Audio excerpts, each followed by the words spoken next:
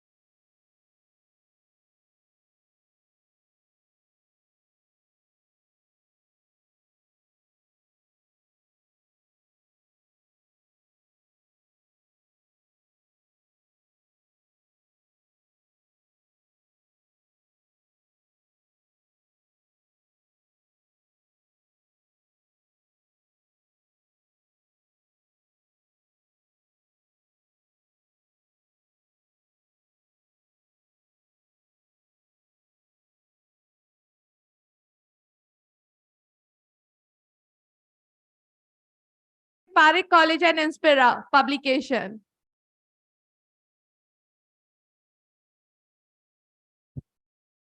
Just please settle down. Just take your place. Thank you.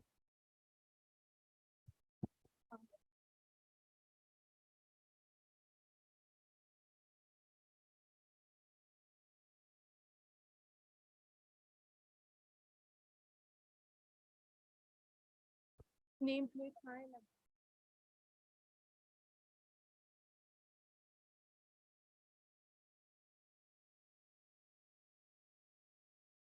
Sir, with your permission, shall I start the event of today?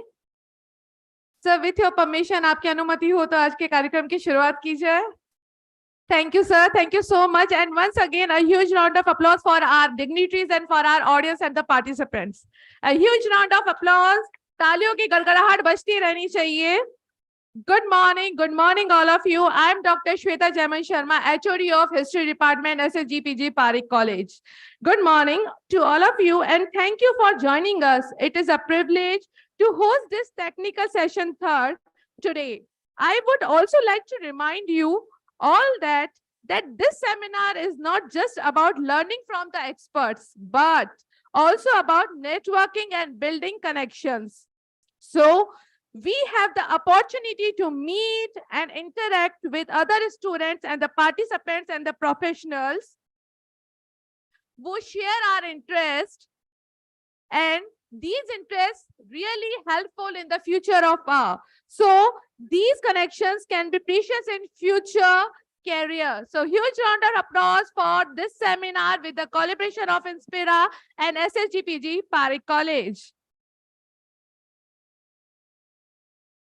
Before starting this era, a dynamic era happened that will be going in the history of SSGPG PAREEK College, and the technical session third, organized by the SSGPG PAREEK College with the collaboration of Inspira publication, and the chairperson for the technical session third, Professor Dr. Anil Mehta, sir. A huge round of applause for sir. Sir, please come on, guys. Additional chairperson, Professor Dr. Ashok Kumar Sharma.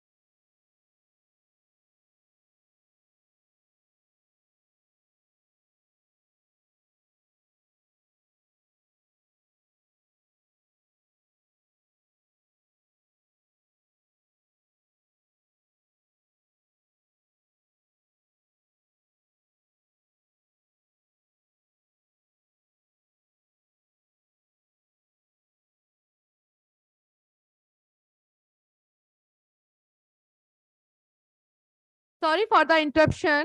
It's due to some technical issue. We need to stop for a while. So now continue the rhythm of this technical session. Third, a keynote speaker, Professor Dr. Mamta Jain. A huge round of applause for ma'am. Please, ma'am, come on, dais.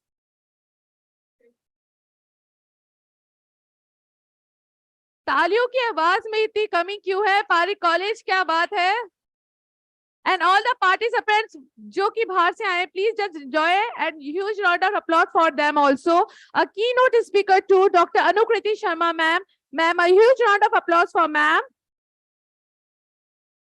And one of our keynote speakers, she will join from Europe through online mode, Dr. Encleda Luza. So before starting this era, I'd like to welcome Dr. Ravi Modi also, General Secretary of Inspira. A huge round of applause for sir also. And the pillar of SSGPG PAREEK College as an academician, Dr. N.M. Sharma, Principal of SSGPG PAREEK College. Sir, please come on, dais.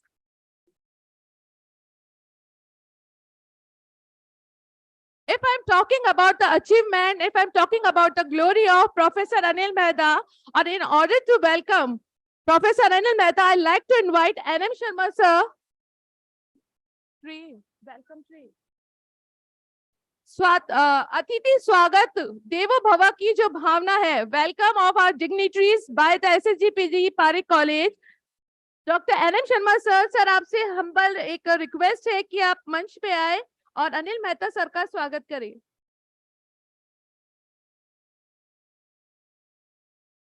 Anil Mehta sir, professor Anil Mehta, professor school of legal study, Banasthali university, dean financial and commercial skill, Rajasthan Skill University, Jaipur, former professor, head of Department of Business Administration, former director, University for 5 years of Law College, former director, Center for Entrepreneurship Development, University of Rajasthan, and sir also visited USA for academic pursuit. A huge round of applause for our chairperson of this technical session, third.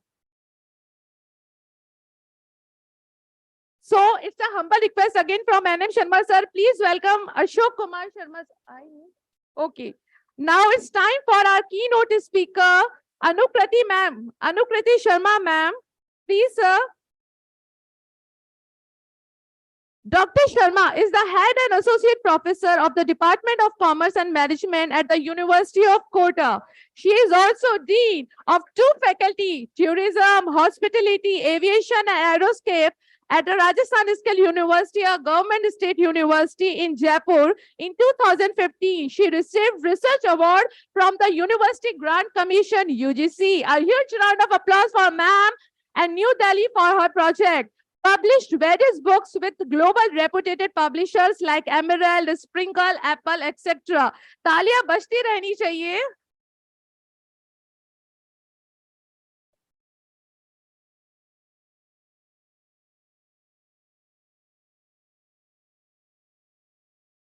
Now it's a humble request from Anil Mehta sir. Please welcome Mamta Jain, Professor Mamta Jain ma'am. Anil Mehta sir से करवा लेते हैं. Mamta Jain ma'am, Professor Mamta Jain ma'am, Department of Economics Administration and Financial Management, University of Rajasthan, Jaipur, Vice President of University Commerce College, Jaipur. She was awarded Research Award by the UGC. She has completed 3 research projects from Allied Agency. A huge round of applause.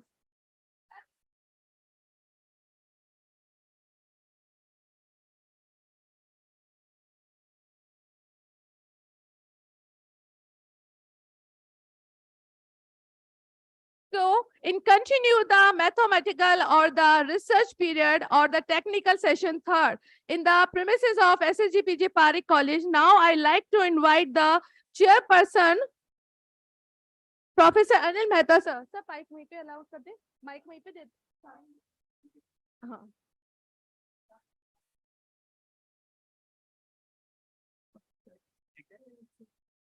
Yes. Good morning, friends.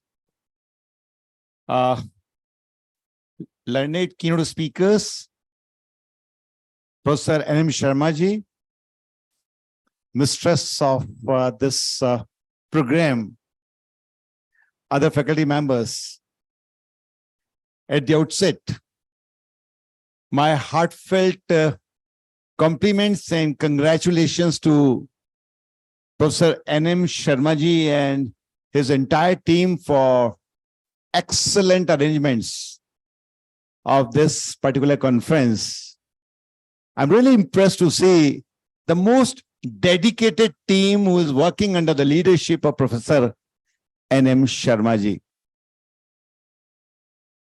And I'm also thankful to all the paper presenters for this particular session who have contributed their research papers in large number.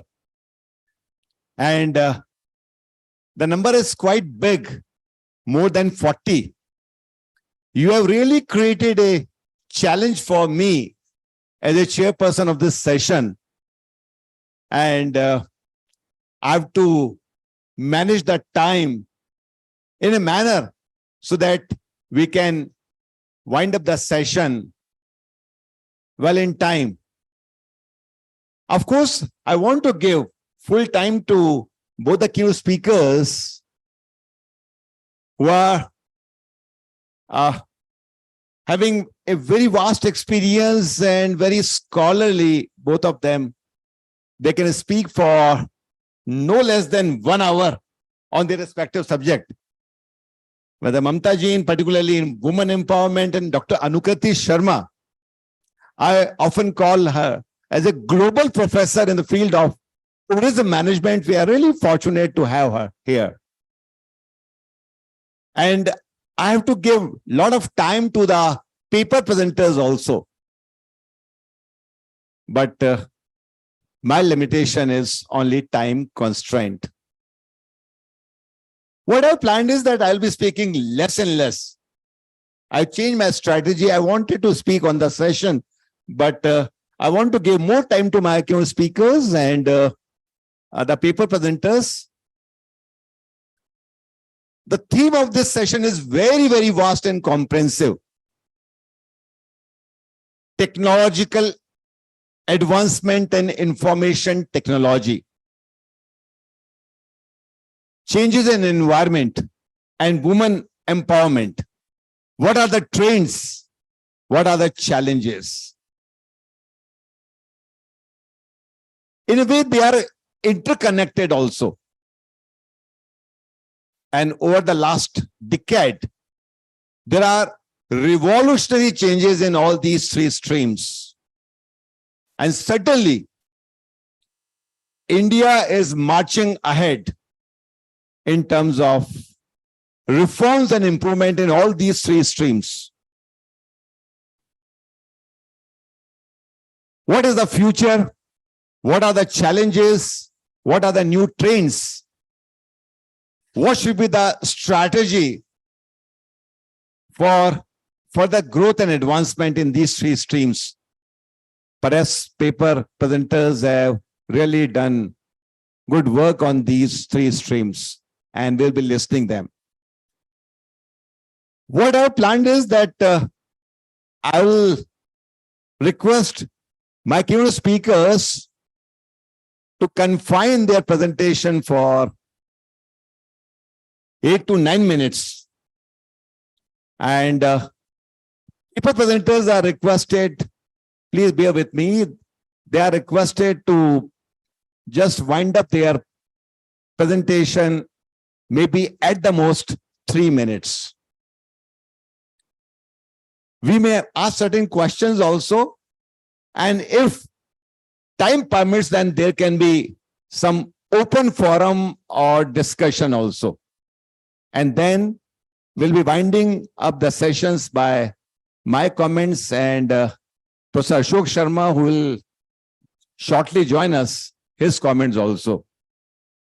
So, friends, hope to have this session quite exciting and enriching for all of us. So, first of all, I would like to request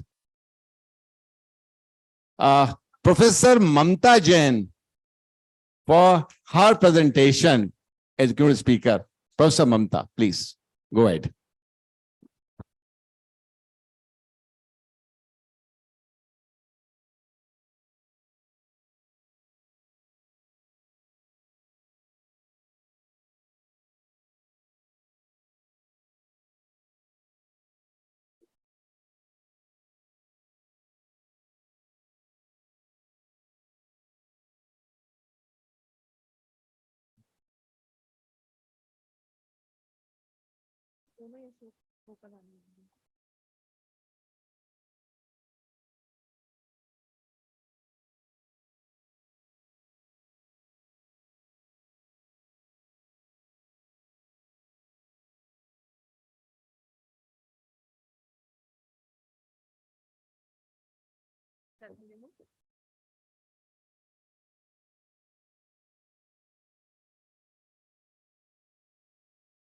Good afternoon, all.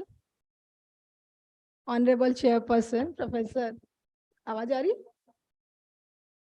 Yeah, hello. I'm audible. Good morning, good afternoon. Honorable Professor Anil Mehta, sir, Chairperson. Professor N.M. Sharma, sir, Principal, PG PAREEK College. Anukriti Sharma, Dr. Anukriti Sharma, keynote speaker. Additional Chairperson, Ashok Sharma ji.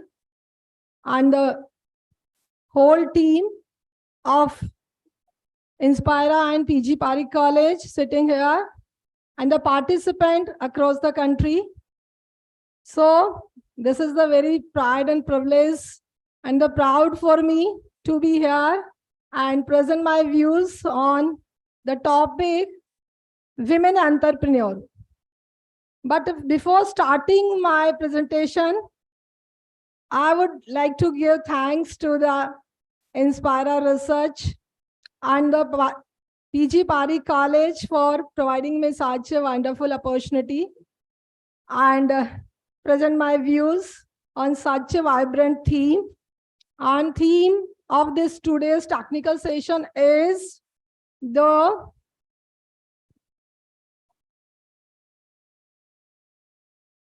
trends and insight for tomorrow in information, technology, environment, and women empowerment. So there are three themes have been given here, and I have picked up one of them, and that is women empowerment. So today I'm going to discuss about women entrepreneur shaping the future of India. So as everybody knows, and you can see the picture, in the picture, the woman is doing multitasking because she is a women entrepreneur and doing her household chores and nurturing his kid, and then laptop is also nearby in the kitchen and doing his office work, professional work.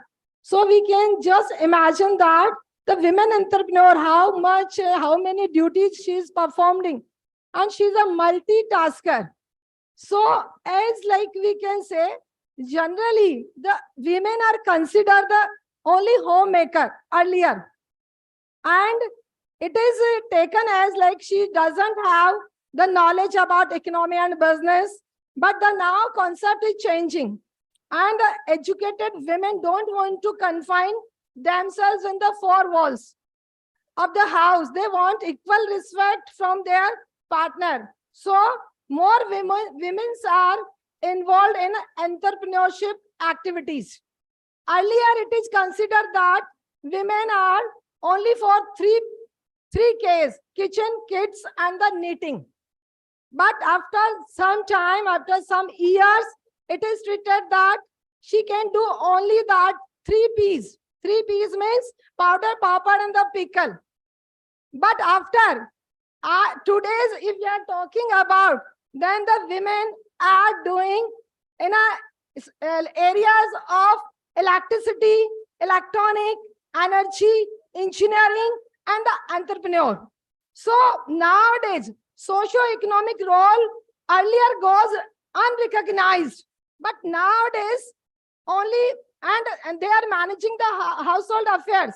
But now the scenario had changed, because we are just have a working age population of 15 to 64 working age population, and out of working age population 64%, 50% is the women. And if the 50% women are doing some like business activities, trade activities, and something kind of startup and entrepreneurship activities, then definitely it will be the boost of our economy. and the growth and development of our country. So nowadays, women is a vital component of overall development, and they can change the scenario of our country. So what exact the women entrepreneur we can say?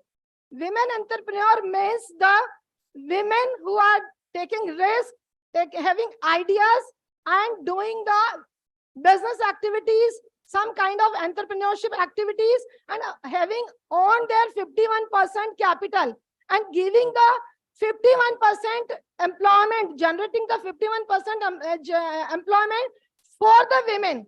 That is called women entrepreneur. Means 51% capital owned by the female, yeah, women, and the 51% employment generation for the women. She is the women entrepreneur. So there are so many such kind of factors which makes her the women entrepreneur. Maybe the pull factors, maybe the push factor. Sometime by force, sometime by choice. So by choice, if is adopting to be a women entrepreneur, means maybe she has the idea, she has the risk taking capacity, and maybe she wants to prove herself in the society, in the family, and she wants to be independent by herself. So these are the pull factors, and establish their own rules and establish their create some job opportunities for female and long-term standing in the family, in the society, and as well as in the country. So these are the pull factors. She wants to be in the entrepreneur, but there are some push factors also. Maybe by force she has to be as sometime maybe the no bread earner in the family. So they have to come forward and start their own business activities. Maybe the some economic financial crisis, some financial burden, maybe the some death and sickness of the father, death and sickness of the husband. So they have to forcefully come forward and start their business activities and to be an entrepreneur. But they have to face a lot of problems. Problems like, because this male mentality and male dominating society, they are not accepting. Rather, now the scenario is changing day by day, but still there are so many such kind of problems they are facing. Lack of family support, as they want to be start something, but there is no support from family, and might be they have to take care of the kids, they have to take care of the household affairs, they have to take care all elders in the family, but they want to start. आगे भी तो चलते रहना चाहिए, चलो कोई बात नहीं. So lack of fund, sometimes as they just go to bank, but bank is reluctant to give the loan and advances the loan because there is no collateral securities, there is no guarantors, there is no property in her name. So sometimes she feels very difficult to take the loan from the bank and suffering because entrepreneur also suffering limited mobility. Sometimes they have to go outside country, sometimes outside India, outside the home. But sometimes family members are not allowing them to go out at nights sometimes. So lesser mobility makes some constraint for them.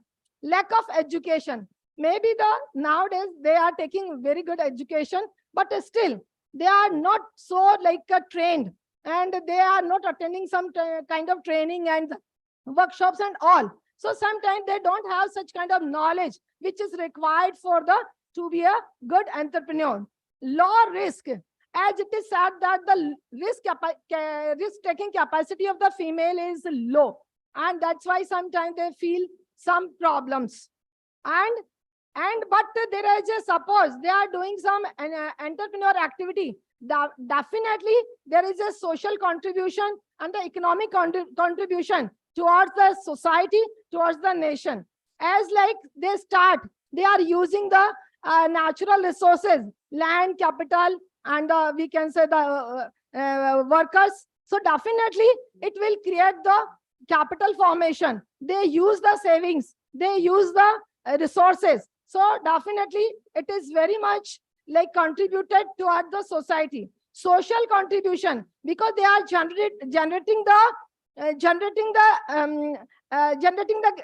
employment opportunities, and in that manner 51% employment opportunity given to the females. So females are coming forward, they are getting jobs, they are independent, and they are just nurturing their family and their kids, their family.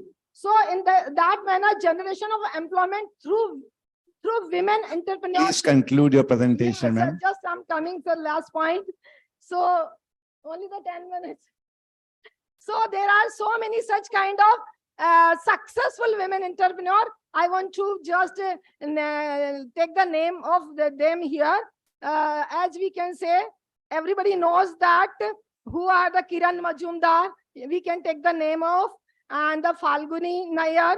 We can take the name of Indra Nui, Vandana Luthra, Ruma Devi. As you just heard the name of Ruma Devi, she also delivered the lecture in Harvard University because of the successful women entrepreneur. Falguni Nayar, Ila Bhatt.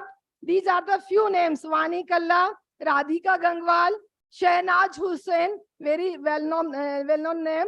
Upashna Thakkar. So these are the names. They have very successful women entrepreneurs in the society. They are doing best. They are generating employment, and they are the role model for the females. So in a conclusion, I will say women are not less than to the male.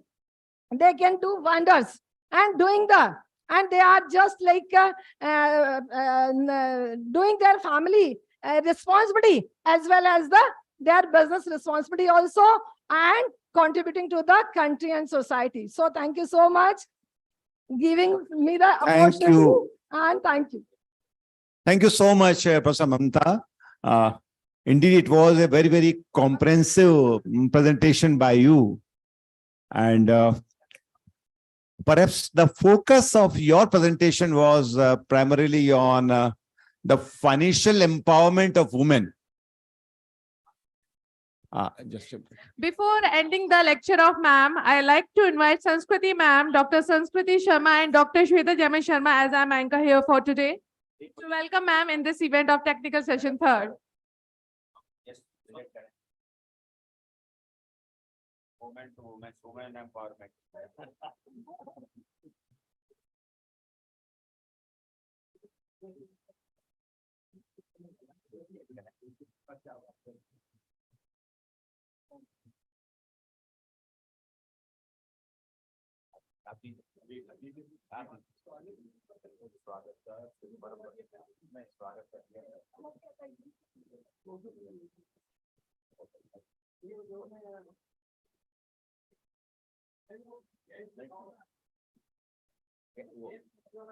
ये दिखाइए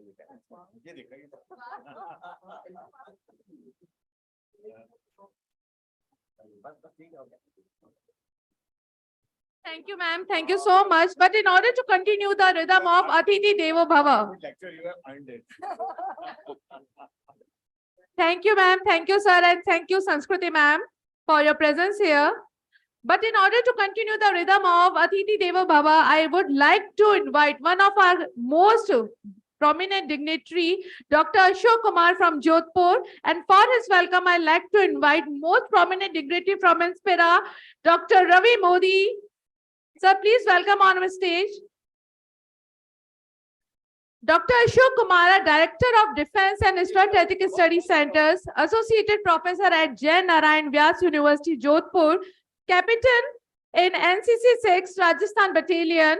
Various papers are published in reputed journals of Sir. A huge round of applause. तालियां बजती रहनी चाहिए.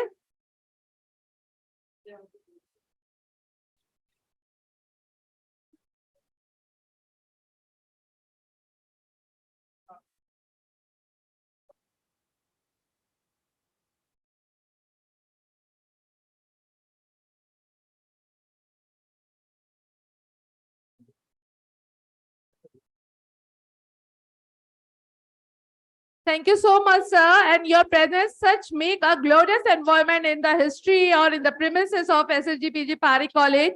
So continue the technical session third. I would like to invite Anukriti ma'am, Dr. Anukriti Sharma ma'am. Are you ready, ma'am? Yeah, welcome, ma'am.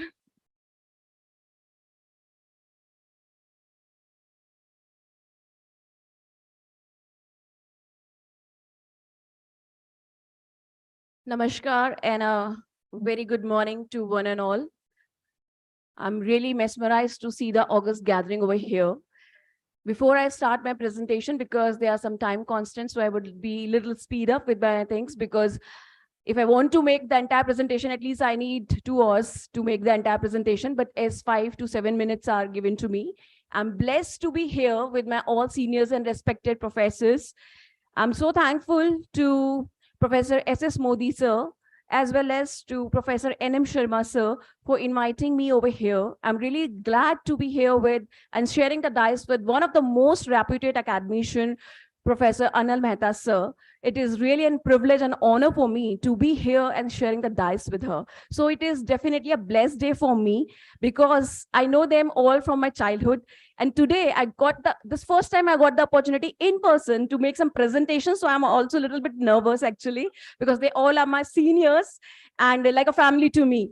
So we're very nervous to who, but I'm so glad that they are organizing this wonderful conference on the subject, International Multidisciplinary Conference on Shaping the Trends and Insights for tomorrow. And with this note, I would like to make my presentation that is titled as Future Tourism Trends in Tourism and Hospitality. Change the slide. So as you can see the quote by Mahatma Gandhi that the future depends on what we did in the present. How many of you are agree? See, although it's a keynote speech, but every time when we are just listening from one side and there's no two-way communication, it makes things little boring. I don't want to make it a boring presentation for anyone. I want all the person's participations over here. So please, I will ask just 2-3 questions. Kindly raise your hands only. Are you agree with this particular quote that the future depends on what we have done in present of Mahatma Gandhi? How many of you are agree with this quote? Almost everyone. Please change the slide. So can you see these photographs now? As we are talking about tourism, you must be surprised why I'm showing all these photographs. There's no relevance of these photographs here. But let me come to the point. What is the relevance to showing Dr. Ravi Modi's photographs over here in this slide? These are the photographs of 2021. Sir नीचे आ रहे हैं तो मुझे 2 minute रुकना पड़ेगा.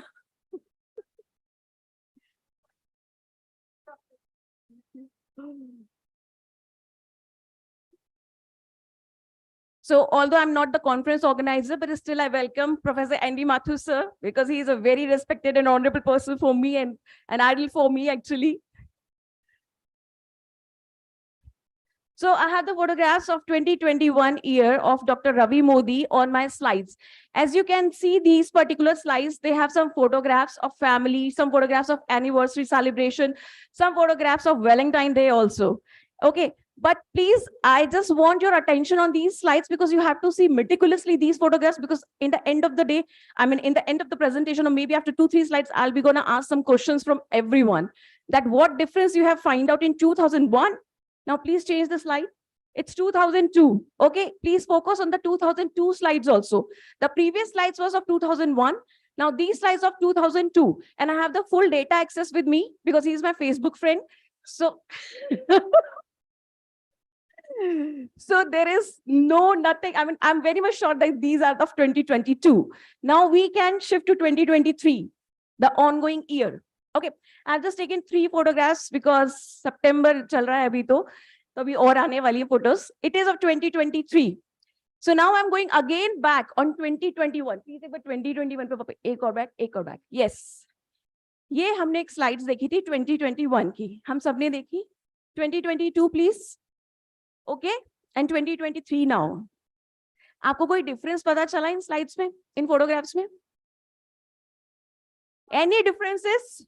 In 21, no, not of your personal reference. Sorry, nahi, the dress changed thi, personality changed thi. No, the difference was when it was 2021.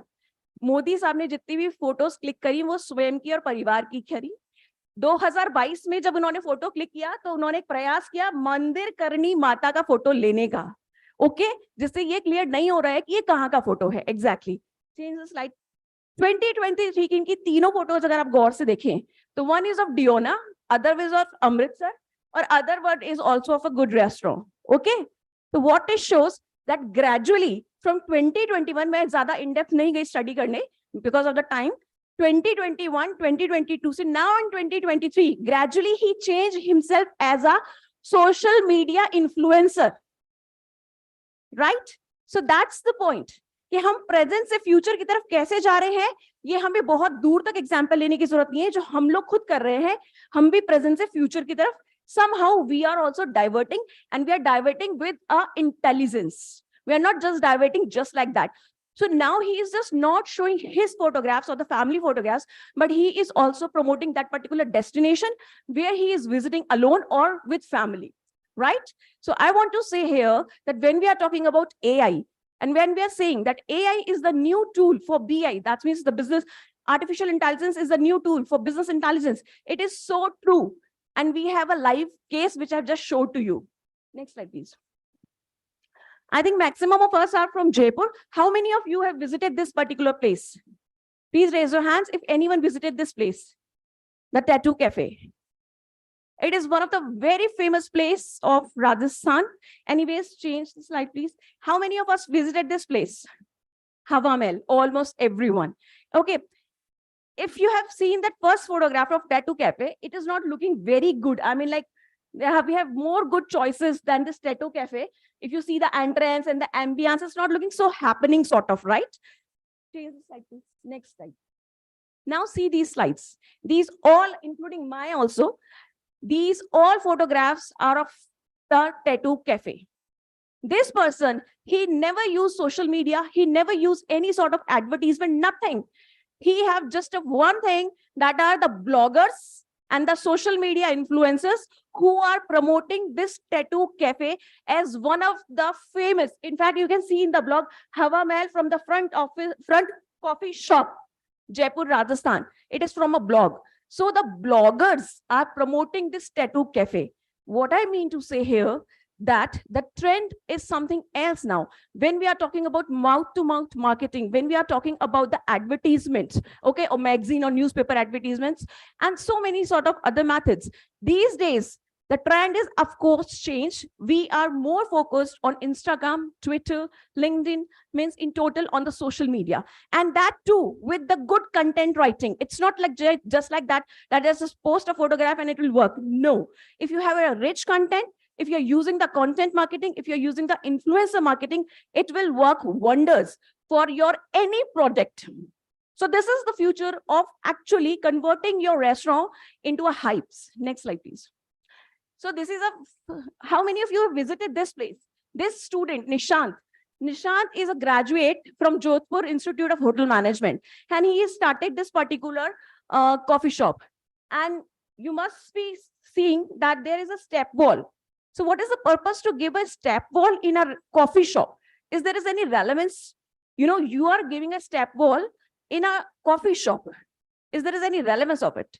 Of course, there is a vision behind it. And the vision is to create this coffee shop as an international chain in a unique way. That this will be not only known for the coffee, but it should be known for the ambience. Because now the persons are not visiting to a place to having a coffee or having a sandwich or having a pizza or burger. They're going over there for the ambience also, because they want to click the photographs. As we do have an example of Professor Anil Mehta sir and his beloved wife. They have also visited this place, and look at the pose where they click this photograph. It is so unique, you know. In fact, I cannot dare to sit like that, this in the way they are sitting. So this shows that every common person, either he or me or you, we people are actually now the source to influence tourism, restaurant, hotel chains, everything. So that is one point. And because I know I'm short in time, I have one more picture here. As you can, it is also from Jaipur. It is of Yellow Cafe, the first robot restaurant of it's Shamnagar, if I'm not wrong. And you can see in this particular, all the generations, all like male, female are there, and all the generations are in this one picture. So what it shows that we doesn't bother now. ये सबसे बड़ा change हुआ है that हमको ये नहीं लगता कि what is the age, हमें age कहीं नहीं आ रही है हमारे आगे कि हम कुछ प्रमोट कर रहे हैं तो this is my age or this is my gender, so I cannot promote this or that. So this is not in trend now, it is out of trend now. So that's why when we are, next slide please.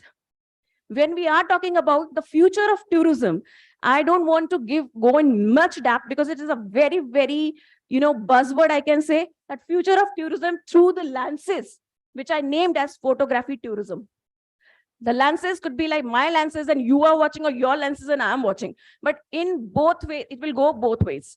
So the future of tourism in any ways depends on your lenses, what you are showing to the world. And accordingly, it will make the image of the particular destination of a restaurant, of a tourism destination, please. So a few things which I want to bring in your notice that is related with that tourism industry needs to go to the, basics, but some innovations. As we are watching these things, that the mud stoves or the, eating on leaves, this is again on trend.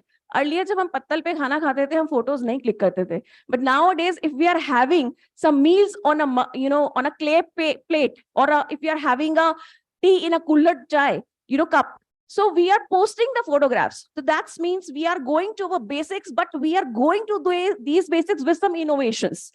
So what I mean to say that tourism industry is going to be higher and higher in coming years, but we cannot forget the basics. We have to keep our basics with us with some innovations for sure. Then we have, there are, lots of things that I have a point that religious sites and technology uses. I have psychology of tourist courses. We don't have such courses, we are talking about consumer mindset. We are talking about the consumer behavior, but we never talk about the tourist behavior because consumer and tourist, they are not same. They have different mindsets, but we are never talking about these sort of courses. So when we are talking about the future of tourism, or when we are talking about the future of hotel management, we have to keep this in mind that we cannot consider a visitor or a tourist as a consumer just because they have much demands and they have different demands. So we need such courses. Again, we have to focus on the rural tourism. Please change the slide. As I have a few slides over here for the rural tourism, this is a Bundi festival. And, you can see the foreigners are making, chapatis on the clay stoves. So we can say that rural tourism is something which is a buzzword. And in the coming year, rural tourism will be definitely taking up the hypes. In fact, I would like to bring in your notice that Rajasthan is the first state in the entire India which launched a rural tourism policy. So we are the first state. So rural tourism is something which can give, like Mamta ma'am said, that women empowerment is so much essential for all of us. So it is more essential in the rural areas for the rural women. If we are talking about, I'm just giving you an example of the Gotapatti, Chunni and all, right? In Jaipur, we are getting it so much expensive. But if you go in some village, ladies who are not even literate or who are less literate, they are making it just like that and they're giving you, so it is so simple for them, but it's so difficult for us to buy here on the cost, on the, high prices. So these sort of things, rural tourism is something on which is a buzzword and it should be researched or focused more if you really want to change the image and if you really want to change the imbalance. Next, please. But my presentation is too high and there is a slide of Kumbh Mela and it is of 2021 when the COVID was going on. I wanted to show it, but we have no time, so I just don't want to, Dr. Anukrati, how many slides are there? There are many slides, sir, so I don't Yeah. want to go forward. And I just want to sum up it. Second slide. I want to sum up it by just saying, because I have so many things to discuss about staycations, workations, and I mean, this is huge. I was really not aware that I'll just get 7 to 10 minutes. So I'm just sum up this particular, my presentation by saying that if you are really interested, so I am here to do the research work with all of you in tourism and in hotel management. I'm really open to with all of you. If there is any idea regarding a book publication or something like that, please do contact me, because I'm a person who really want to focus more and more on the research in this field, because we have really a dearth. And honestly, we don't have teachers in this area, in this field. So that's all for today. I don't want to take much of your time. I've already taken a lot of time, crossed the limits. Yeah. So thank you so much for having me here. Indeed, it was a brilliant presentation by you and very, very creative, as I was expecting. Wonderful presentation given by you. Thank you, sir. And you have given a new dimension of tourism. It is not the places of tourism interest that is important. The psychology, the attitude, the mindset is very, very important, and which is very fast changing with this civilization, education, and lot many things. There are drastic changes as far as the psychology and attitude is concerned, and with that, it is very much essential for the stakeholders in tourism that they should take into consideration while promoting the places of tourism interest, all these aspects. So wonderful, Professor Anukriti. Thank you so Wonderful much for having presentation me. by- I'm sorry Thank you. for the time. Thank you. Yeah, yeah. Thank you. Now we start with the paper presenters and Dr. So Ashok. before, sorry to interrupt you, but Yeah. before starting Yeah. the era of paper Yeah. presenters again in Yeah. the in the same sequence, I'd like to Yeah. welcome our Associated Institute Principals, Dr. Parmila Dubey ma'am. A huge round of applause for Parmila ma'am. Dr. Parmila Parek ma'am. Parmila Dubey ma'am, Dr. Vijay Lakshmi Parek ma'am, sorry for the wrong name. Chanda Sharma ma'am. तालियां बजती रहनी चाहिए. So in continue the rhythm of the paper sequence and the paper presentation. Just a minute. Yeah. Before we start the presentation, I request Dr. Ashok Sharma from Jodhpur for Ashok Kumar for his brief presentation for them. Please proceed.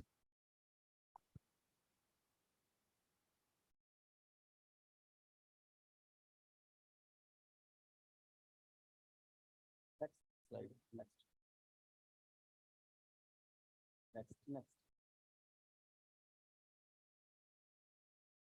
Good morning, all present here. Respectful DICE and DICE members sitting in front of me. This is indeed a very memorable moment for me. Just not because I am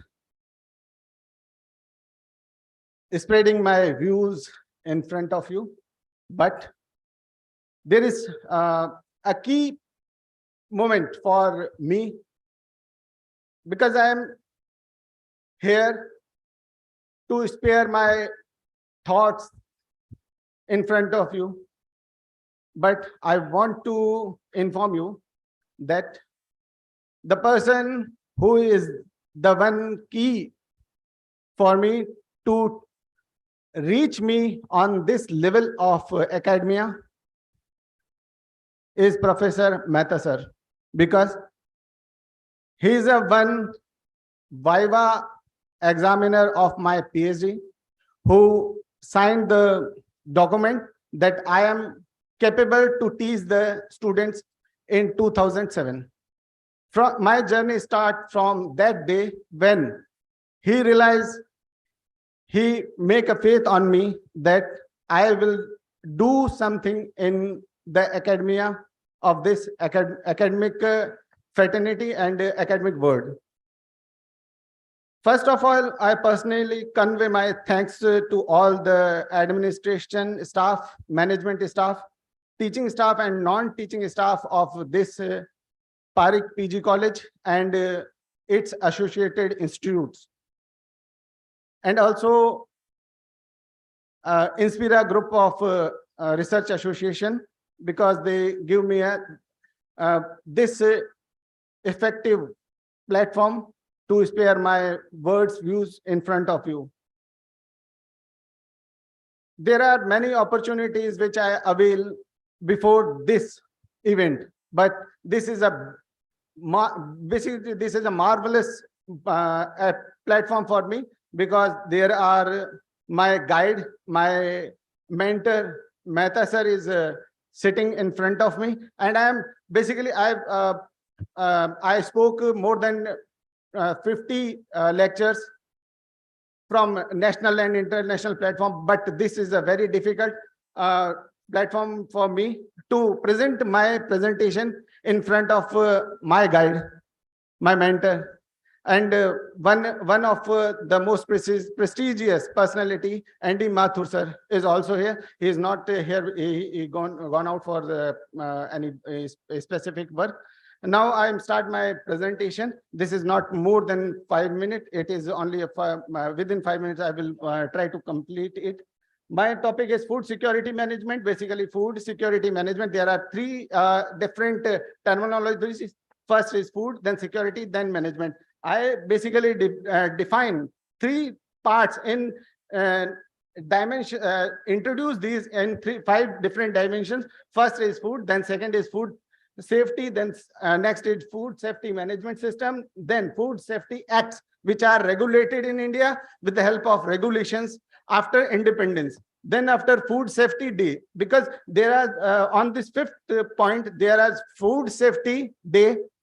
Then next is food day. There are 2 days celebrated around the world as a World Food Safety Day and Food Day. Food first we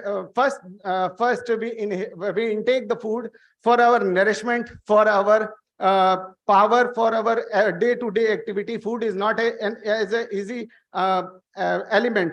Food is a very nourishment element. Food safety is first, because there is no other mean of safety. First, you have to save your body with the help of food safety. You have take a healthy diet, because environment in this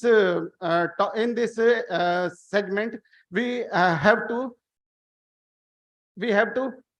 first to elaborate the food. Basically, food is the substance consumed by the human being or organism to basically interact with other, to basically live on this earth, to support their with the help of nourishment and nurture their body also, because with the help of carbohydrates, fats, proteins and vitamins and minerals are there. They are the elements to produce to be very nourishable for the human body. Next. There are primary needs and these are the secondary needs. Basically, these are secondary needs are many more. The secondary needs are healthy diet, proper medications, equal opportunities, environment, employment is also there, TV and environment, entertainment. Basically, TV, entertainment, mobile and internet are interrelated with electricity only, because electricity, roti, kapda, makan, बिजली, पानी, उसके बाद में ये सारी चीजें. तो यहाँ पे air, water, food, basically food need safety, shelter needs safety. Safety, it's also need safety. If you are employed, then you need a safety for your employment. But the basically the safety around over the institution is there. Sleep well, also clothing. These all are interrelated with the safety. Next. Food safety. Food safety is a vital important for our basically day-to-day living. In Indian context, we also see the adulterations are there. Adulteration with the chemicals which are harmful for the human body. Next, please. Food safety management system, FMS is a program that aims to basically, these are the program and plans to regulate the regulations of in Indian context, to provide a healthy food to a common person. Not only a common person, it is also implemented for the men and human beings and also animals too. Next. The theme of the World Health Day in 2015. You also see the importance of this from farm to the plate. Basically, it includes the food chain, basically food chain introduced by the many hands, and hands are involved in every activities. Though from farm to plate, there is a safety and safety. Primary key is safety. Then in India, food safety is observed as a very linkage with Swachhata Abhiyan, Swachh Bharat Abhiyan. Swachh Bharat Abhiyan is not only to clean the roads, it is also interlinked with the cleanliness in the food, healthy food. Next. There are few acts, rules and regulations after independence. There in 1954, adulteration regarding, then meat, then vegetables oil, edibles oil, extracted oils are there 1967. Then the last you see Food Safety and Standard Act 2006. Then after standard rules in 2011, then after regulations in 2011 and 2019, it is only to control the system of food, to provide the healthy food, common citizen of India. Next. Basically, the plan observed by the safety, observed for the safety need, there are three plans: hack up, take up, and backup. Basically, hack up is a science-based terminology. Take up is basically behavioral technology, and the backup is an economical phenomena. Next. Hack up basically hazard analysis and critical control point hack up. It followed by a program and plans. Next. Hack up, hazard analysis and critical control points. Then take up is a threat assessment critical control point, and backup is a vulnerability assessment critical control point. Basically, this is a keynote speech. So I provide a roadmap to the new researchers to take these points and make your research work in this aspect only. There are World Food Safety Day. We celebrate around the world on 7th June. Since 2019, it was started. Then theme 2022 and 23, safe food, better health first. And in present this year, 2023, food standard saves life is the theme of World Food Safety Day. The World Food Day is 16th October. Basically, these 2 days we have to learn, because we have to know the our Independence Day. We must know our Independence Day. We must know our festivals day. We have know everything about the specific day, but we have to know these 2 days because we are living on the earth with the help of food and water only. Next please. Dear researchers, for the researchers only, dear researchers, do your research work for betterment of the human society through true and effective research. Then the sky is the limit for you. This is my humble submission for the researcher. Before sum up my this speech, I really thankful to the management and organizers of this international seminar.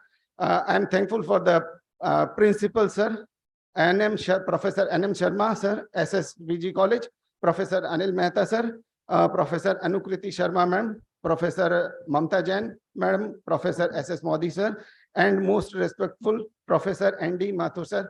I'm very grateful for you to grant me this opportunity to spare my views and knowledge in front of you. Thank you. Jai Thank Hind, you, Jai Bharat. Dr. Ashok Kumar, for very informative keynote address by you.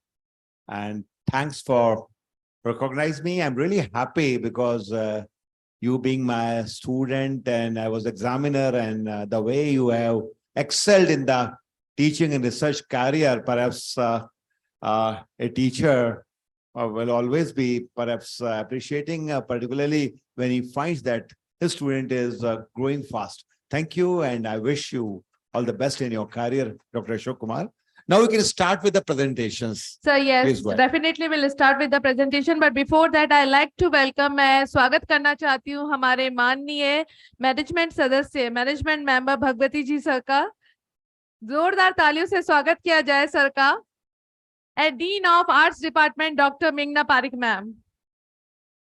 So let's start with the presentation, and the name for the first participant, Dr. Vigna Oja. Dr. Vigna Oja, are you here? Dr. Vigna Oja, Principal Ashwani Bai A. Patel, Commerce College, Kadi Sarva, Vishwadhyalay, Gandhinagar. Ma'am, are you ready with the presentation? Just please make sure the time limit should not be not more than 4 to 5 minutes. Not even 4 minutes because we are running short of time. Okay, Maximum it's not more than three minutes. 3 minutes. Three. 3 minutes is sufficient Yeah. according to the dignitaries of Yeah. Thank you.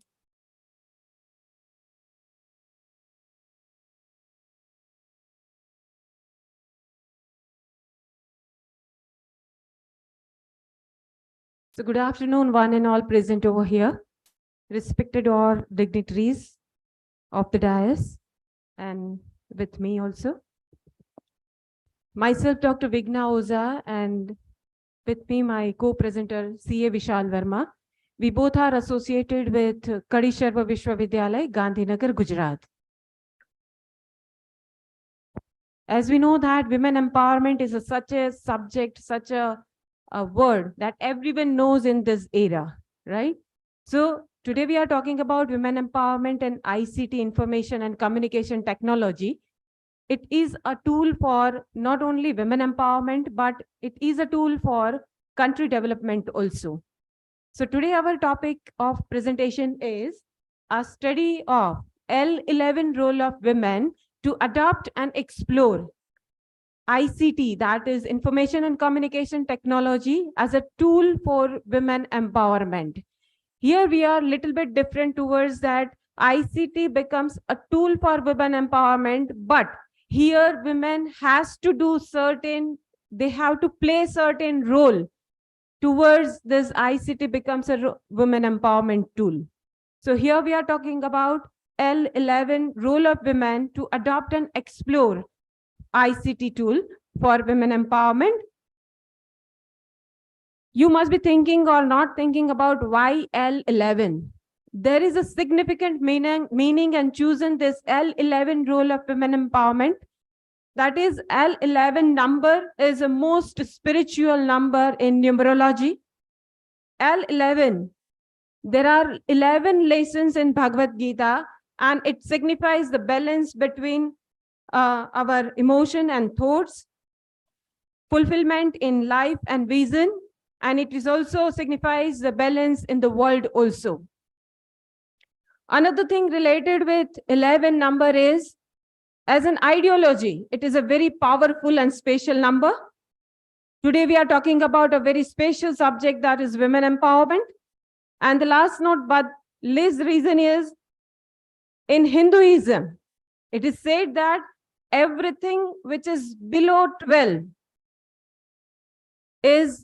signifies with Devi. And today our topic is ICT becomes a tool of women empowerment. Our research methodology obviously descriptive, as well as we are going to explore with this L11 role, where women has to adopt and explore for getting this ICT tool as a women empowerment.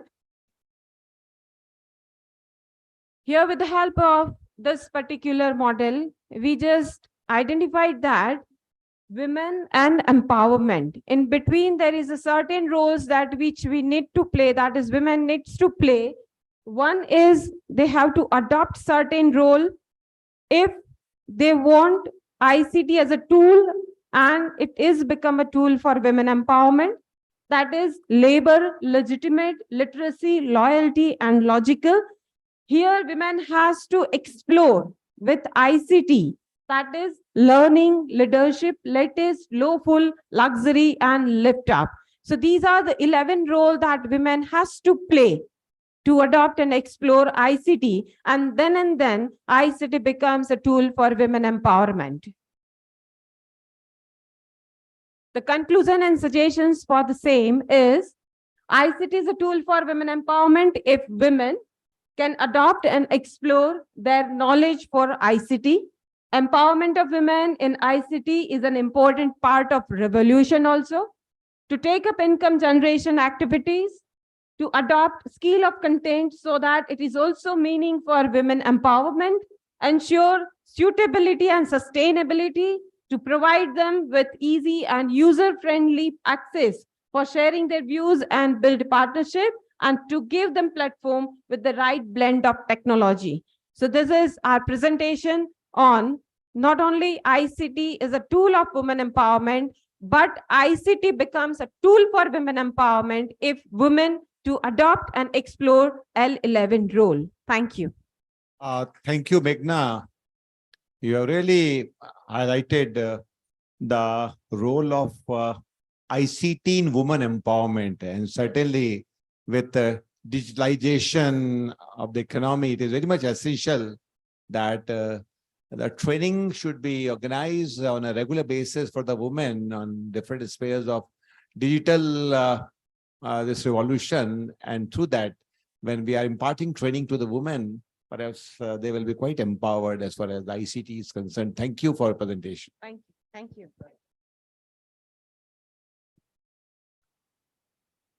The next presentation, please. Yes, sir. Thank you. Thank you, ma'am. So the next participant, Dr. Pooja Rawal. Pooja Rawal, are you here?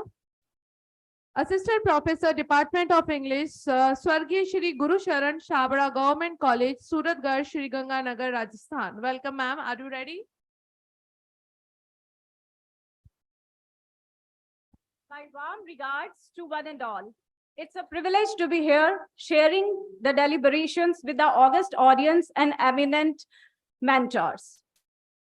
Happiness has really become a serious issue. That's the reason that some of the states like AP and MP, they have established separate ministries for happiness and commissions for happiness.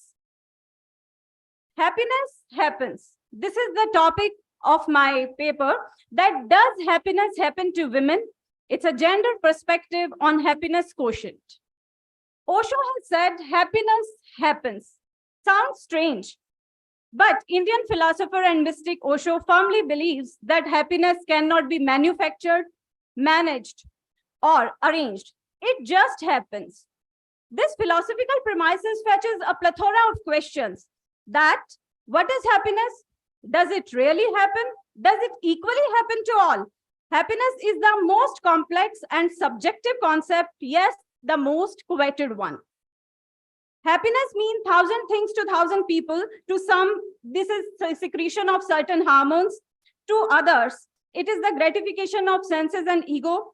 To some souls, it is aesthetic and spiritual fulfillment. And for a few, it lies in the harmony of health, hope. And today, we are going to discuss happiness quotient. But as we all know, that the term happiness quotient is still struggling to be the accepted as standardized concept in psychology and social sciences. The arithmetic formula cannot simply be applied to happiness because there are so many paradoxes in happiness. Happiness is something that multiplies when it is divided. Secondly, happiness is found by giving it away. Thirdly, the more we wish to be happy, the less likely we succeed. And when happiness is discussed in context of women, that too Indian women, it becomes more intricate and multifaceted concept because Indian women, they are conditioned to relate their happiness to their male counterparts and their family. Assessing the happiness quotient of a specific group, it requires a comprehensive and structured research study involving surveys, interviews, data analysis. In this paper, no chi-squares, no ANOVA tables have been used. It is just a simple endeavor not to assess, but to address and express happiness quotient and well-being of Indian women from psychological, social, and feminist stance. In words of Mahatma Gandhi, happiness is when what you think, what you say, and what you do is in harmony. Looking to this definition, happiness cannot easily happen to half of the Indian population, that is women. So many censorships are there in the way of her happiness. Majority of Indian women, they are hardly free to speak up their minds and exercising their Please thoughts. conclude and just tell us about the findings of your research. My findings of the paper is that just a glimpse over the psychological approach given by a psychologist. She says that 50% of happiness depends on genetic setup, 10% on life circumstances, and the rest of the 40%, it lies in deliberate actions of a being. All the government policies and campaigns, they contribute only to the 10% of women's happiness that constitutes their surroundings and circumstances. And genetic setup, it is equal for men and women. Only the rest of the 40% a woman can handle. Just keep yourself reminding that you don't just need happiness, you deserve happiness. Happiness can happen to women only when women pen their hat, mean they write their fortune and destiny. That's the finding of my paper. Thank you so much, sir. Thank you. So you have touched another dimension of women empowerment, that is mental well-being and happiness. And indeed, it was a good research. Thank you. Is anyone else who wants to present their paper on offline mode? Otherwise, we'll continue with the online participants. Is anyone else? Please just raise their hand. अगर आप में से कोई अपना paper present करना चाहता है जो टेक्निकल सेशन 3rd में है, या आ जाइए sir. Nawaria sir, please welcome.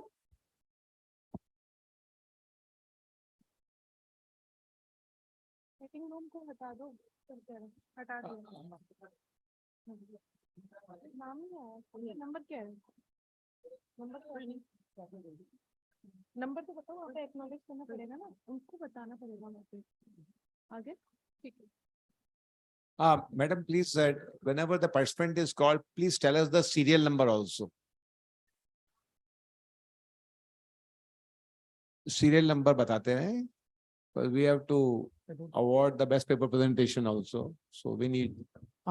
सम्मानित मंच, ऑडियंस, रेस्पेक्टेड, आज का जो मेरा जो रिसर्च का पेपर का टॉपिक है वो है महिला सशक्तिकरण में संस्कृति की भूमिका या निरंतरता की बात हम करते हैं.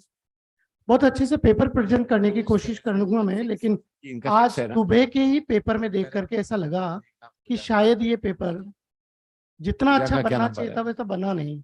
क्योंकि जहां हम बात करते हैं एम्पावरमेंट की, जहां हम बात करते हैं निरंतरता की, जहां हम बात करते हैं महिला विकास की, आज सुबह ही कास्ता में घटना के बारे में मैंने जाना और आंखें बढ़ गई कि क्या वास्तव में हम एम्पावर हैं. उस बालिका के साथ में, 25 साल की बालिका के साथ में जो घटित हुआ, क्या वास्तव में हमारी ये संस्कृति ये कहती है कि हम महिलाओं के सम्मान में जो बातें कर रहे हैं वो है. कानून तो बहुत सारे बने हैं, चलाते रहिए आप. कानून तो बहुत सारे बने हैं, लेकिन मैं 2 चीजों पे आसन का ध्यान आकर्षित करना चाहूंगा कि वीमेन एम्पावरमेंट है क्या और क्या वास्तव में हम इसको अचीव कर पा रहे हैं. बहुत सारे महिला पार्टिसिपेंट और आदरणीय मेरे सामने बैठे हैं जो ये इस बात का द्योतक है कि वास्तव में एम्पावर है, लेकिन क्या मानसिकता से हैं, और अगर है तो सुबह की घटना क्यों हुई. उस 25 साल की बालिका का क्या दोष था जिसको रोड के ऊपर, हाईवे के ऊपर डाल दिया गया. अगर इसे एम्पावरमेंट कहते हैं तो माफ कीजिएगा, भारत के लिए शर्मसार सुबह थी आज की. कानून बहुत बने हैं. निर्भया का जब कांड हुआ तो कानून बना कि 14 सेकंड तक कोई भी पुरुष किसी महिला को नहीं देख सकता. पुरुष ने देख लिया कि 13 सेकंड की घड़ी देखता है और एक बार आंख पलकाता है और दूसरी तरफ कह देता है कि मैंने तो देखा ही नहीं. This is the lacuna of our laws. जब तक एम्पावर की बात हम तब तक नहीं कर सकते जब तक मन से हम महिला को सम्मान नहीं करेंगे. महिला मॉर्निंग में सुबह 4 बजे उठ जाती है और रात को 11 बजे तक नहीं सोती है. No holiday. पुरुष सुबह 8 बजे उठेगा, तैयार होगा, ऑफिस चला जाएगा, 5 बजे आएगा, खाना खाएगा, मस्त रहेगा, टीवी देखेगा. No pain. This is the lacuna of our culture. ये संस्कृति की है.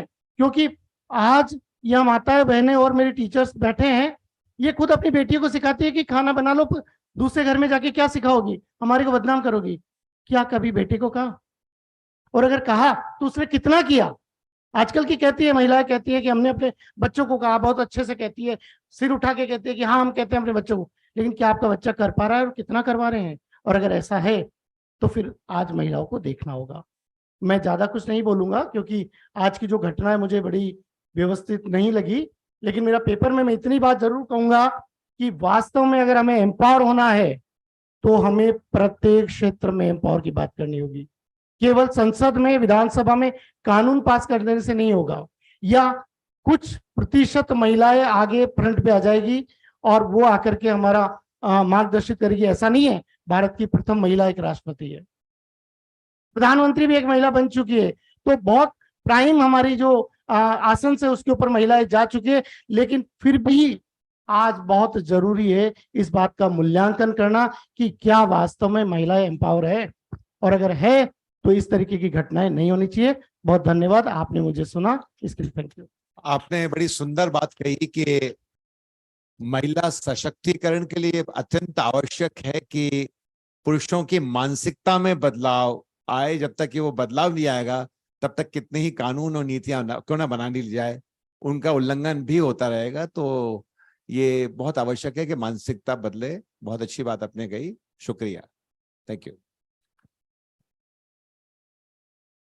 Such an awesome thing that mentioned by Dr. Mahesh Navaria, Head and Assistant Professor, Department of Sociology from our college, SSG PAREEK PG College. A huge round of applause for Dr. Navaria, sir.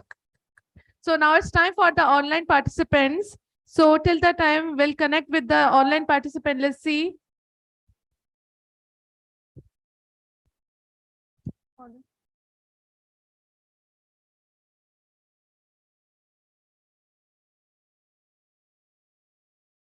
Online ले Muskan Chadda, are you available? Are you online, ma'am? Just no no unmute yourself. Just a minute Okay.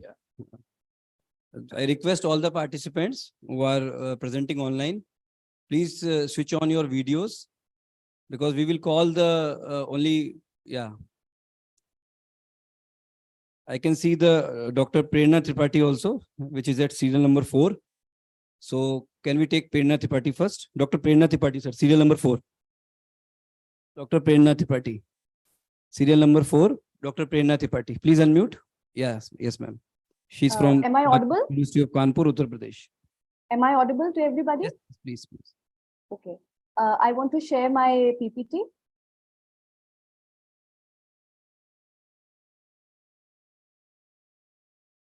Please acknowledge that it is visible to everybody now. Is my Yeah, PPT? Oh, Please make it a slideshow. yeah, sure.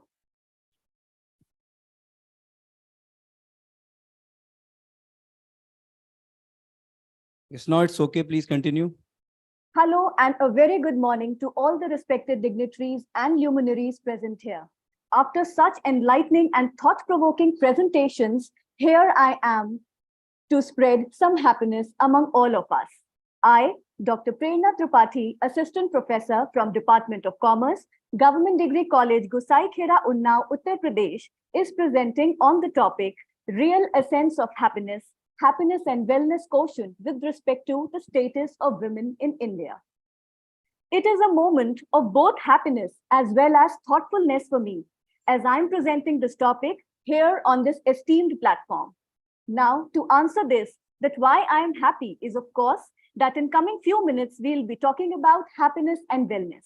But ironically, we cannot deny from the fact that we focus and talk about those subjects which are somehow, somewhere down the line, losing their importance. Therefore, today, there is a dire need and urge to understand the inevitable significance and real essence of happiness. Further, the most important question as to why I have selected this topic, the reason behind is that in today's scenario, it is important and utmost essential to discuss the happiness and wellness quotient of human beings, especially women, because according to me, it should be the ultimate aim for which humans must strive for. The relevance of this topic could be judged from the fact that is showing on your screens right now. International Day of Happiness is celebrated every year on March 20th. The core idea to celebrate this day is to promote the importance of happiness, well-being, and mental health in our lives. As we all will agree that happiness should be the ultimate universal goal and aspiration in the lives of people around the world.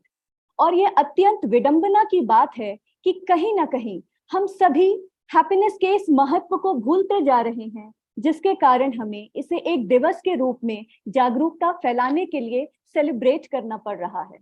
The objective of the study will be to analyze the core meaning and real essence of happiness and wellness among the selected women of India. Now have a look at this extremely beautiful statement that says, happiness blossoms for different individuals at different ages, but certain influences might be stronger at specific life stage, such as freedom in childhood, socializing in adolescence, and professional goals in adulthood.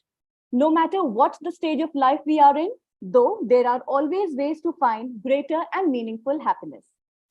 In this slide, I have shown that what are the different kinds of happiness according to the positive psychologists. First is the pleasant life, a life that successfully pursues the positive emotions about the past, present, and future. Second is the good life that utilizes one's signature strengths to obtain abundant gratification through activities we like doing. And thirdly, the meaningful life, which is a construct having to do with the purpose, fulfillment, and satisfaction of life. Few examples are doing good in studies, making friends, and having good social relationships. Now, here are some beautiful pictures that clearly depict the reasons for happiness at different stages of life. Infants are most happy when they are around their mothers, whereas kids find their happiness in goodies they like. Reasons for happiness among adults could be possessing close relationship, having good job, work, fame, and acceptance in society.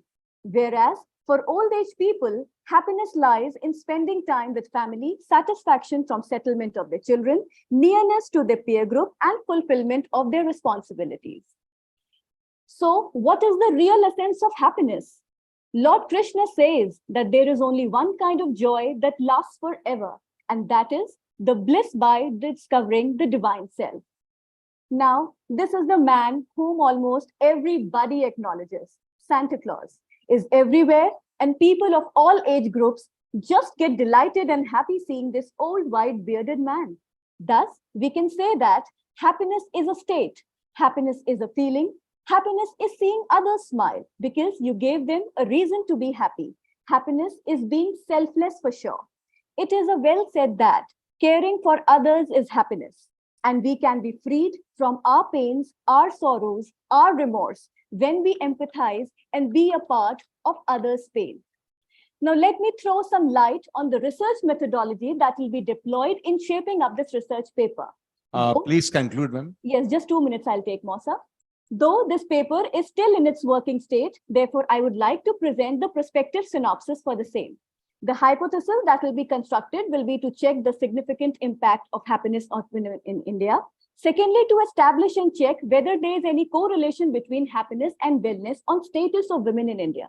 The research would be qualitative and exploratory in nature that will study impact of happiness on women of India over period between 2020 to 23.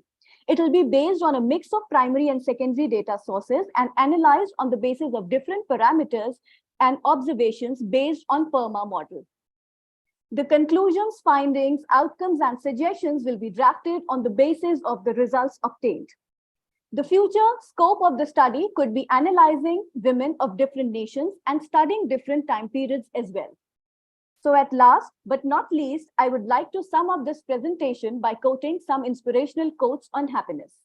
Happiness isn't what you find at the end of the road. It's right here, right now. There's no path to happiness. Happiness in itself is a path. And happiness is not a goal. It is a byproduct of a life well lived. So thank you all and giving me this opportunity you very to present much, before you all. Thank you. Thank you so much. My humble request to the participants that during presentation, they should just confine to their major findings. I understand that it's not possible to cover the entire paper in 3.5 minutes. So just in very brief, they can tell us about the research methodology and the major findings and the conclusions. Thank you. Next paper, please. Thank you.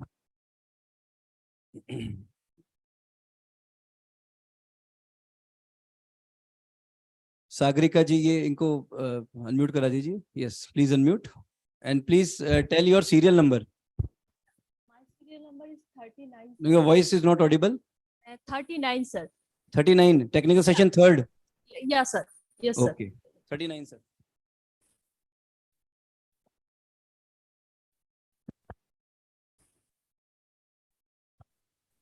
Yeah, Sagrikar Debroy. Yes, sir. Okay, yeah, please continue. Okay, sir. Thank you.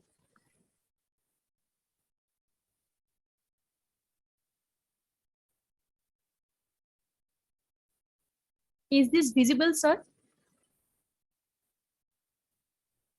Sir, is this visible? Yes, ma'am, it's visible. Okay, sir. Thank you, sir. Good morning to all of you present over here. Without spending time, I will start my presentation. And today I will present the topic that is assessing perceived stress level among young adults abusing substances, because nowadays this is the most informative topics for our young adults. And my study is done on a comparison of professionals and non-professionals. And myself, Shagorika Devroy, research scholar, Faculty of Liberal Arts from the Icsftit University, Tripura.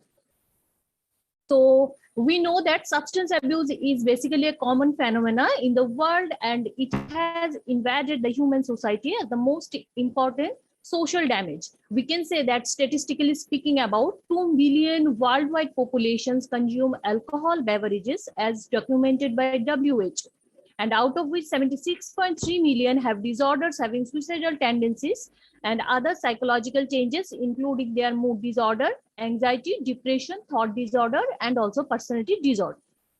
Now, coming back to the Indian scenario, according to the Childline India Foundation survey in 2008, it was revealed that 63% of patients coming with substance abuse related disorder were introduced to it in their young age between 10 to 24 years. So we can understand that this is the age group which I have covered here, the young adult, that the cases of drug abuse are fast raising to 12% in the age group up to 15 years and 32% in 16 to 25 years age group. Now, coming back to the Indian scenario, Tripura scenario, here we can see that cocaine, heroin, brown sugar, yaba tablets, ganja, even also injections are the most commonly abused substances, particularly. Please move your slides. Please scroll your slides. Slides are not moving. Is this moving, sir, now? No.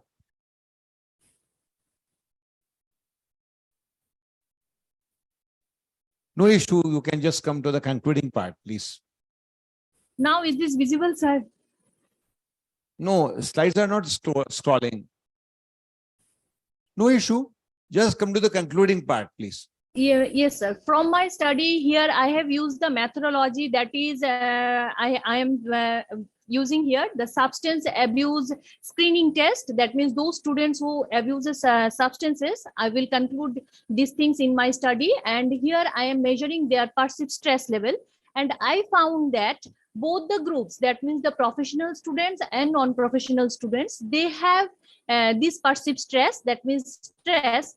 But due to the academic conclusion, or we can say that from the above discussion, we can say that the stress level among students of professional and non-professional courses who consume substances, professional students tend to perceive more stress than their non-professional counterparts. Even also, additionally, there is a significant difference in perceived stress level between boys and girls in both the professional and non-professional groups, that with boys reporting high stress than their girls counterparts. So we can easily conclude from this study that professional students have high stress, even also the boys have the high stress level just because of their substance abuses than their non-professional counterparts. Thank you. Thank you so much. Thank you. Thank you. So can we call next participant? Yeah, please go. Yeah. Yeah, Gayatri MP. Please tell your serial number. 7, sir. What is your serial number? 7. 27. 7, 0, 7. Sir. Okay, 7.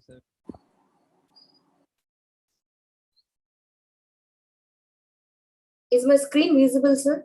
Yes, ma'am. Please continue. Good afternoon, everyone. I'm Gayatri MP, and today I'm presenting my research findings on the topic crack in the glass ceiling and millennial woman approach. And this is the outline of my presentation. When it comes to introduction, Pew Research Center has taken more than 10 years to define who is a millennial. And finally, they came with a definition that anyone born between 1981 and 1996 is termed as millennial. And this paper focuses on today, majority of the women are entering into the corporate sector, but their progress in the higher corridors of the management is somewhat slow or somewhat difficult also. So here we are trying to find out whether millennial women will be able to break the glass ceiling in the coming days, and what are the factors which are responsible for that. And for this, we have reviewed 55 papers and we have cited 30 articles in this research paper. And the objective of this study is to review and understand the term millennial and to explore the working style of millennial women in breaking the glass ceiling. And the methodology I have followed is, this is very young and exploratory in nature because most of the works are conceptual and theoretical, and both primary and secondary data has been collected, and quantitative data has been collected through questionnaire, and qualitative data through interviews with the senior managers of the IT companies. And the method used is convenience sampling and snowball technique. And EFA, that is exploratory factor analysis, has been used to analyze the data. And SPSS 20 and NVivo 12 plus software has been used to analyze the data. And 399 is the sample size of this study.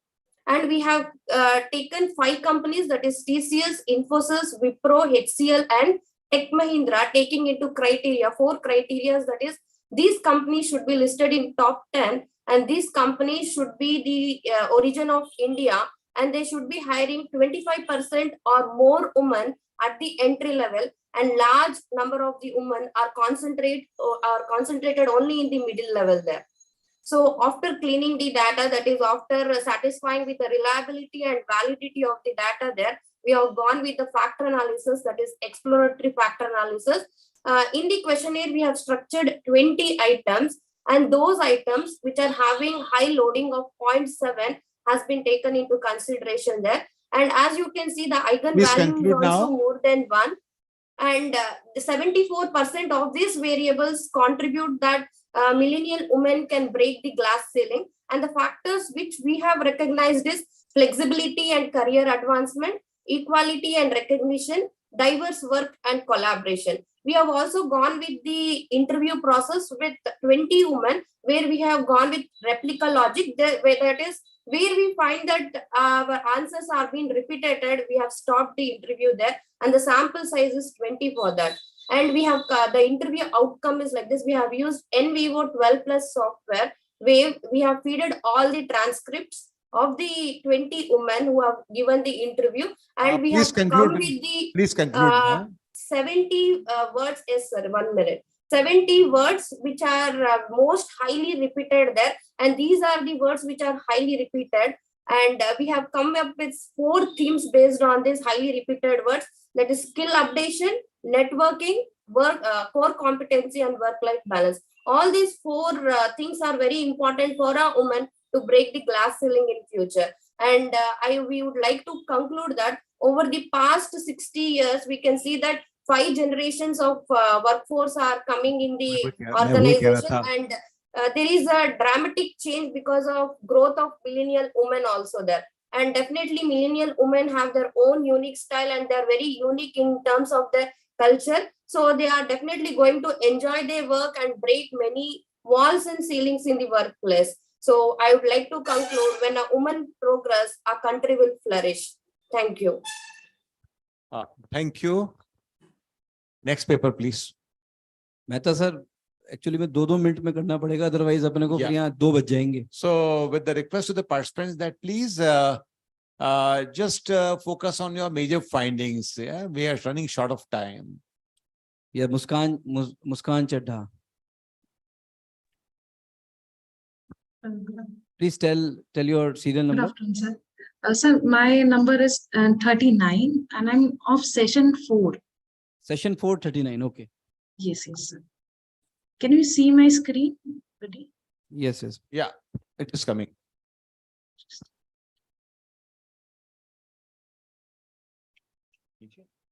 Good morning and good afternoon, everyone. My name is Muskan Chedda and I'm doing my PhD at Sharda University. The title of my topic is Development of Novel Symbiotic Drink and its Physiochemical and Nutritional Analysis. So we made a symbiotic drink with the combination of probiotic and prebiotics. Probiotics are living organism and whereas prebiotics are the non-digestible fibers. So probiotics, we have taken coffee. It is a fermented drink with the 30+ beneficial bacteria, having benefits like improving gut microbiota, reducing cholesterol level, anti-inflammatory, and improving immune system. Whereas the other part, which we have taken a prebiotic as a basil C, is a non-digestible fiber. It has a greater potential of emulsifying, foaming, binding, and even fat replacement agent.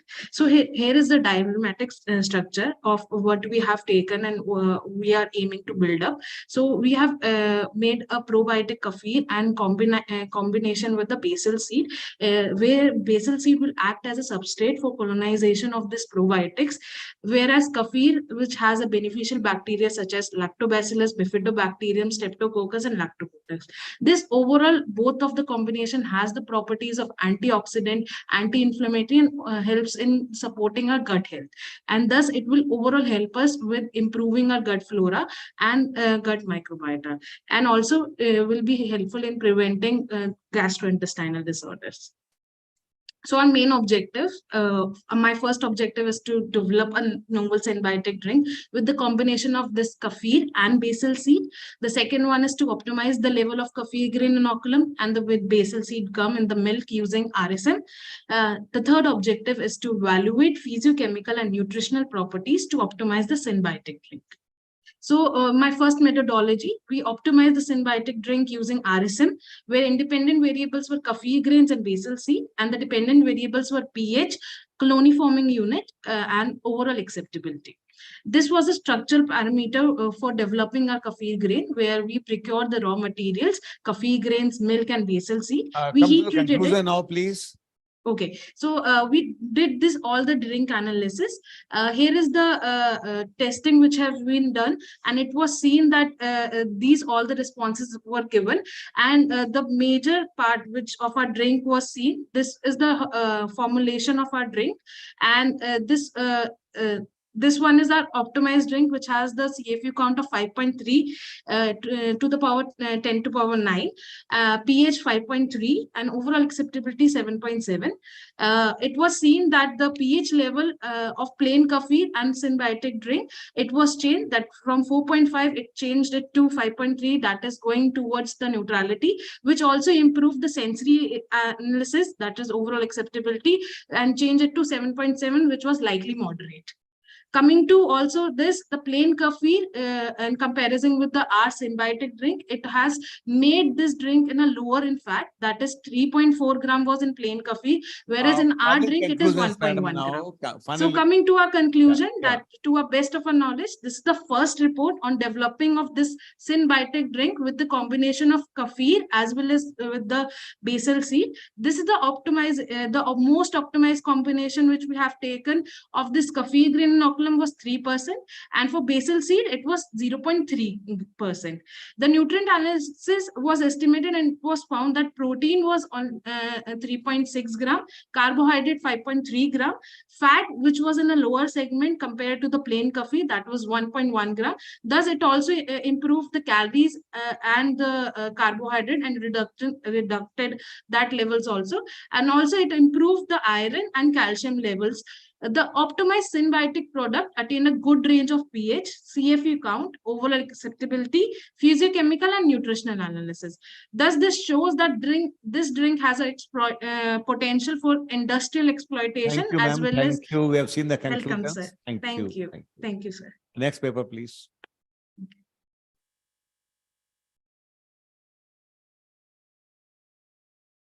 Yes, Abhishek Kumar Gupta. What is serial number? Yes. Yes, Please thank you, tell your sir. serial number, Abhishek. Serial number is 11 and 12, two paper. What is your serial number? 11 and 12. 11 and Achha, okay, you have two papers. 11th Yes, and sir. okay. In technical session 4. Technical session 4. 4. Okay.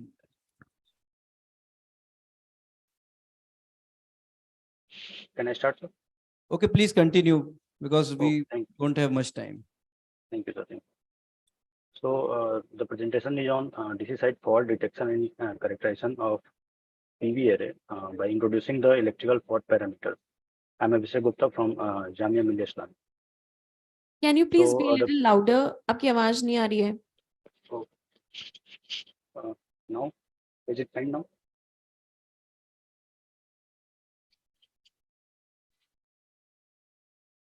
Hello. Yeah, It's coming now, please. Okay, thank you. So the contents are introduction, photovoltaic array under various faults, proposed fault detection, determination of threshold values, and the flow chart for the detection technique, and then result and discussion and conclusion references. So the introduction is the usual situation like partial You setting can skip and the other. introductory part and come to the findings. Okay, thank you. So these are the some fault conditions: line to line fault, line to ground fault, open circuit fault, and partial setting faults. I have tested on these faults my technique. So come on to the I'm going to result now. This is the flow chart for which I have tested my technique, and this is the result in discussion. This is for healthy operation. During healthy operation, the result is this. During line to line, line to ground fault, here is alpha is below the threshold level. Here alpha is below threshold level. So it is it is for the line to line and line to ground fault. There is no change. So this is current ratio. There is no change. So there is no open circuit or partial setting fault. So here is change in the current ratio. So there is open circuit fault in this condition. And now this is for the partial setting condition. So this is the table for the finding for different parameters which I have gained in the proposed fault detection technique, and the whole simulation is done on the MATLAB and Simulink software. This is the comparison with the recent PV fault detection techniques. The proposed technique have the fault detection fault classification 4 type, and this is having Please high come to the accuracy. findings, just what are the findings of this paper? Just The tell us. conclusion is I have Conclusion, been yeah. considered and employed the fault analysis, detection, and this identification of fault detection techniques has been proposed. The technique is based on the voltage and current ratios. The proposed fault flow chart, which I have shown in figure 3, is useful to identify the types of fault occurred and PV arrays such as LG fault, open circuit fault, and partial setting faults. The fault detection algorithm is applied to the model PV generation system, and found that the proposed fault detection technique is able to detect and identify the fault. The proposed PV fault detection technique has been compared with the various PV fault detection technique available in the literature as shown in table 3 before, and found that the proposed PV fault detection technique is simple, efficient, Okay, time is it over is- now. Yeah. Okay. Thank you, Abhishek ji. Thank Yeah, you. thank you. Thank Thank So you. the, I have the next report also. No, Next no. paper cannot be presented in this session. Eh? You can send your presentation on the mail ID. We can allow only one presentation. Okay. Okay, sir. Okay. Thank you. Oh, तो Sarita Bansal. मतलब Sarita sir मेरा Bansal. Count तो हो गया ना कि दोनों बिल्कुल present काउंट हो गया. Don't worry. Count. Don't It is worry. counted. It is counted. Yeah. Yeah. Sarita Bansal ji. Please tell us your serial number. Am I audible, sir? Yes, please tell us your serial number. So my serial number is 36, technical Okay. session 3. Okay. Can I share my screen? Start.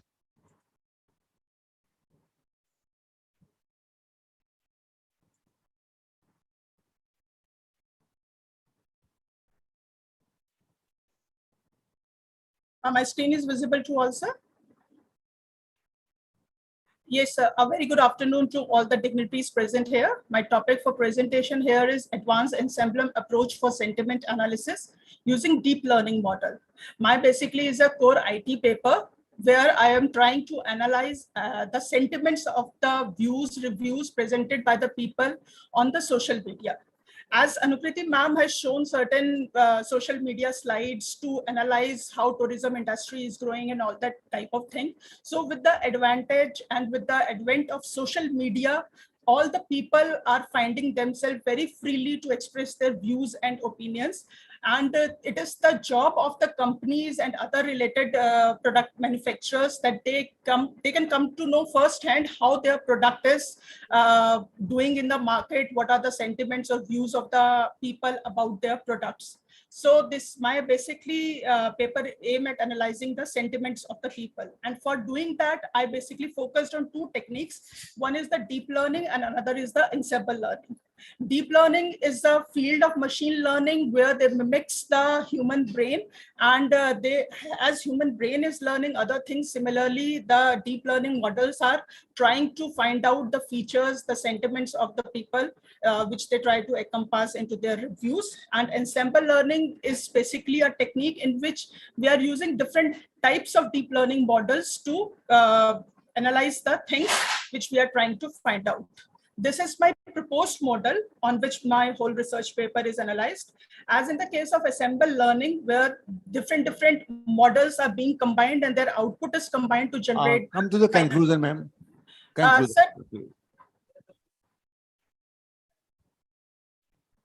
this table is my basically final conclusion, where I am using 5 different types of models which are combined together in ensemble learning and then compared with the ensemble model. Each of the model is tested individually also and in connection to the ensemble learning. As you can see in the last row that my ensemble, super ensemble model which I have developed gives very good result as compared to the individual model, where the individual models gave accuracy in the range of 80%. My super ensemble, it gives the accuracy in the range of 96%. So my super ensemble, which I have developed using different types of heterogeneous models of deep learning, it performed very well in correctly identifying the sentiments of the people, of the reviews which has been used. The data set which I have used here is Stanford Sentiment Tree Bank, which is used here and which has been scaled on the 5 bases 0 to 4, from very negative to very positive. This is how this has been, the whole data has been tested. So these are the different charts which I have placed.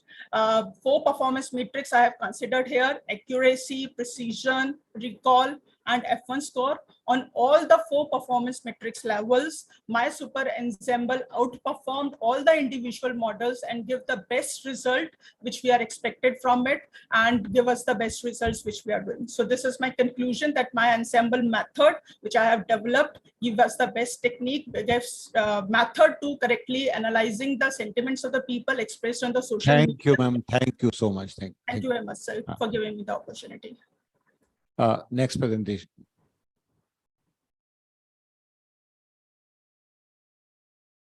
Yes, yeah. Joydeep Roy Chaudhary, please unmute. Yes, sir. Tell us your serial number. So the serial number is 17 on 7. The technical section 3.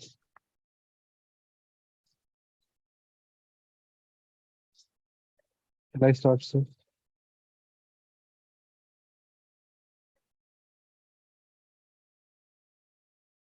So Start.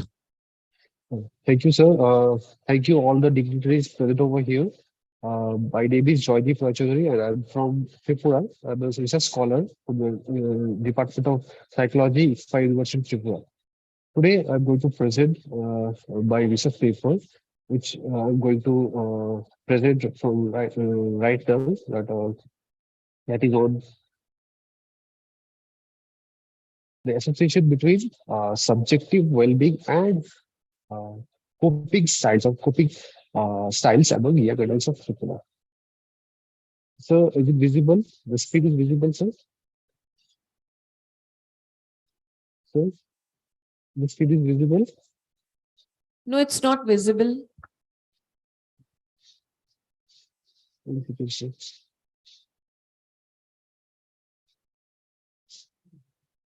Now, sir, now, ma'am, is it visible? No, it's not visible. If it is not opening, it's okay. You can present just like that. There's no problem. I have done my study on young adults of Tripura, and both comprises of boys and girls. The age range was from 19 years to 23 years of old college-going students, college and university-going students. Here, I've seen the association between coping styles, coping skills, and subjective well-being. That is, whether using certain coping skills contribute to better subjective well-being or not. So here I have collected data from 100 students, college and university students, consists of both 50 male and 50 female, or 50 girls and 50 boys and 50 girls. And for this, I've used three scales, one is personal information schedule and subjective well-being inventory and brief scope scale. And the findings of the study reveal that subjective well-being, with regard to subjective well-being, boys are doing better. Boys are having better subjective well-being than girls. And in case of coping orientation also, boys are having better coping skills. That means they are basically using problem-focused coping as compared to girls are using avoidant coping. That is why the boys are doing better. Boys are having better coping skills orientation than girls. And if I go to the relationship, it is evident that from the data, it is evident that subjective well-being and coping skills correlates. There is a high correlation, the significant correlation found between subjective well-being and coping. And the from this above result, here I have to discuss the result. If I give you the discussion. In my study, I found that boys are having better subjective well-being as well as better coping skills than girls. And this may be due to the coping strategy that girls are using, not at the best level, or I can say they're not using the best coping skills, coping strategies to deal with the problem as compared to boys, as compared to their counterparts. And so this study may be useful in developing the strategies so that we can equip girls how to deal with the problem, or how to cope, or how to solve, or how to look at the problem, or how to use effective coping skills instead of using ineffective coping skills. Okay, thank you, Chaudhary ji, because we have shortage of time, so we cannot give you more than this much of time. Thank you. Thank you so much. So can we have the next presentation of Mr. Nagaraj, please?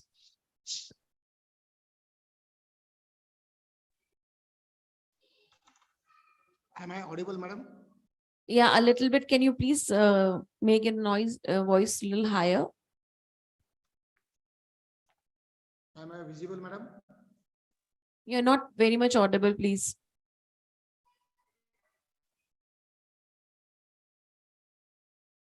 Am I visible, madam? Yes, you are visible, and now you are audible also. Please start your presentation. Good afternoon to all. What's your serial number? 18, madam. 18.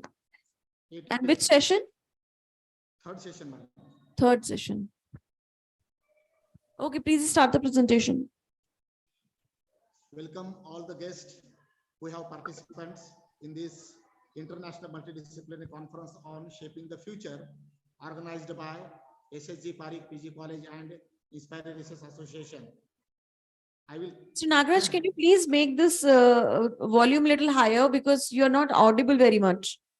Okay, madam. My research paper's title is Wildlife Protection Act 1972 and Sustainable Development in India, striking a balance of biodiversity conservation. In this research paper, I have abstract of some remarkable points, which are wildlife, biodiversity, university, sustainable development. In that research paper, I have concluded in introduction, methodology, some legal frameworks of the law of parliament, and in that impact of wildlife protection on biodiversity conservation. And after that, what is the actual sustainable development regarding that environment. And I have studied also some case studies of wildlife trust and some which are challenges and conflicts regarding that sustainable development. I have studied also, and there are some findings also. And finally, I conclude that matter by referencing all the books and data from the libraries also. In short, within 2 or 3 minutes, by giving the permission of the conference management, I conclude this my research paper, madam. Thank you.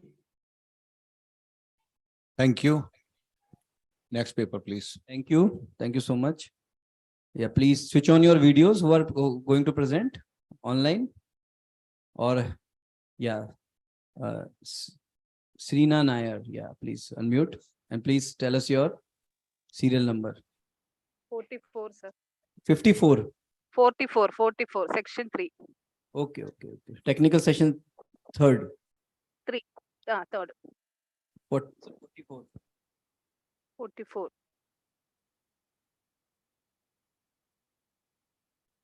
Please start. Okay, sir. Okay.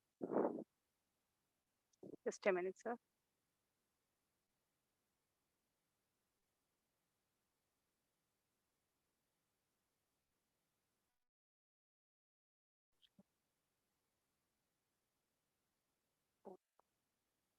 Screen alarm. Just a minute. Ma'am, please start.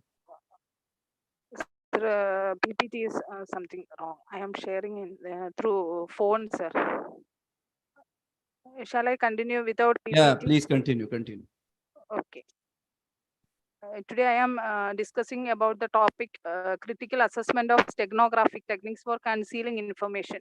Today there are a lot of cyber crimes nowadays. That's why we need a suitable security measures for sharing data or communication channels. This way we are dealing with the steganographic technique. Actually, steganographic technique is a method of practice of concealing information within another message or physical object to avoid detection. There are various classification of steganographic techniques are available. That means text steganography, second one image steganography, video steganography, audio steganography, and network steganography. There are mainly 5 types of steganography methods are available. First one is text steganography. In text steganography, we are hiding information inside the text file. There are mainly 2 techniques are used in text steganography. They are format-based method and a random statistical generation, and the last one linguistic method. Okay, next thing is image steganography. In image steganography, hiding the data by taking the cover object as the image. There are various methods, around 4 to 5 methods are available. Least significant bit insertion, masking and filtering, redundant pattern encoding, encrypt and scatter method, coding and cosine transformation. Then next steganography method is audio steganography. There are Madam, can you please conclude it now?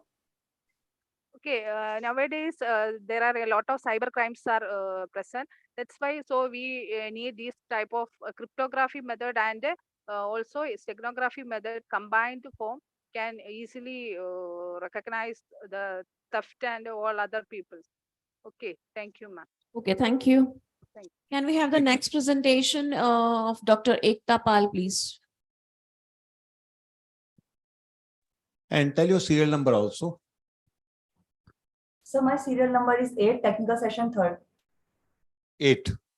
Is it 8? Yes, sir. Okay. You already presented the paper?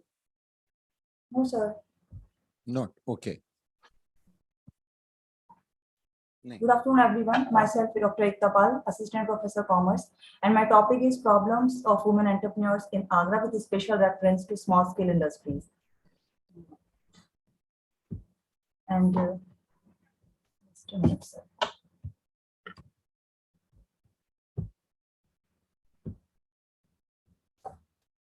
And as we know that entrepreneur is a highly respected word in the commercial world, and from very early stage, entrepreneurship has been a male-dominated phenomenon. But time has changed and brought females as memorable and inspirational entrepreneurs. The need of my study is that the number of women entrepreneurs are increasing day by day. In spite of this, it is unsatisfactory ranking. So there is a need for the study. And the next point is that financial facilities are also enhanced for knowing from where it can be increased. And the last one is there is a shift of economic dependence from male to female in recent social setup. The objectives of my study is to depict the role of women entrepreneurs and to study the problems of women entrepreneurs of social small scale industries in Agra. The research methodology is I have collected data from both primary as well as secondary. In primary data, I have collected 30 women respondents, and in secondary data, I have collected from journal, newspaper, magazines, etc. This is the small scale entrepreneurs in India. In average, the number of enterprises managed by women in India is 9,95,000, and the women enterprises is 10,63,000. Whereas in Uttar Pradesh, it is 54,000 approximately, and on number of women enterprises, 72,667. This is the problems which is faced by small scale women entrepreneurs whenever they entered in this business. In this chart, we can see that financial problem is the major problem for them, because at the time of receiving finance from financial institution, they have to face many problems. So this is the major problem. Otherwise, other problems are also affect their business, like they are not treated equal to man. Please conclude now. This is the analysis chart which I have taken 8 problems of entrepreneurs on the basis of 5 parameters, and this is the weighted average analysis. And in conclusion, we can say the women in India still needs to be courageous, risk-taking, challenge-seeking, and above all, they are required to be independent. As according to this research, this is the suggestions to the government that they should improve education and system should be prolonged to women from administration, encourage women's participation, training or professional competence, and the financial institutions should provide more working capital, and program for encouraging entrepreneurship among women to be extended at local level also. So this Please is my conclude now. Yeah, thank you. Thank you. Next paper, please.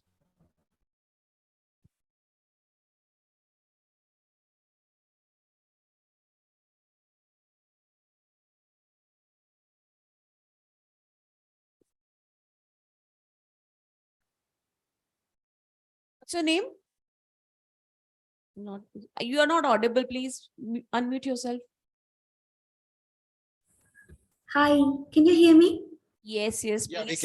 we can. Yeah. Let me know your serial number, please. Yes, ma'am. Yes, ma'am. My serial number is 33. Okay. And technical session? Technical session 4, ma'am. Oh, okay, fine. Thank you. Yeah. एक second.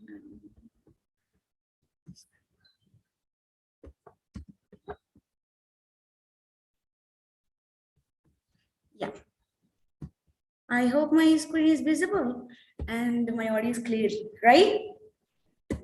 It's very much audible. Yeah. As you can see, I'm from technical session 4 and my serial number is 33. And I welcome you all to my presentation. I would like to begin my presentation with a problem or a challenge that the world currently is facing right now, which is claiming billions of dollars of investment to mitigate and actually address it. Obviously, it is climate change. And with sustainability as one of its goals, India is moving towards mitigating climate change. When I put climate change and diet in a scenario, it leads me to a particular concept called meat consumption. Yes, as ridiculous as it seems, literature suggests that meat consumption and meat production actually. Sir, can you hear me? I'm audible, right? Yeah, you are audible. You're audible. Yeah, meat consumption actually increases production of greenhouse gases. For example, 100 gram of beef production actually produces 50 kilograms of carbon dioxide equivalents. And other factors also follow, like increased population leads to increased protein demand. And with production of meat in its own limitations, I don't think meat consumption and meat production is a sustainable alternative to feeding huge number of people. And yeah, literature also suggests meat consumption is associated with lifestyle disorders, and production of meat needs higher energy requirements and following. I'm rushing. And also, where do I, yeah. And what could be an alternative to this? Obviously, plant foods, which are on the other end of the spectrum. Yes, they have their own qualities as they are mentioned here. I'm skipping through. This is just an introduction. And what if I say, excuse me, why is the screen? Yeah. Oh my God. Yeah. What if I say that? Please conclude your presentation, please. Yes. Yes, sir. Actually, very brief, I made meat substitutes which simulate meat in its sensory and nutritional value. I blended pulse, which is cowpea and chickpea and tender jackfruit together. Okay, these are the ingredients of my study. I'm skipping through, and these are the treatments of my study. As you can see, the highlighted one, T5 has highest organoleptic score, which has 40% cowpea and 25% each of tender jackfruit and wheat gluten. And we made it the same with chickpea. T10 was the best treatment. And as you can see, we also analyzed the nutritional qualities. When we saw... Can you please conclude your paper? Yeah, I'm going to the findings. We found that pulse and tender jackfruit had simulated sensory features of meat. 20 to 25% of tender jackfruit was best organoleptically. Pulse and tender jackfruit were greater in nutritional qualities compared to the controls. Protein was highest from 37 to 38.3 gram per 100 gram according to DMRT analysis. We did all analysis through DMRT for all the nutritional values. Yes, they had better mineral content and they have higher in vitro mineral availability as well. As you can see in the previous slide, I hope you, yeah, there is highest, approximately 84% of minerals are bioavailable in these meat analogs. So proceeding through, the real deal is how much efficient are these meat analogs to the meat. As you can see, yes, protein is highest. Short of time, can you please conclude it? Yes, ma'am. The conclusion is this meat analogs developed from pulse and tender jackfruit could be a promising pathway towards the development of healthy, sustainable meat analogs, alternatives to meat. And with India being home to many indigenous foods, plant foods, I think the future market of meat alternatives belongs to India. Thank you. Okay, thank you.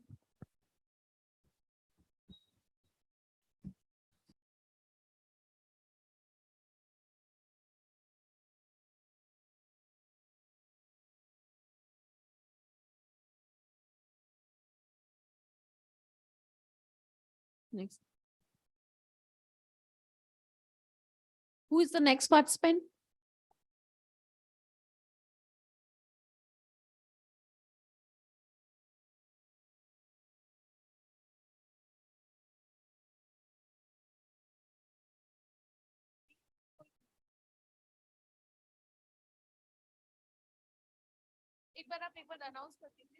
Next presentation, please. According to the serial number, please, next presentation.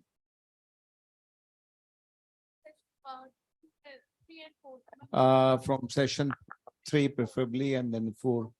Anyone can present.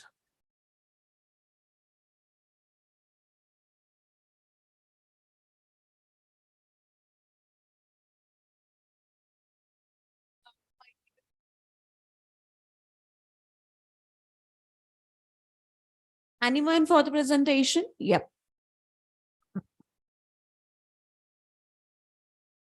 What's your serial number?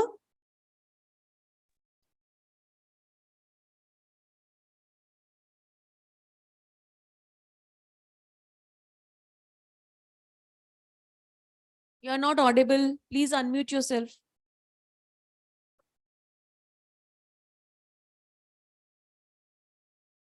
You're not audible.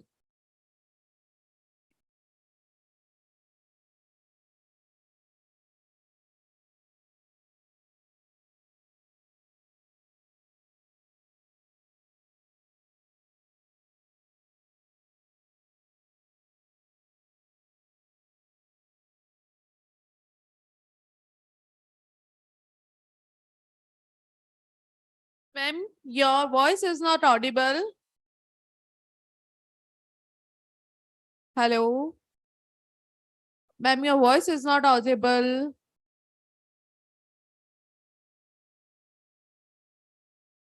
I think you need to reconnect again. आप एक बार दोबारा उसे connect करिए, maybe due to some network problem from your side. Okay? हाँ, okay, we'll wait for you, but not more than 5 minutes.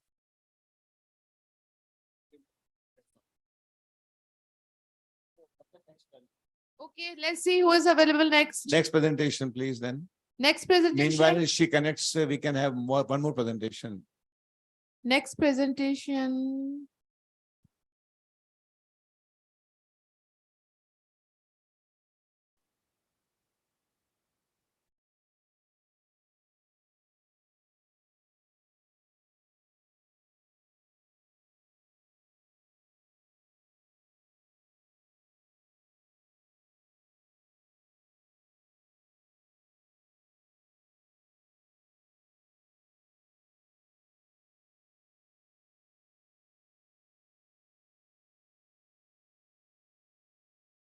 Your voice is not coming, ma'am. You're not audible.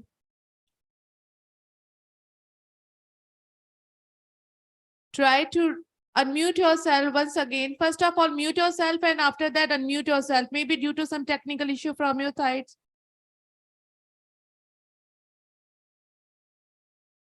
Unmute yourself.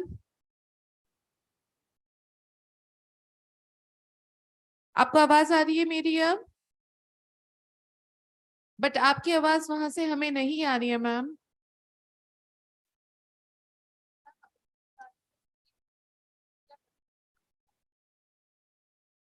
Okay, ma'am. Thank you.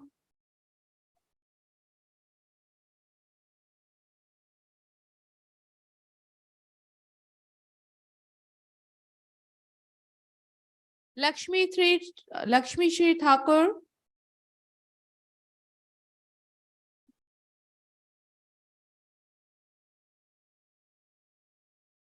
Dr.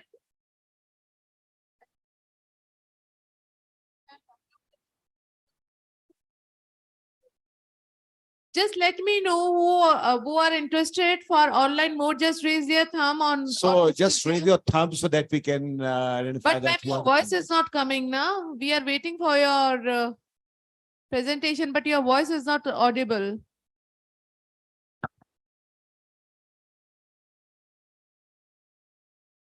Is anyone else? Just turn on their video. Is anyone else who wants to present their presentation through online mode? Just raise their thumb.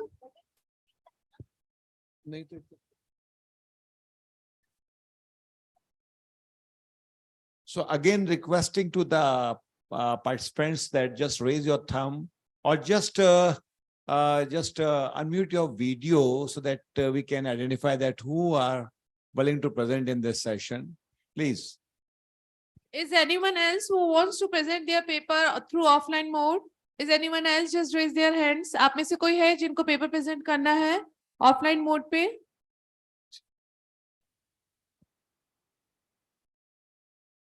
Seems none. Yeah. So now it's time for the ending this session, a dynamic era that happened in the history of SSG-PG PAREEK College. Myself, Dr. Shweta Jamin Sharma, HOD of History Department. So now it's time for the technical remark by the chairperson of this session, Dr. Anil Mehta sir. Sir, please welcome.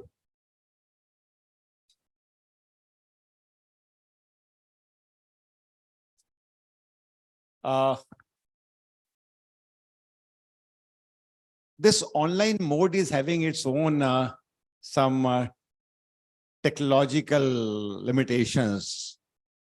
But in spite of that, we could hear a good number of presentations. The session was mainly focused on technological advancements, environment, and women empowerment. Except few presentations, many presentations were not relating to the main theme. My humble suggestion to the participants, most of them are quite young, that whenever they attend any conference and seminar, then they must write paper as per the theme of this session. You know that those who are attending that particular conference and the session, they develop a mindset to listen the participants on that particular theme also. Many of the papers were quite technical in nature, and here the participants are from the social science, commerce and management streams also. So perhaps the paper went above their head. Of course, some of the papers were good. Of course, there was a time constraint and it was not expected that you read the entire paper or cover each and every aspect. If you could have just mentioned about the research methodology in very brief and could have straight away given the findings or the conclusion, that would have served the purpose. Because there is always time constraints in any conference or seminar. Certainly, women empowerment, environment, and technological advancements. They are most contemporary issues, and lot many things are going on.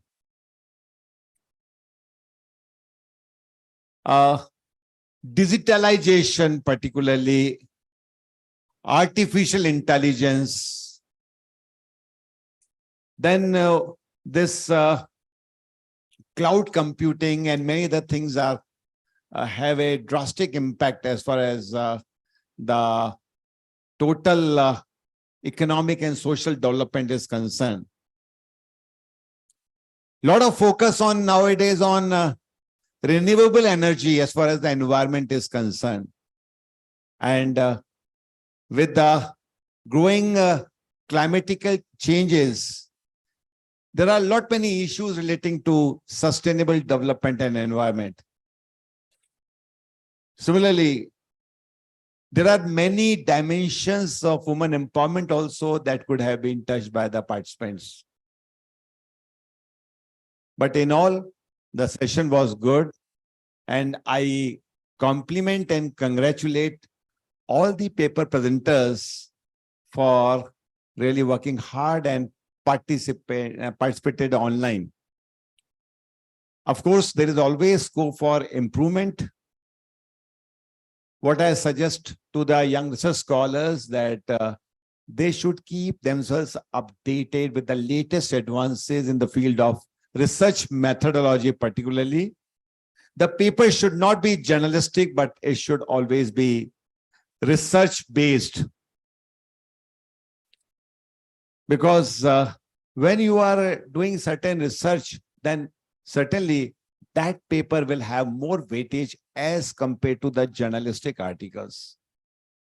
I must compliment to all the keynote speakers, Dr. Anukriti Sharma, Professor Mamta Jain, and Dr. Ashok Kumar for their nice keynote address. Of course, they were quite extensive, and we wish we could have given more time, but as similar to the participants also, I had to stop them. So my sincere apology to my keynote speakers also, and as well as to the participants also. And I'm also thankful for the mistress of the ceremony for conducting the session so nicely. Thank you very much, madam. And once again, thank you very much those who have participated online. We are in Jaipur, looking forward to meet you in next conference whenever it is being organized by PAREEK College or the Inspira Research Association. So we are looking forward eagerly to meet you personally also. We wish that you could present the papers physically, in physical mode also. Once again, thank you very much. Over to organizers. Thank you. Yeah. Okay. Say something, Anukriti? Okay. So let's have a group photograph session also.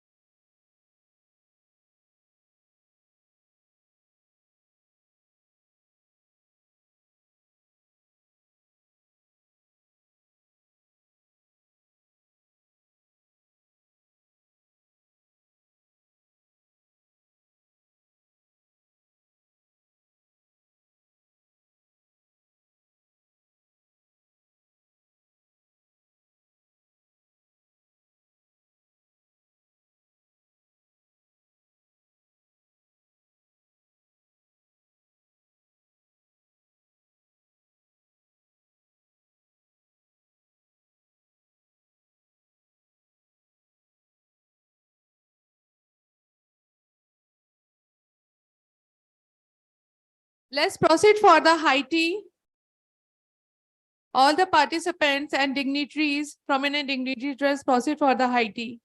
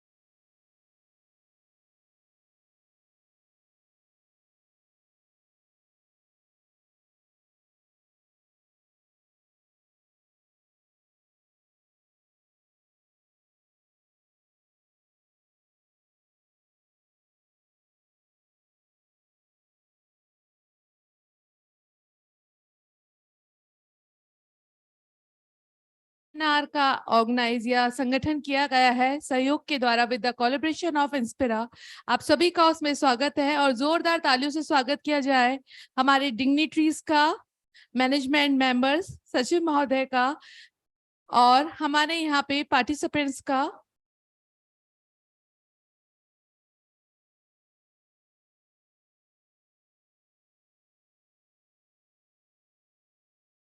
कोषाध्यक्ष महोदय भी यहाँ पे मौजूद है, उनके लिए भी जोरदार तालियां बुद्धि प्रकाश जी के लिए। आप सभी अपना स्थान ग्रहण करें और इसी श्रृंखला में आगे बढ़ते हैं। इन ऑर्डर टू इनवाइट और in order to continue the rhythm of this seminar, the valedictory function start to going now. Now, before that, I like to invite Mr. Arvind Pareek on the dais. जोरदार तालियां बजती रहनी चाहिए। Pareek college का आंगन हो और इंस्पिरा का साथ हो तो तालियों की गड़गड़ाहट कम कैसे हो सकती है। सर, आपका स्वागत है। Now it's time to invite Govind ji, Professor Govind Pareek sir, one of my mentor also. Govind ji sir.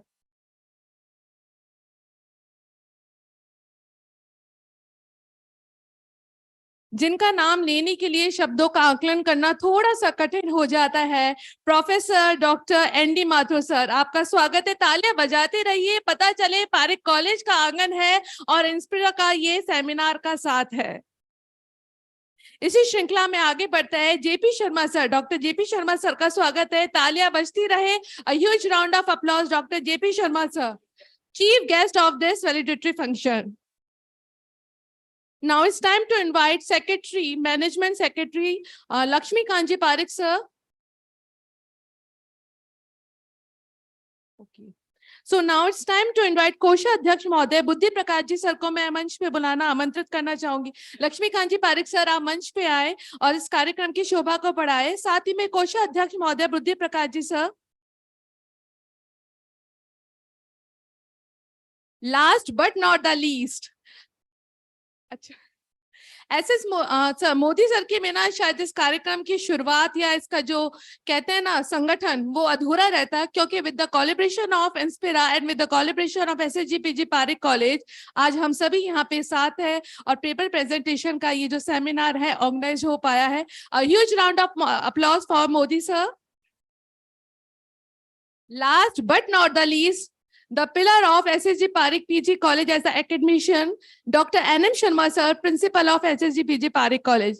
तालियां बजाते रहिए। So now, in continue the sequence for the same for this function, I'm going to forward this mic to Aarti ma'am. Thank you, ma'am. Thank you so much, Shweta ma'am.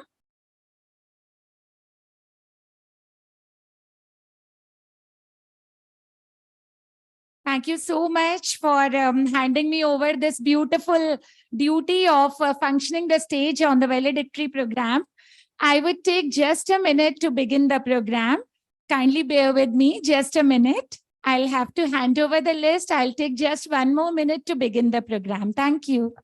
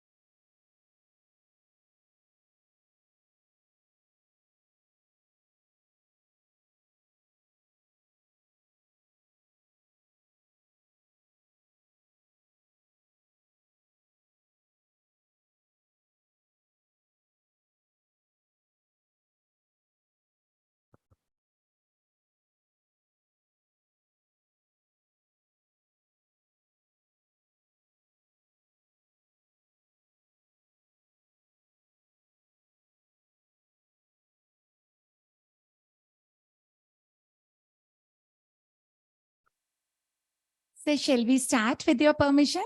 Thank you.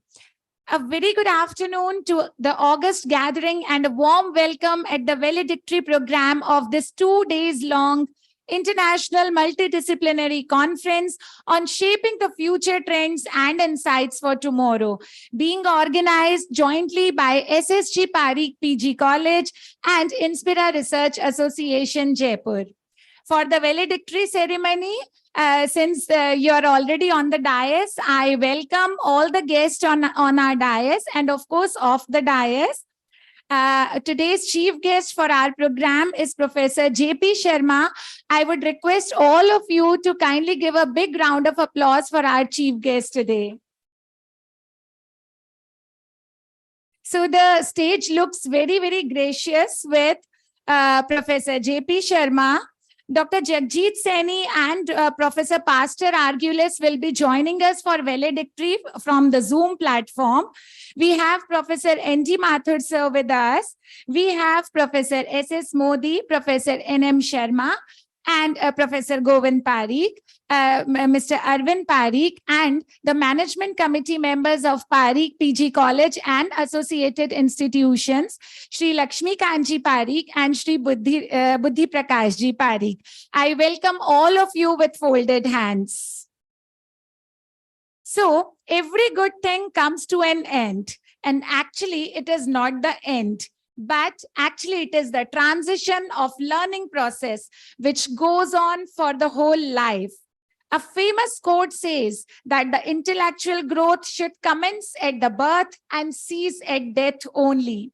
So as we reach the valedictory of this program, we congratulate each one of you who have learned anything new from this conference.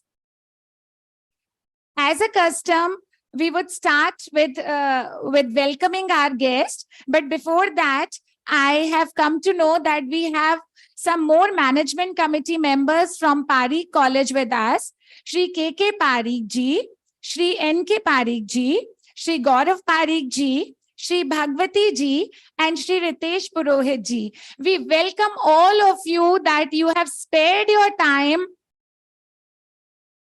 That really means a lot to us. आप सभी ने हमारे लिए समय निकाला और आज यहाँ आकर के यहाँ पधार कर आपने सारे पार्टिसिपेंट्स का उत्साह बढ़ाया, उसके लिए आपका हम आभार व्यक्त करते हैं. बहुत बहुत धन्यवाद.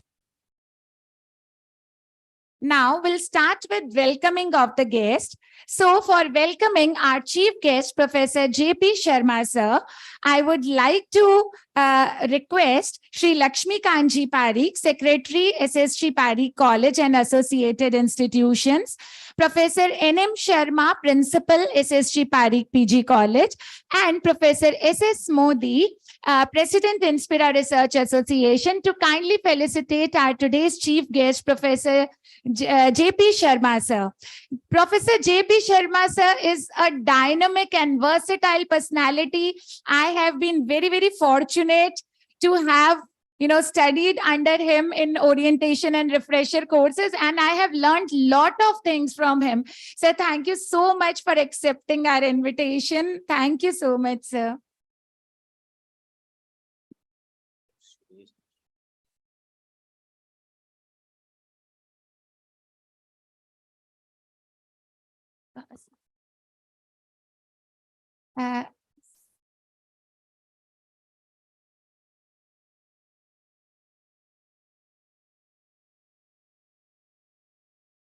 I would also like to mention that we have Professor Suresh Joshi sir with us.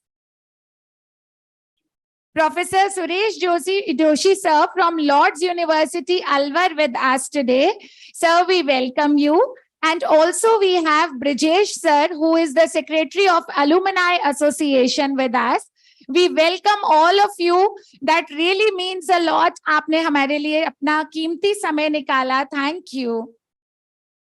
For welcoming our guest of honor, Professor N.D. Mathur sir, our very own Professor N.D. Mathur sir, from whom we keep learning every day we listen to him. I welcome Professor N.M. Sharma sir, Professor Anil Mehta sir, and Dr. R.K. Modi to kindly felicitate Professor N.D. Mathur sir. जोरदार तालियों से professor ND. Mathur sir का स्वागत किया जाए.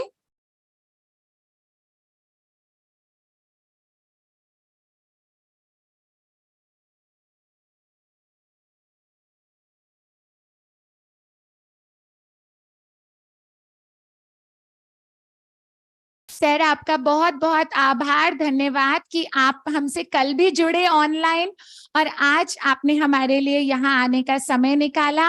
आपके कीमती, आपके अमूल्य समय के लिए बहुत बहुत आभार, धन्यवाद।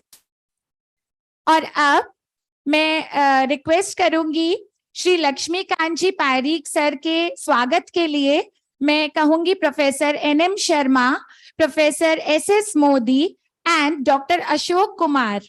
Doctor Ashok Kumar sir, please आप आए और स्वागत करें श्री लक्ष्मीकांत जी पारीक सर का।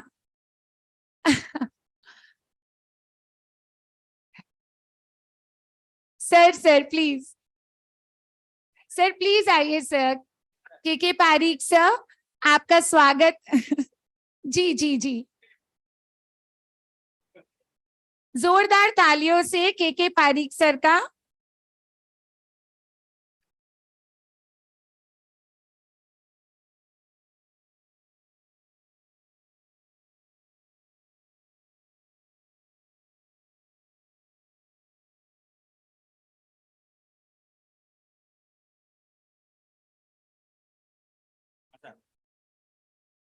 एक बार पुनः मैं SSG Pareek college and associated institutions के पधारे हुए सभी मैनेजमेंट कमिटी मेंबर्स का तहे दिल से हाथ जोड़कर स्वागत, अभिनंदन करती हूँ, क्योंकि जी आप सभी का उपरना से एक छोटा सा हमारे मन का आभार व्यक्त करने के लिए उपरना से आप सभी का स्वागत। और उसके लिए मैं प्रोफेसर NM शर्मा सर से कहूंगी। जी जी, श्री NK पारीक सर। हाँ सर, वही सर। जी, श्री NK पारीक सर।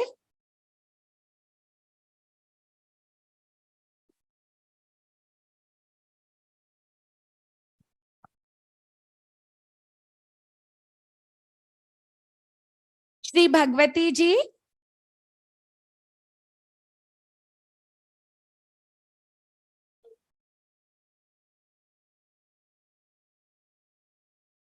श्री भगवती जी सर।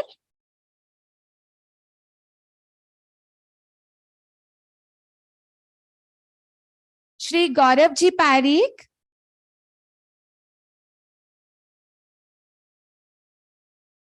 श्री गौरव जी पारीक के बाद मैं आमंत्रित करूंगी श्री रितेश जी पुरोहित। श्री रितेश जी पुरोहित।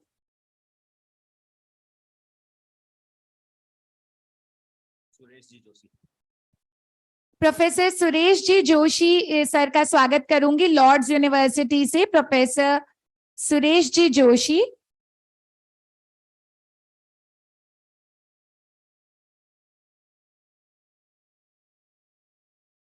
और साथ ही श्रीमान अरविंद जी पारीक को भी मंच पर आमंत्रित करना चाहूंगी। श्रीमान Arvind ji Pareek.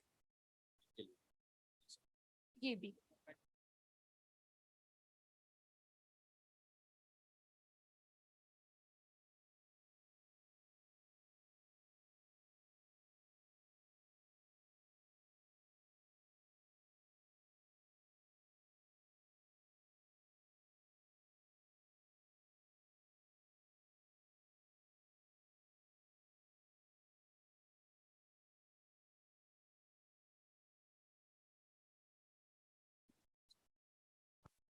Alumni SSG Pareek college alumni के सेक्रेटरी श्री ब्रिजेश जी का भी स्वागत करेंगे मंच पर। कृपया हमारा स्वागत आप स्वीकार करें।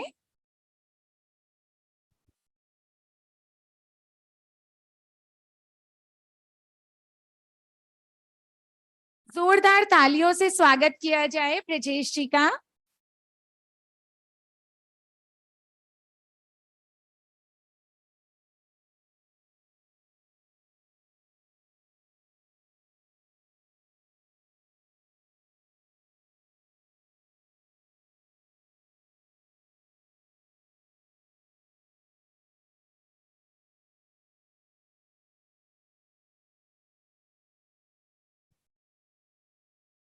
मैं मंच पर आमंत्रित करना चाहूंगी प्रोफेसर अनिल मेहता सर को। उनका हम स्वागत करना चाहते हैं vice president Inspira research association professor Anil Mehta sir. मैं चाहती हूँ कि सर मंच पर आए और उपरना से प्रोफेसर NM शर्मा सर का स्वागत करें। Professor Anil Mehta, vice president Inspira research association.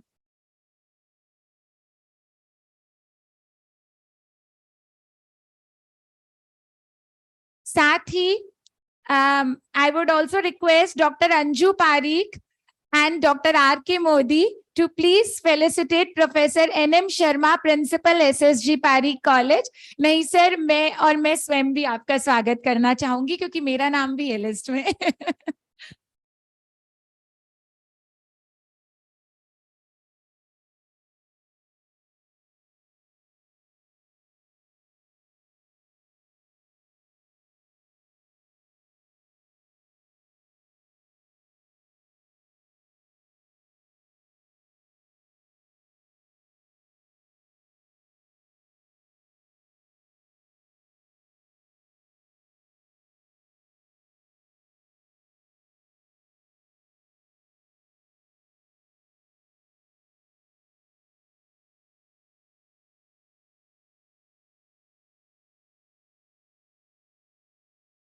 I would again request Shri Lakshmi Kanji Parikh, Professor Govind Parikh and Professor NM Sharma sir to kindly felicitate the President of Inspira Research Association, Professor SS Modi. I would request all of you again, Shri Lakshmi Kanji, Professor Govind Parikh ji and Professor NM Sharma sir to kindly felicitate President Inspira Research Association, Professor SS Modi.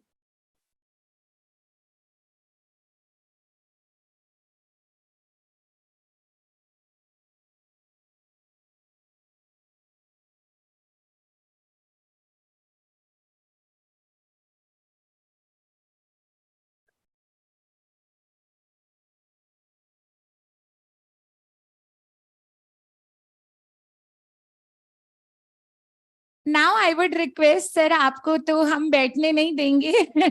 I would request Professor NM Sharma sir, Professor SS Modi sir and Madam Gixi June to please come up on the stage for felicitating Professor Govind Parikh. Madam Gixi, you please also join us on the stage. And I would request Professor NM Sharma and Professor SS Modi to felicitate Professor Govind Parikh.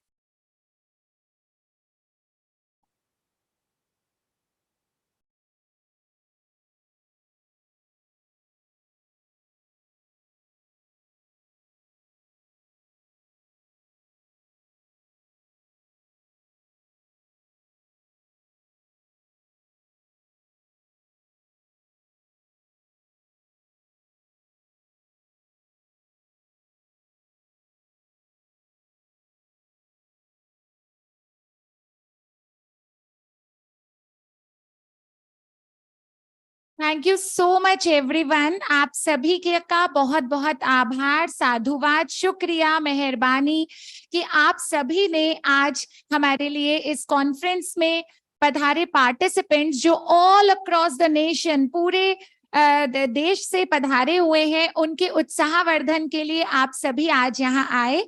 I am sure all the participants must have got lot of benefit, insights and motivation with your presence. Thank you so much once again, all of you. And now I would request our guest of honor, Professor N.D. Mathur sir, Dean, Jaipur School of Economics, JECRC University, Jaipur, to kindly address the August gathering. Professor N.D. Mathur sir.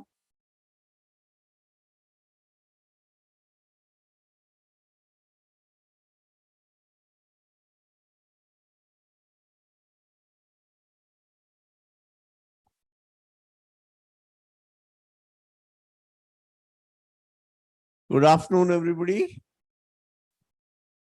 Professor J.P. Sharma Sahab, Chief Guest of the function. The galaxy of academicians sitting on the dais, of the dais.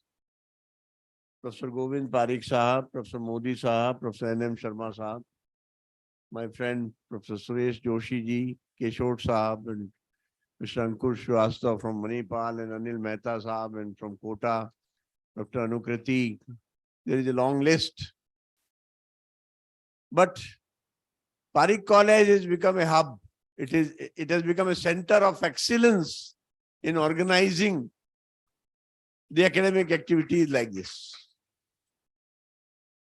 Yesterday, I came to know that this college is older than the BHU. It's really creditable.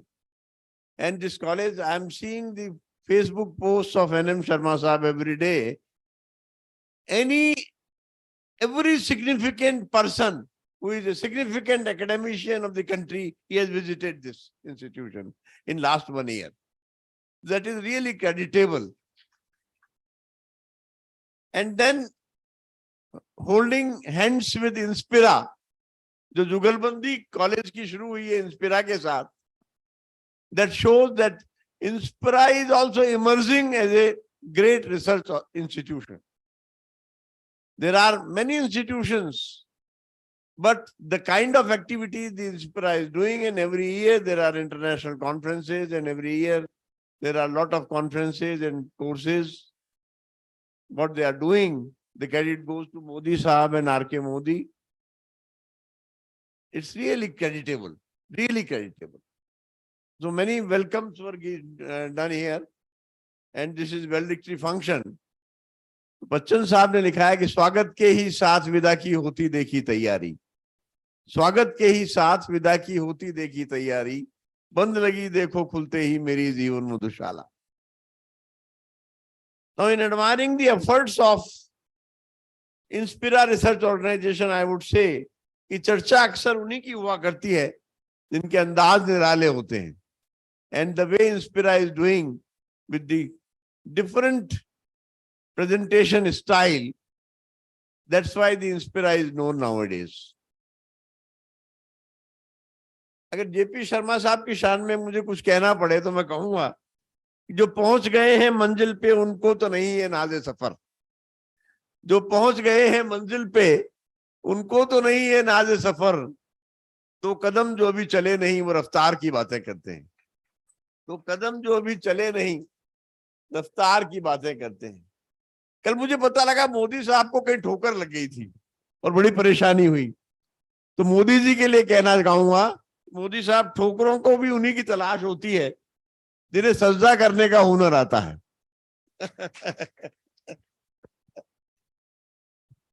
और NM Sharma साहब की तो क्या बात की जाए.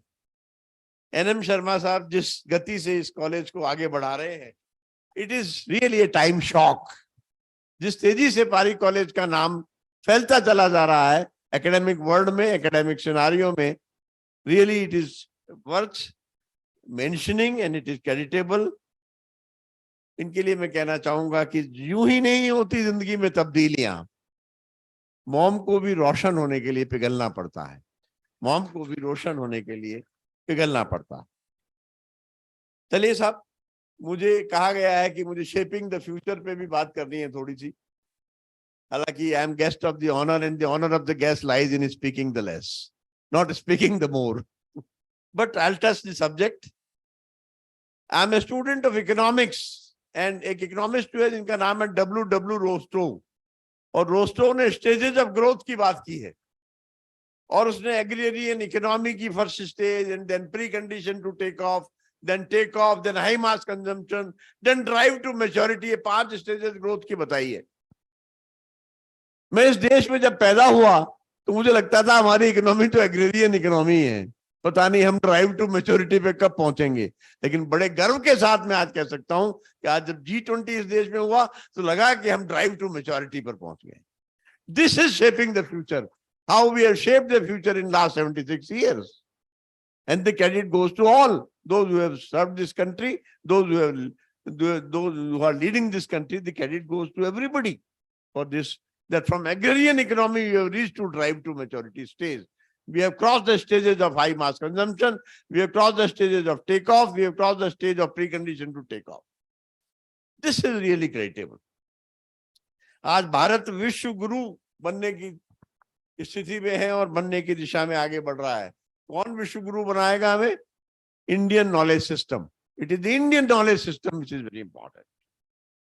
Economic growth trajectory हमारी तेजी से आगे बढ़ रही है. Walls are falling and windows are up.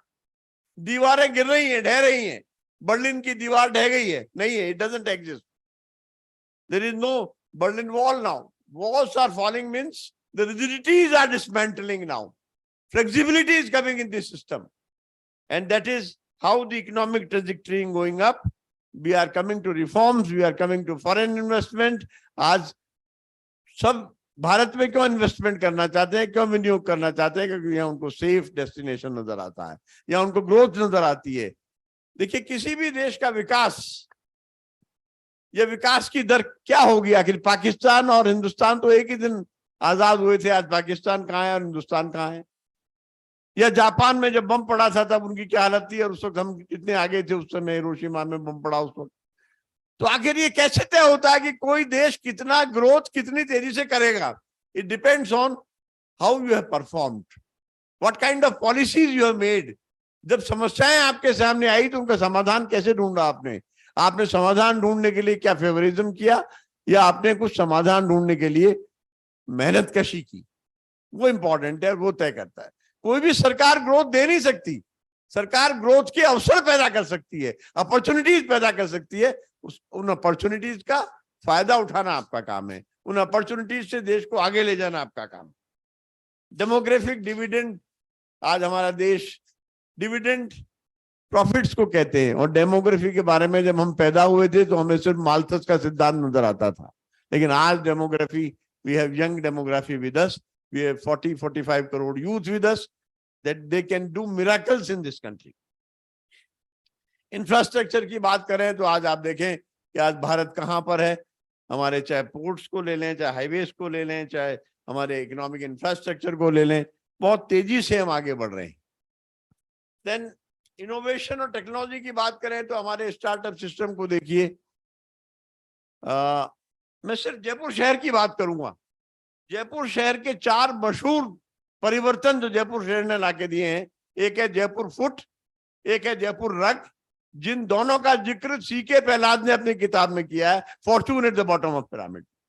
Then बाकी 2 और बताता हूं आपको। एक है जयपुर बेल्ट, गणेश राम जांगीड़ करके एक यहाँ जयपुर में ही एक लड़का है जिसने जयपुर बेल्ट का आविष्कार किया है, which is a variable skeleton, जिसको पहनने के बाद आपकी क्षमता काम करने की 5 गुना हो जाएगी।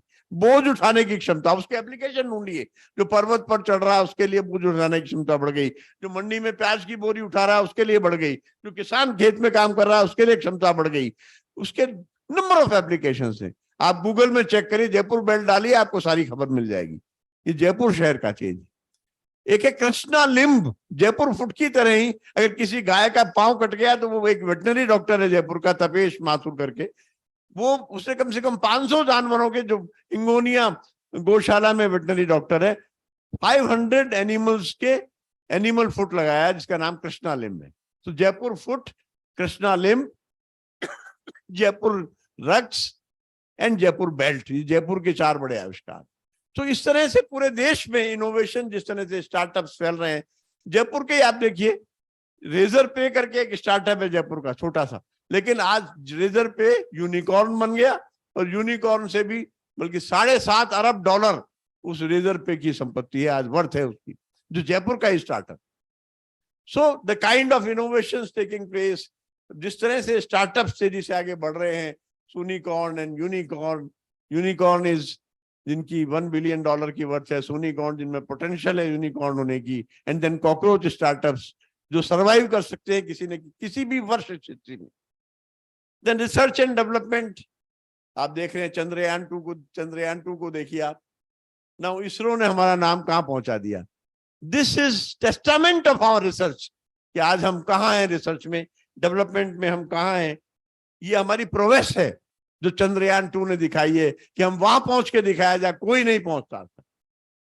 देन ट्रेड एंड इन्वेस्टमेंट की बात करें तो लार्ज कंज्यूमर मार्केट है, स्किल्ड वर्कफोर्स है हमारे पास, significant presence the global level है।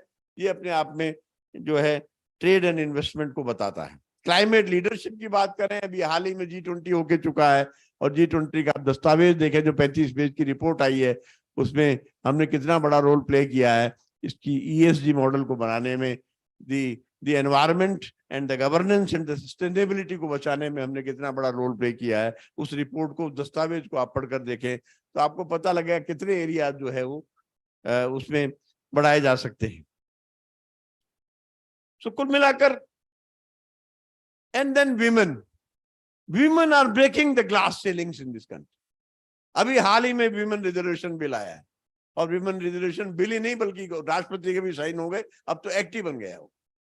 सो द महिलाएं जिस तेजी से आगे आ रही हैं, महिलाएं जिस तेजी से, आज जो कॉन्सेप्ट आया है कि financial independence for the women is necessary, तो ये फाइनेंशियल इंडिपेंडेंस महिलाओं में आ रही है, और उसकी वजह से घरों में shaping the houses, shaping the homes is changing. घरों की शक्ल भी बदल गई है. आज 50 साल पहले जो घर होते थे वो घर नहीं रहे हैं. Now the empowerment is there, the women empowerment is there, और घर में फैसले लेने की जो ताकत है वो महिलाओं में आ गई है, पुरुषों से खिसक कर.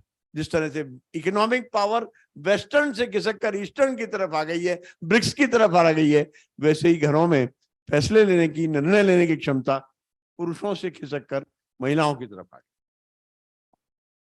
I'll take 1 or 2 minutes more.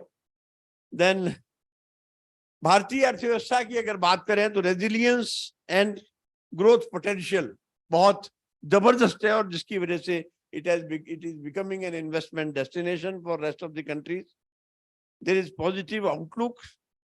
सबसे बड़ी ताकत है हमारी कि हम क्राइसिस को झेल सकते हैं, अनसर्टेनिटीज को झेल सकते हैं, और कोविड में हमने ऐसा करके बताया. जितनी जल्दी कोवैक्सीन का आविष्कार हुआ, चेचक का टीका आविष्कार करने में 30 साल लग गए थे, पर 9 महीने में हमने कोवैक्सीन बना के दिखाया. और जिस तरह कोविड मैनेजमेंट किया इस देश ने, वो काबिले तारीफ है, और वो हमारी गवर्नेंस का टेस्टामेंट है.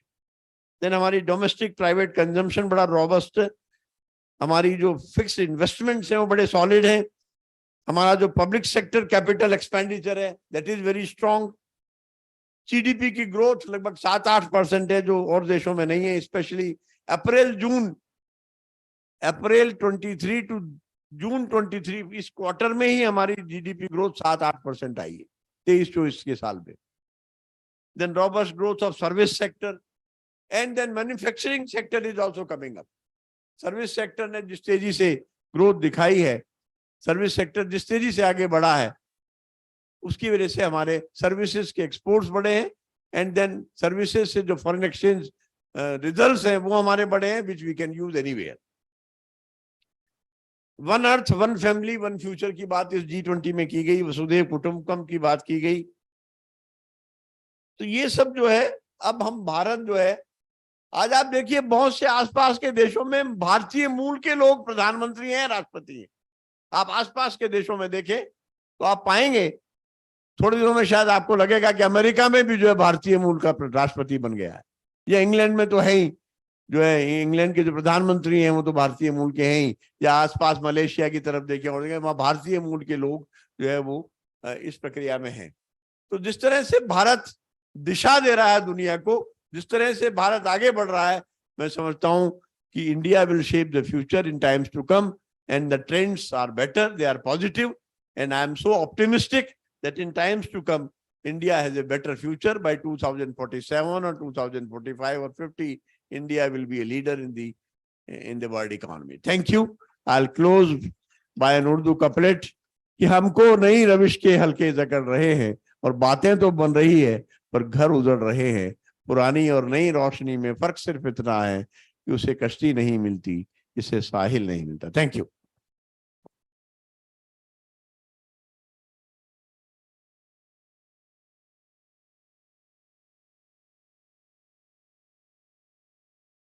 Thank you so much, sir. So beautifully, sir has focused on the importance of research. Sir, कहा भी गया है कि समस्या हो तो शोक नहीं करें, शोध करें.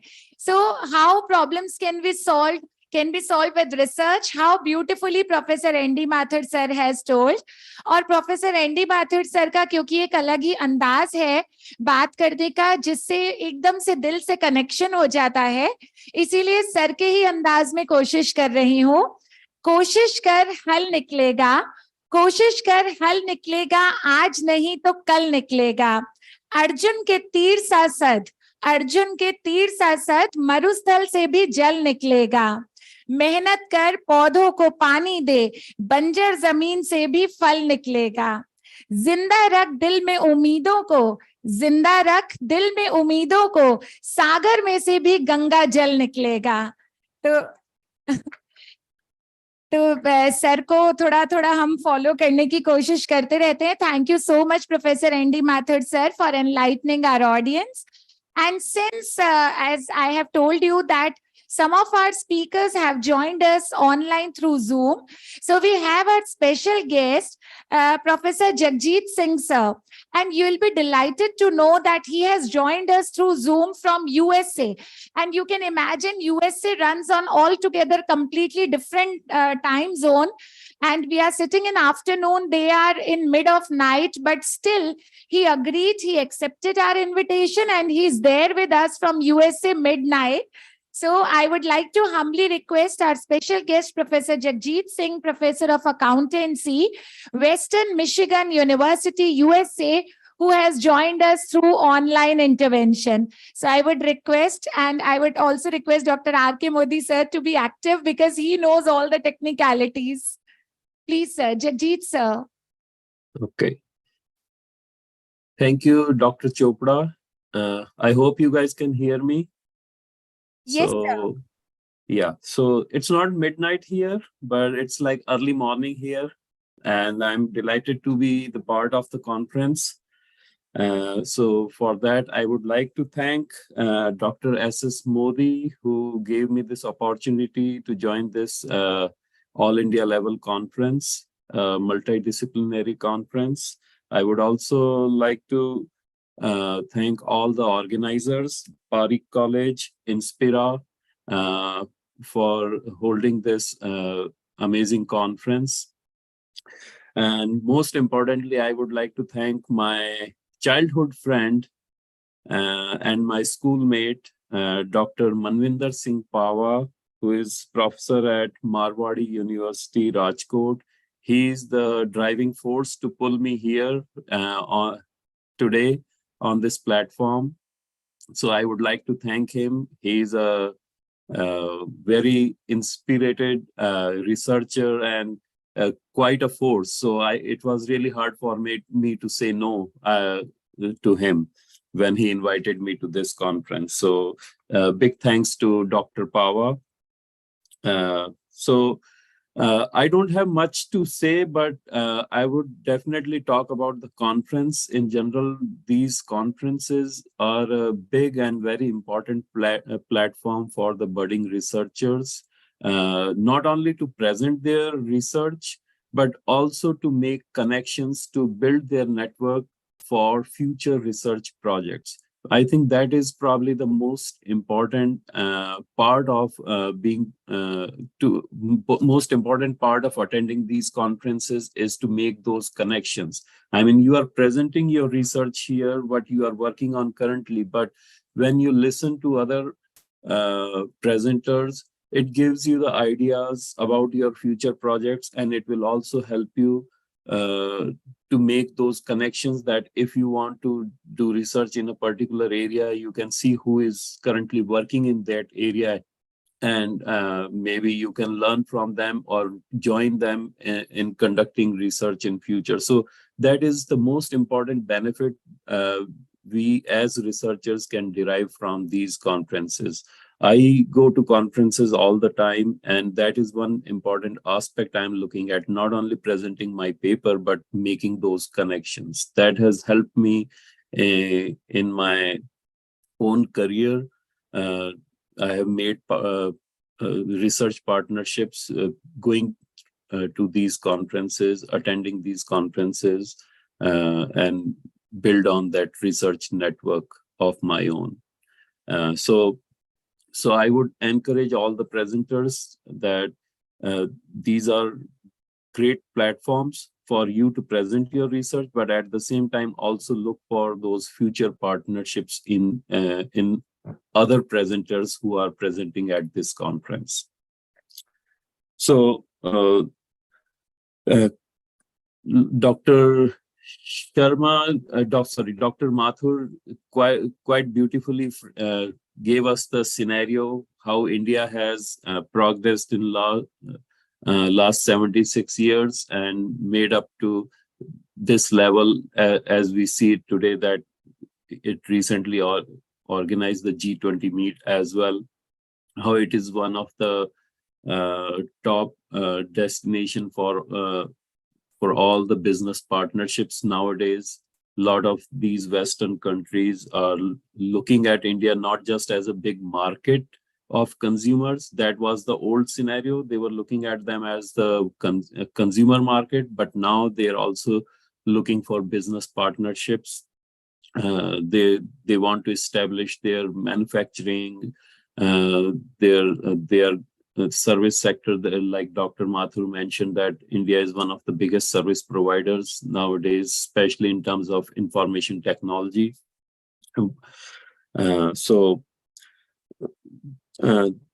Now I would like to talk about my own recent experience. In August, I actually took a group of 20 students from my own university for a study abroad program to Ireland. So during that trip, we visited various businesses, some one of the big 4 accounting firms as well, and then the local Chartered Accountants Association. So in that talk, one of the biggest topic that we talked about was the sustainability reporting. So that is one of the growing, I would say, trend in, especially in accounting and finance world nowadays, the sustainability reporting, how all these countries are putting a lot of emphasis on the corporate responsibility towards the climate change, towards the environment, towards the governance. So even India, I was researching yesterday that even in India, we now have a framework called Business Responsibility and Sustainability Reporting Framework, which was introduced by SEBI in 2021. India requires the mandatory reporting towards the sustainability from top 1,000 listed companies. Now, I would like to congratulate you in that regards that India is ahead of US. In US, we still do not have the mandatory reporting for ESG. They are working on a framework right now. They were supposed to come up with something in April this year, but I think it's been delayed, and probably we will have something by the end of the year. But as of now, we don't have anything in terms of mandatory reporting. Europe is well ahead in the game. They came up with the CSRD, the Corporate Sustainability Reporting Directive, which actually will be implemented starting next year. So even in compared to Europe, I think India is ahead. We already have it in place. So CSRD comes into effect next year. So starting next year, the European companies, part of European Union, will be mandatorily required to prepare those sustainability reports. So in that regards, I see a lot of opportunity for people who are either the students or the researchers in the area of accounting and finance, that this will add up more jobs and more opportunities for those people in the area of accounting and finance. And not just accounting and finance, I also see this as an opportunity for people who are into data analytics, information technology, because most of this reporting is requiring a lot of data collection and analysis. So there are definitely a lot of opportunities for people in the area of information technology and data analytics as well.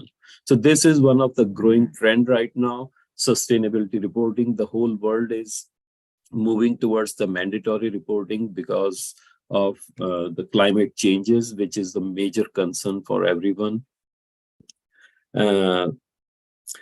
Another important trend, this is the last one I would talk about, is artificial intelligence, how it is shaping the future for us as a generation. And it's not just in the area of science or engineering, it is actually affecting all the areas.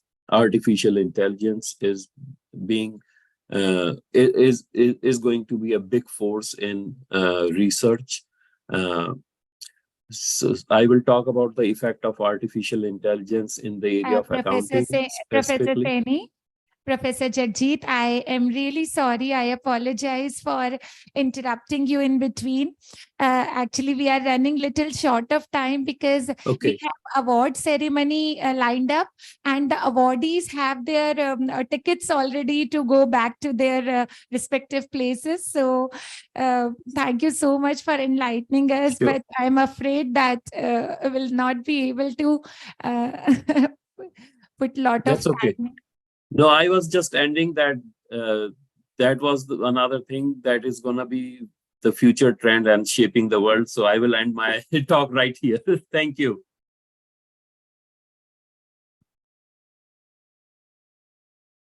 Thank you so much, Professor Jagjit. And I really apologize with folded hands because the only thing is we have an award ceremony lined up and the participants have their flight tickets booked already. So we'll have to see that. Thank you so much. And so beautifully, he has told that US, which used to be the superpower, India is much ahead than US in many aspects these days. I am so thankful to Professor Jagjit for his valuable insights. Thank you. And now I want to tell you that we have Shri Arvindji Parikh with us, who is the superannuated director from Samajik Nyay Evam Adhikarita Mantralay, Bharat Sarkar. Sir सेवानिवृत्त निदेशक हैं सामाजिक न्याय एवं अधिकारिता मंत्रालय भारत सरकार दिल्ली से। जोरदार तालियों से श्री अरविंद जी पारीक सर का स्वागत किया जाए। और सर मैं आपसे अनुरोध करूंगी कि 2 शब्द आप हमारे पार्टिसिपेंट्स के लिए कृपया कहें जिससे कि उनका उत्साहवर्धन हो। श्री अरविंद जी पारीक। समय का बहुत महत्व है, समय की कमी का एहसास भी है। मंच संयोजक ने बड़े तरीके से जगजीत सिंह जी से माफी मांगी है और इसका ख्याल मैं भी रखूंगा। वैसे माइक हाथ में आता है तो छूटता नहीं है। बहुत अच्छा लगा, राष्ट्रीय अंतर्राष्ट्रीय सम्मेलनों में भाग लेने का मौका मिलता है, लेकिन कभी मौका मिले अपने घर में, अपनी संस्था में, अपने शहर में, तो उसका आनंद कुछ और होता है। बहुत अच्छा लग रहा है। आपने 2 दिन के इस वर्कशॉप में, कॉन्फ्रेंस में, सम्मेलन में बहुत कुछ सीखा होगा, बहुत कुछ आपने रिजल्ट निकाले होंगे, आपस में विचार विमर्श किया होगा, वो बहुत सार्थक सिद्ध होगा। और मंच पर विद्वत जन बैठे हैं, शैक्षिक दुनिया से जुड़े लोग बैठे, उनके आगे बोलना बड़ा मुश्किल कार्य है। मैं इतना ही कहूँगा कि आपके कॉलेज का नाम है एसएसजी, तो सबसे पहले हम याद करना चाहेंगे एसएसजी को, जिनकी वजह से आज हम यहाँ खड़े हैं, जिन स्वरूप गोविंद ने इस संस्था को आकार दिया। और आप शेपिंग द फ्यूचर की बात कर रहे हैं, भविष्य को आकार दे रहे हैं। भविष्य को आकार शिक्षा ही दे सकती है, शिक्षक ही दे सकता है। और इस तरह की वर्कशॉप, इस तरह का कॉन्फ्रेंस, सम्मेलन आयोजित करना बहुत कुछ देश को देता है। मेरी शुभकामनाएं हैं कि पारीक कॉलेज बहुत ऊंची स्थिति में पहुंचे, देश विदेश में नाम हो और देश के विकास में बहुत कुछ कर सके। मैं सिक्किम में था 3 महीने पहले ऑफिस के काम से। सिक्किम में एक सज्जन मिले, पता लगे आप कहाँ के हो, जयपुर के हो, तो उन्होंने कहा मैं पारीक कॉलेज में पढ़ा हुआ हूँ। बड़ी खुशी हुई। तो इस तरह जब लोग हमें मिलते हैं अनजाने में, वो कहते हैं हम पारीक कॉलेज में पढ़े हुए हैं, तो बहुत खुशी होती है। मेरी शुभकामनाएं हैं कि आपकी मैनेजमेंट कमेटी, जिन्होंने इस कॉलेज को पुष्पित पल्लवित करके आगे बढ़ा रहे हैं, आप अपने प्रयासों में सफल हों। और सभी शिक्षक लोग, आप अपने प्रयासों में सफल हों और आपके पढ़े हुए विद्यार्थी आपके प्रयासों को सफल बनाते हुए आपका नाम रोशन करें। बहुत बहुत धन्यवाद। Thank you so much sir, Shri Arvind ji Pareek sir, आपने बहुत ही अच्छे सधे शब्दों में उत्साहवर्धन किया और कॉलेज का जो भव्य स्वरूप है, कहाँ कहाँ तक कॉलेज के स्टूडेंट्स फैले हुए हैं, यह बताया। और आपने साथ ही हमारा समय का भी ध्यान रखते हुए और सबको उत्साहवर्धन किया सबका, उसके लिए आपका बहुत बहुत धन्यवाद व आभार। And now we have our special guest, Dean Pastor Argulis, who has joined us from Philippines. He's there with us on Zoom. We request Pastor Sir, Professor Pastor Argulis, could you please unmute yourself and could you please switch on your video? Professor Pastor, we are so happy to have you here, but we would request you to keep your address short and sweet because we are really lacking time today. Thank you so much. Welcome our special guest, Dr. Pastor Argulis from Philippines. Welcome, sir. Yes, a pleasant afternoon in the Philippines and also in India. My apology if I could not open my camera because I'm on my room and I'm not feeling well right now. I'm just listening with you all on the progress of this conference. So, of course, I would like to congratulate the leadership of Dr. Modi in leading this international multidisciplinary conference on shaping the future trends and insights for tomorrow.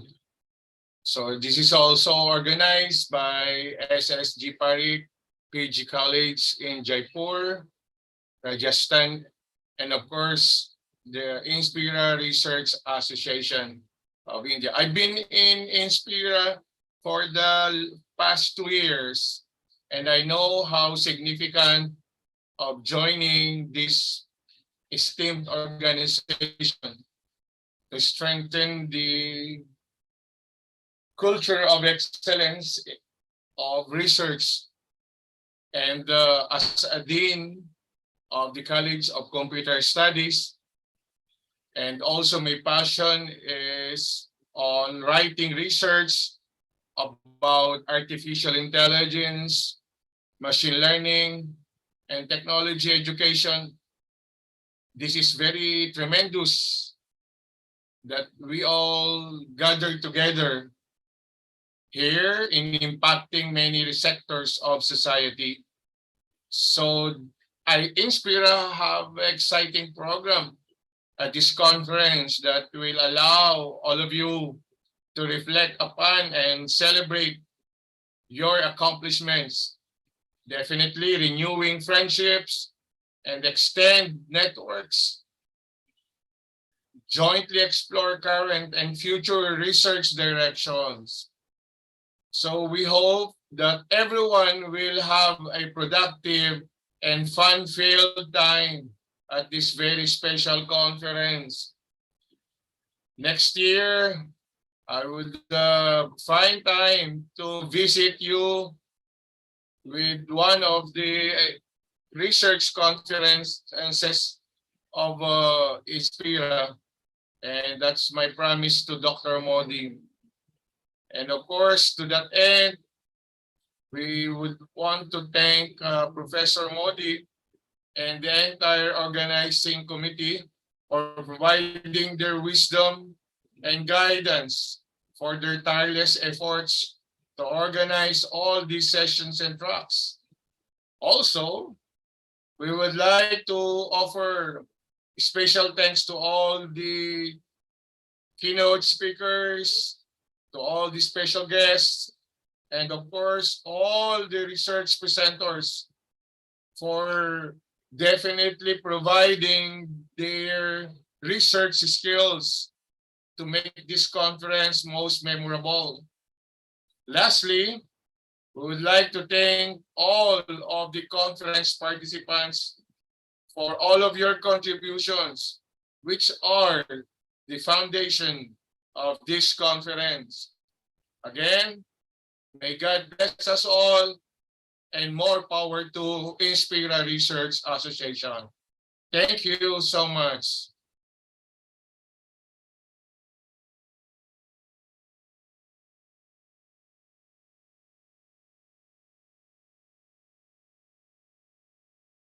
Thank you so much, sir. Thank you so much for joining us. Thank you so much for accepting our invitation and joining us from Philippines. And thank you so much for taking care of our time constraint. This was Professor Pastor Argulis from Philippines. And now, sir, we reach towards our most beautiful part of the valedictory function, that is the Inspira Academic Excellence Awards. Sir, I wish to tell you, Professor J.P. Sharma, sir, I wish to tell you that, sir, these are the awards that are Inspira Excellence, Academic Excellence Awards. We are according great personalities in the fields of academics and research. And, sir, we call their CVs, and on the basis of the past 3 years' work they have done in the field of research, academics, and other social areas, we accord these awards to the personalities. And, sir, you'll be happy to know that the participants from all across the nation are here to receive the award. We have just one participant, one awardee who is from Rajasthan. All other awardees are from other states of the country. So I'm so happy, I'm so delighted to announce this. So formally, I feel delight and pleasure to declare the Inspira Academic Excellence Awards. And as I always tell, when the efforts of a person are recognized, they feel more energetic and it electrifies their spirit. Keeping this in mind, Inspira Research Association, as I told you, has been according prizes on the basis of last 3 years what they have done. So this time we have awardees in 10 different categories who have done significant work in the areas of research, education, social activities, and elite sectors. So with the permission of chair, I would like to begin. So the first category of awards, जोरदार तालियां होनी चाहिए मैं आपको जब इनके बारे में बताऊंगी, and I would request all the dignitaries on the dais to kindly present the award to these participants. Sir, पर पहले तालियों से पहले अच्छी तरह सुनिएगा, please listen carefully that who is the participant.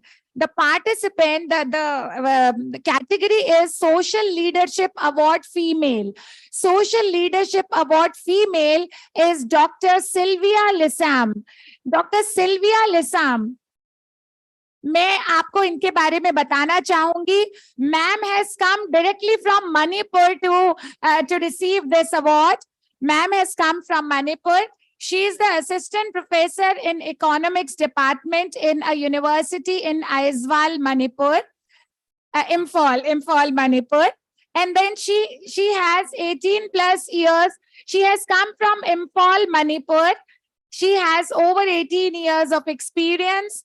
She's renowned for her research work, especially in rural areas of Manipur. Sir, she's studying women in rural areas of Manipur.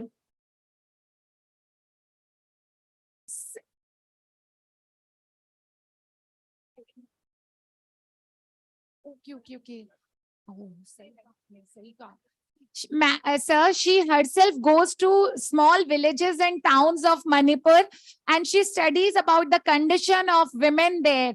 She's such a great researcher and she's the author of various books and attended many important seminars and conferences. Ma'am, we are so lucky, so fortunate that you have decided to come here to receive the award. And sir, since she has a flight today and she has to leave, I would tell you that she has one more award, which we are going to announce later. She has got the Best Paper Award also. That is second. In technical session, second, she has got second prize. But since she has to leave, we are combining this prize with this Excellence Award, please. Zordar Talia, lot of applause for Dr. Sylvia Lissam.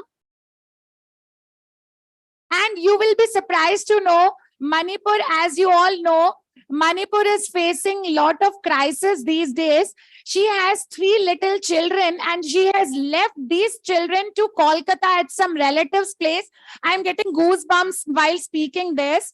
She went to Kolkata, she left her children there, and then she came to Jaipur, and today she is going back to Kolkata to, to her children.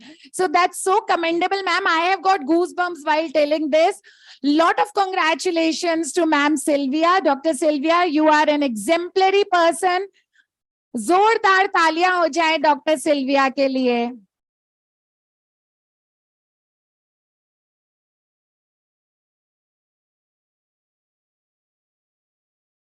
Such a beautiful dress you are wearing. Ma'am, I would request you to speak 2 words also. Good afternoon, everyone. I'm so thankful to PAREEK College and all the organizers, and my respect to all the dignitaries here for giving me such a wonderful opportunity. And I have learned lots of new things, spending just 2 days here. And my thanks to all the people here also for helping me a lot while presenting my papers also. And I hope to see, to attend many more conferences in the future in Jaipur. And I love Jaipur and the people out here. And thank you, everyone. Yeah. We invite him to hold such seminar there. Yes, yes. Thank you all.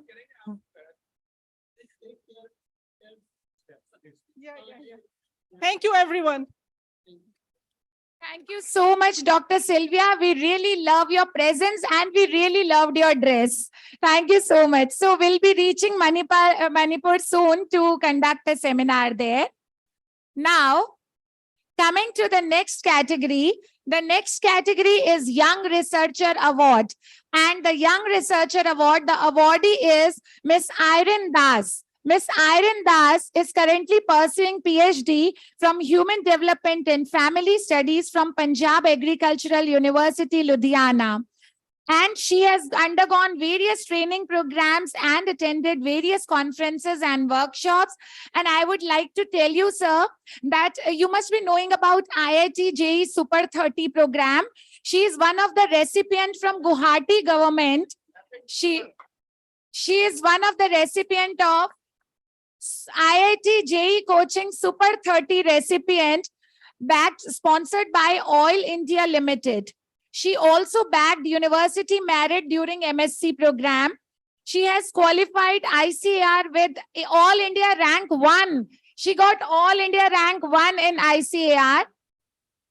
She is receiving SRF Senior Research Fellowship and received Best Research Scholar Award in international conferences by ICSSR. So, ma'am, that's so wonderful in such a young age. In such a young age, and ma'am belongs to Assam. I suppose she belongs to Assam, and she's pursuing her research in Punjab.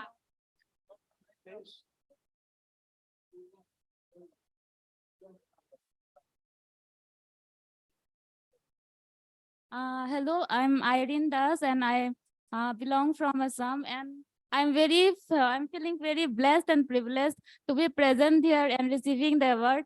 And I felt like here all the people are very welcoming nature and helpful also. And I like attending the conference, like I'm still in the learning stage.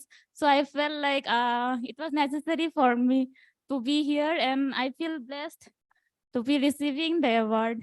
Thank you all, sir. Thank you. Thank you, Miss Irene Das. A lot of congratulations. Lot of applause for Irene, please. Miss Irene, you are doing exemplary work in such a young age. Moving towards the next category. The next category is Best Woman Researcher Award. See, as sir told, women are nowhere less these days. In Best Woman Researcher Award, the awardee is Dr. Ritu Saxena. Dr. Ritu Saxena, zordar taaliyan ho jaye Dr. Ritu ke liye.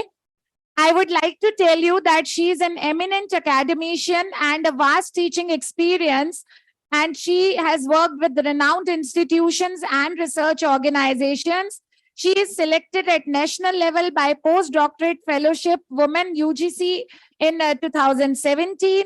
Her specialization areas are commerce, banking, finance and digital India. और साथ ही ऋतु Saxena ma'am ने समाज रत्न पुरस्कार भी प्राप्त किया है। Rajasthan Janmanch trust एवं परमार्थ एवं आध्यात्मिक सम रत्न पुरस्कार भी मैम को मिला है। And she has also received Iconic Women Award, and she has worked with an NGO that is under Niti Aayog MSME Government of India. तो रितु मैम, आपके जहां सारे अवार्ड्स लगे हैं वहां आज एक और अवार्ड आपका एडिशन होने वाला है। Lot of congratulations, and I wish to tell you that we are the product of same college, we are the product of same alma mater, so Canardia has actually groomed students well. Thank you. Dr. Ritu Saxena, please. Thank you so much. और मैं आज बहुत ही भावुक हूँ, क्योंकि जब हम MCom कर रहे थे तो मेरा एक सपना था कि मैं भी अपने गुरुजनों की तरह एक मुकाम पे पहुंचे, और जहाँ एक शिक्षा प्रदान करने का जो एक नोबल कॉज है वो भी करूं। और रिसर्च के लिए सबसे ज़्यादा जरूरी होता है कंसिस्टेंसी, डिसिप्लिन एंड पेशेंस, और वो मैंने अपने गुरुजनों से सीखा है। और आज मुझे ये कहते हुए बहुत ही गर्व हो रहा है कि मेरे गुरुजन यहाँ पर हैं। मैं EFM डिपार्टमेंट से हूँ, और JP शर्मा साहब, ND Mathur sir, Modi sir, Anil Mehta sir, और ये एक स्टूडेंट के लिए बहुत ही गर्व की बात होती है। और मेरे पिताजी भी यहाँ पर हैं, जिन्होंने मेरा बहुत ही सहयोग दिया है, क्योंकि रिसर्च में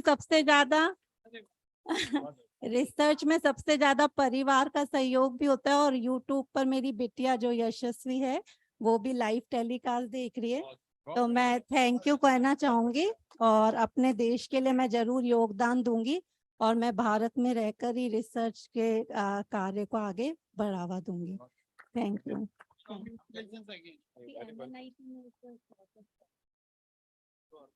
Thank you, sir.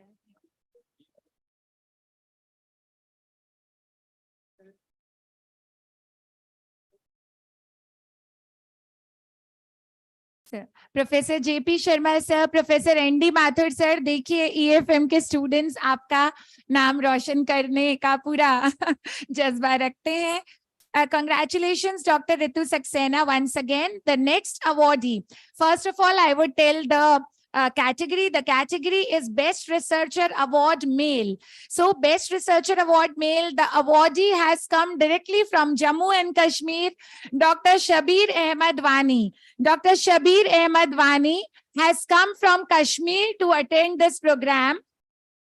He is currently assistant professor at TSRI. Sir, अगर मैं आपकी यूनिवर्सिटी का नाम गलत प्रोनाउंस करूँ तो please do forgive me and do tell me. It is Coast University Kashmir. Okay, sir, आप बता सकते हैं university? The name of my university is actually Seri Kashmir University of Agriculture, Science and Technology, but short form it is written as just Sukast Kashmir. Sukast, yeah. Yes. Thank you, sir. So, Dr. Shabir Ahmed is from Sukast University, Kashmir. He has done his research in sericulture. He is the Global Vice President of International Research Association of Biotechnology. And also, he is the member of editorial board of internationally reputed journals. Also, he is the reviewer of many reputed journals. Congratulations, जोरदार तालियां Dr. Shabir Ahmed Wani के लिए. He has come directly from Jammu and Kashmir to attend our program. Thank you so much. Sir, आप श्रीनगर से यहाँ पधारे हैं to attend this program. We are really blessed to have you here. जोरदार तालियां रुकनी नहीं चाहिए. Sir.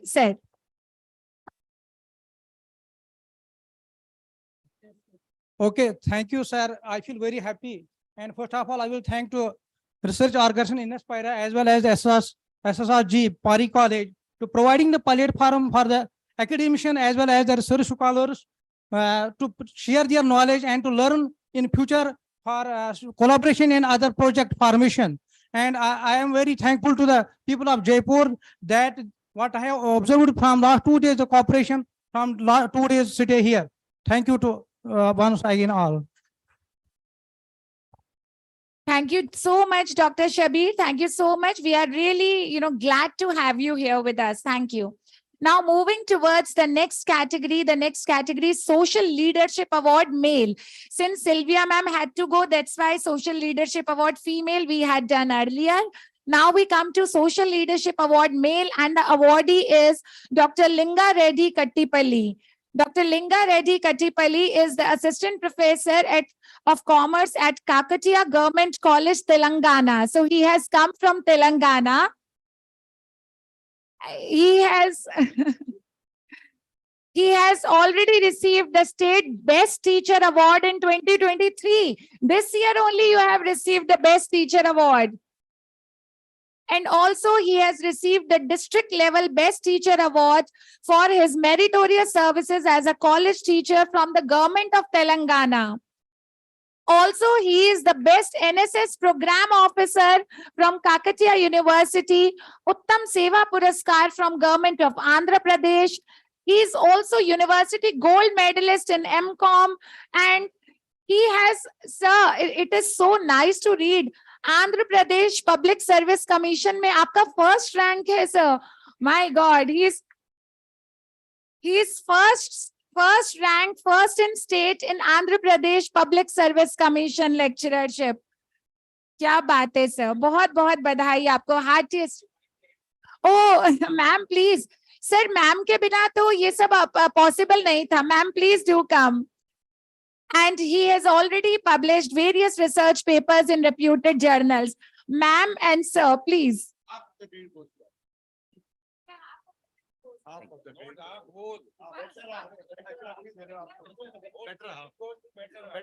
Thanks. Very good afternoon to all the dignitaries on the dais and off the dais. Since from the first wave of COVID 2019, I was part and parcel of Inspira. Not only me, many people from our state are life member of Inspira. Then onwards, we are moving with Inspira online only. The first time we come to see all the eminent personalities lively. Still we remember the presidential address given by Professor Senior Modi sir, the way Junior Modis are making rapport in every program. We have still remember that the wonderful blessings and messages given by Professor Anil Mehta sir.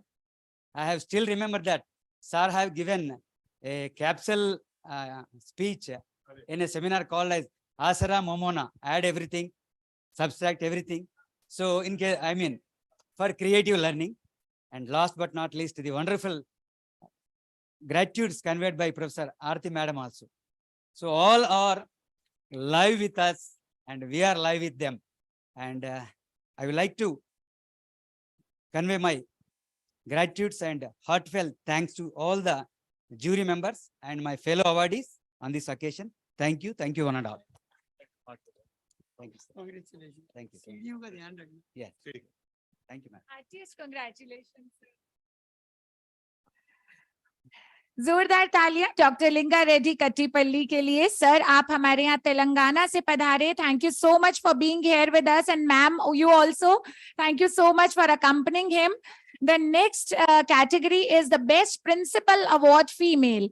The Best Principal Award Female award goes to Dr. Hetal Jyot Kumar Mehta. Dr. Hetal Jyot Kumar Mehta is the principal at Swami Sahajanand College of Commerce and Management. Ma'am, the city is not mentioned here. Bhavnagar. She has come from Bhavnagar. So she's the principal at Swami Sahajanand College of Commerce and Management, Bhavnagar. No.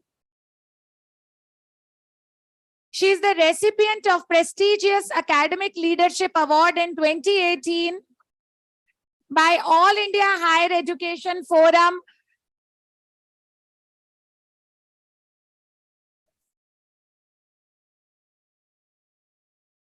And sir, ma'am has also received Nari Ratna Award by Bhavnagar Nagrik Samiti. She is also the assessor by NAC. NAC की assessor भी है ma'am, और साथ ही में sir Femina magazine, I don't think किसी ने नाम नहीं सुना हो, फेमिना मैगजीन ने मैम का फुल पेज कवर किया है about her journey, about the way she has been, pursuing research and academics. Congratulations, Dr. Hetal, ma'am. Thank you so much. First of all, I wholeheartedly thankful to Honorable Modi sir and Junior Modi sir, PAREEK College, and once again, I'm also thankful to this beautiful institution and the staff. They are so much cooperative. Since last 2 days, I'm really mentioning my staff regarding the nature and the way they are treated us.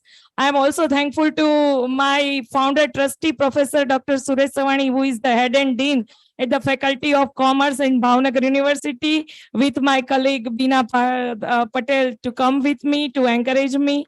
Thank you, all of you. Thank you, sir.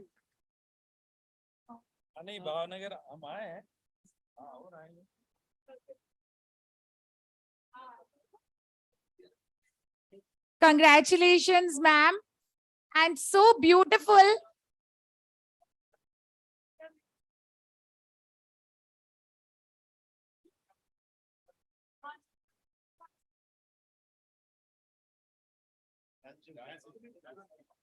So nice, ma'am. Your colleagues and your, your peers have also come with you. That's so wonderful. Congratulations, ma'am. Now, the next category, Best Principal Award Male. In the category of Best Principal Award Male, we have from Bangalore, we have Professor Dr. M. Devendra from Maharshi Institute of Master Management, Bangalore. He is also Rashtriya Ratan Award 2013, Award of Excellence, Educators Award by Indian Hospitality Congress, National Citizen Gold Medal Award, Karnataka, Ratnashri Award. He has also received Karnataka Ratnashri Award. He is the author and editor of numerous books.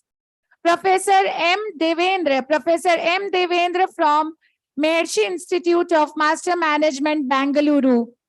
Congratulations, sir.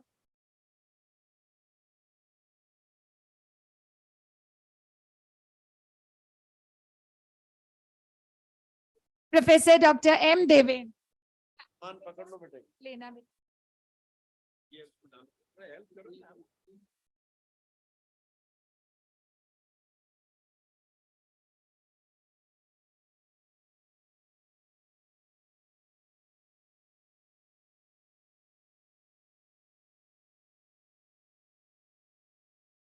Good afternoon to all the dignitaries on the dais and off the dais. I'm very much proud to receive this award, which makes us to work more in the field of higher education.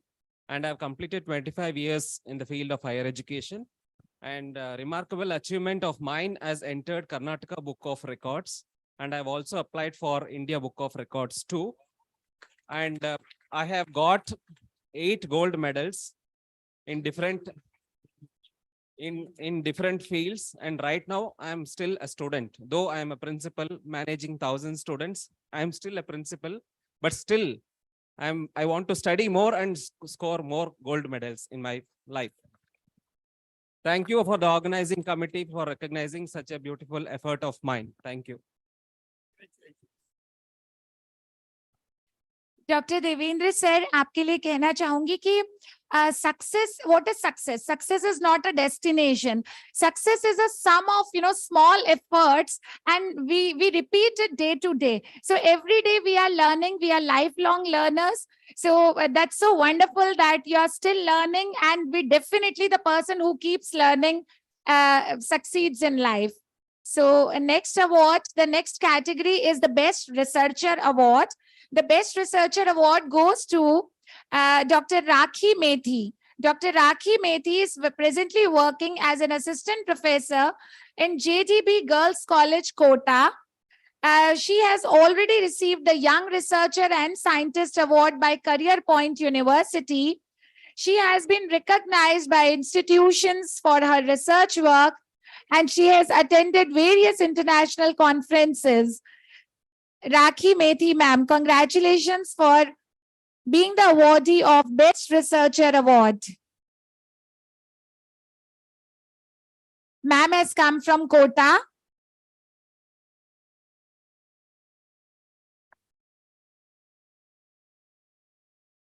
Ma'am, if you wish to add something, because probably I'm missing something about.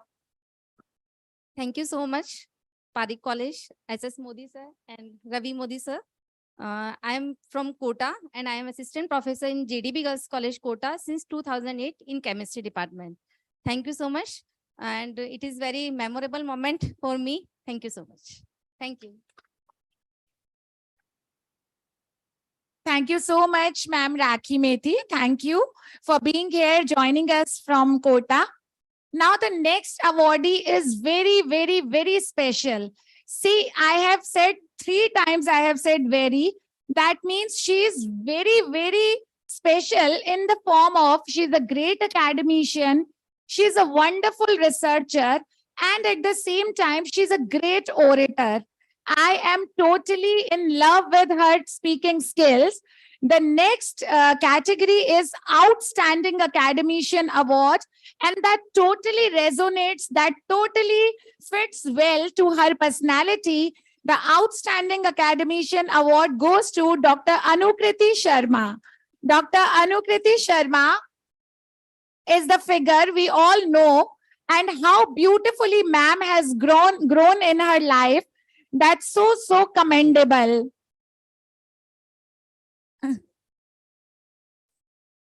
Sir ma'am को आपको तो mic देने से पहले मैं बताना चाहूंगी, ma'am is the head and associate professor of department of commerce and management, university of Kota. She is also the director of skill development centre. She is the honorary dean of 2 faculties, tourism and hospitality aviation and aerospace at Rajasthan Skill University. She has received research award from University Grants Commission. Also, she has been appointed as the official partner of the BRICS funded project for year 22 to 24. She has authored and edited various books with renowned publishers of the world. We are so glad and fortunate to have Dr. Anukriti Sharma with us. जोरदार तालियों से, great academician, great researcher and great orator.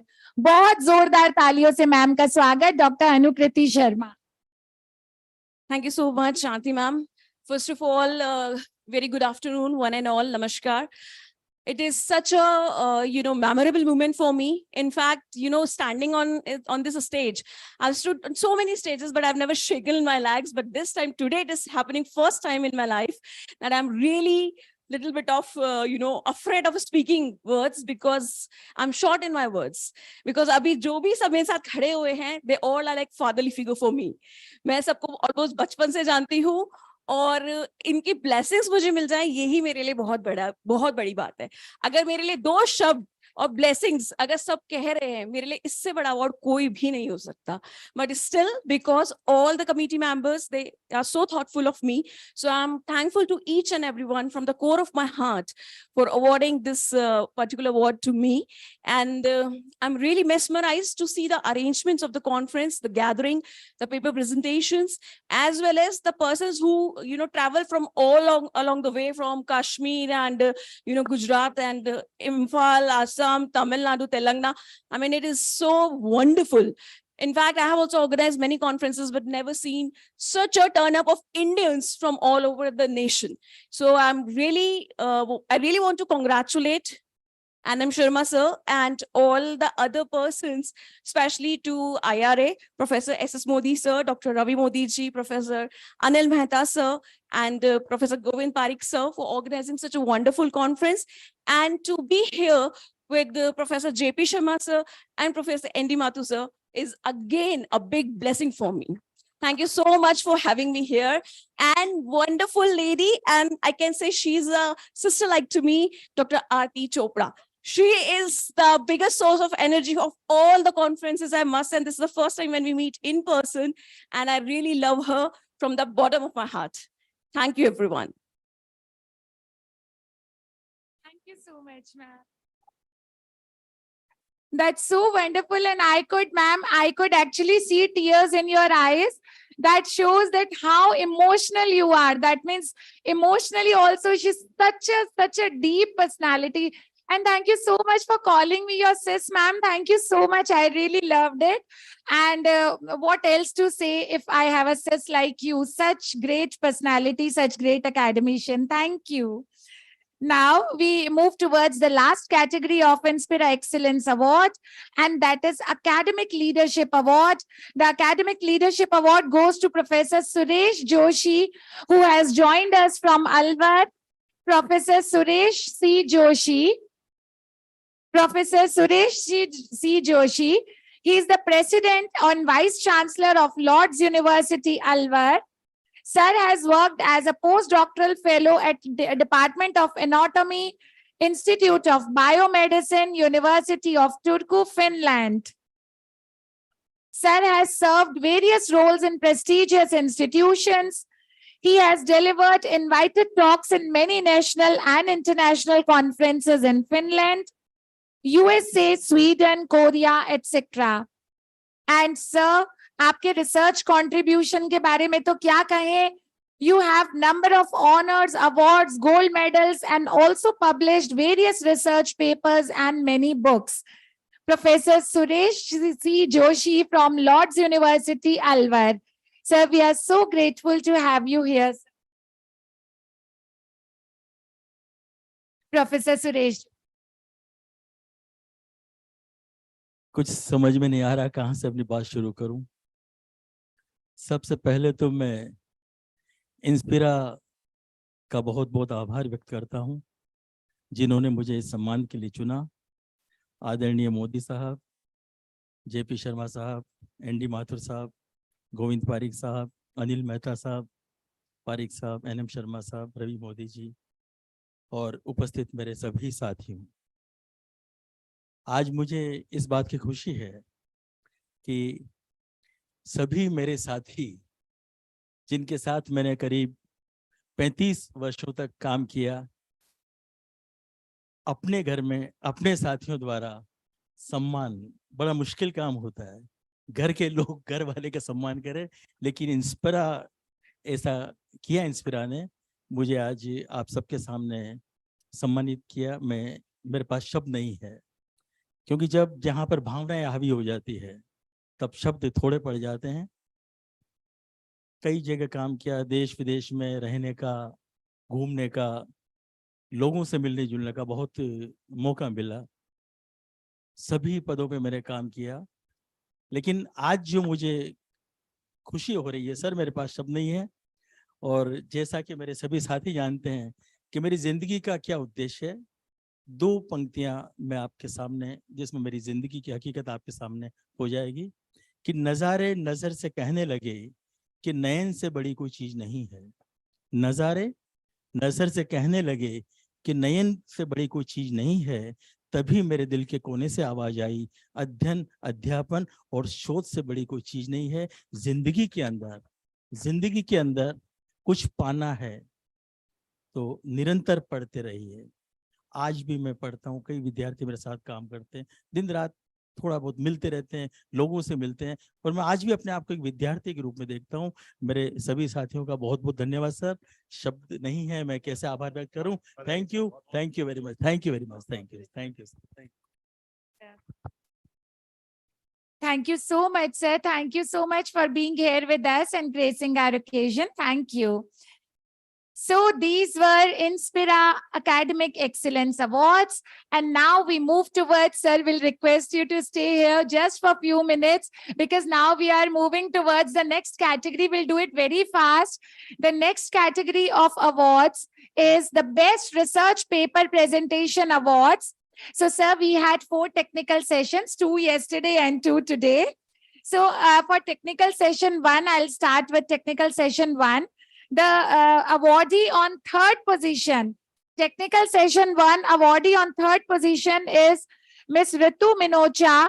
Miss Ritu Minocha is the research scholar at Jaipur Engineering College and Research Center, that is JECRC, and her topic was a study of contribution of green management in higher education institutions. Congratulations, Ma'am Ritu Minocha, third position in technical session 1. Moving towards second position, the second position in technical session 1 is grabbed by Dr. Nandini S. Dr. Nandini S is the Assistant Professor, Department of Biochemistry, MS Ramaiah College of Arts, Science and Commerce, Bangalore, Karnataka. So Dr. Nandini must have joined us online. Her topic was the impact of artificial intelligence on enhancing work-life balance for women in academia. The first position is backed by Ishwar Prasad M. Shri Ishwar Prasad M is the PhD scholar at Bangalore School of Commerce and Management Studies, Dayanand Sagar University. Moving towards, sir, we tell the designation because the program is getting recorded so that he can say it. Yeah. So now technical session 2. Technical session 2, third prize. We have 2 awardees on third position. One is Dr. Harlal Meel, Assistant Professor, Department of Geography, SSG PAREEK PG College, Jaipur. And his topic was water resource management in Rajasthan. Dr. Harlal Meel.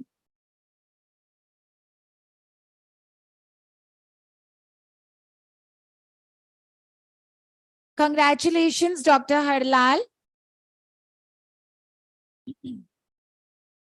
We have one more awardee on third position, and that is Miss Iron Das. Miss Iron Das, research scholar, Department of, as I told about her when she received the Academic Excellence Award.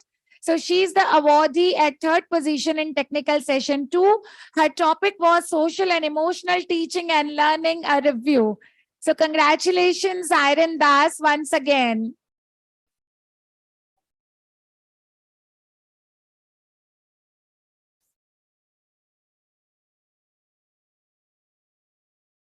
So we have already awarded second position to Dr. Sylvia Lissam from Manipur since she has left. Sylvia ma'am, are you still there? No, she has left. Now coming to the first position, because second position is backed by Dr. Sylvia. Now first position is backed by Ma'am Meghna Sharma. Miss Meghna Sharma is the research scholar, Department of Psychology, Maharshi University, Rohtak, Haryana. And her topic was Restless Nights in the Digital Age, Exploring Relationships Between Nomophobia and Sleep Quality. Congratulations, Ma'am Meghna Sharma from Haryana. Moving towards technical session 3 that was held today. The third position, we again have 2 awardees on third position. The first awardee is Miss Sarita Bansal Garg, who is Associate Professor at Maharaja Agrasen Institute of Management Studies, Delhi. Miss Sarita Bansal. Her topic was Advanced Immensible Approach for Sentiment Analysis during Deep Learning Models. The second awardee on third position is Dr. Pooja Rawal, Assistant Professor, Department of English, Swargiya Shri Guru Sharan Chhabda Government College, Suratgarh, Shri Ganganagar, Rajasthan. Dr. Pooja Rawal, congratulations, ma'am. Her topic was, does happening happen to women? A gender perspective on happiness quotient. Congratulations, Dr. Pooja from Suratgarh, Shri Ganganagar, Rajasthan. Meanwhile, I'll start with the second position. The second position in technical session 3 is received by Dr. Mahesh Navaria, Head and Assistant Professor, Department of Sociology, SSG PAREEK PG College, Jaipur. and his topic was empowering women for cultural sustainability, sociological analysis. Dr. Mahesh Navaria. Congratulations, Dr. Mahesh.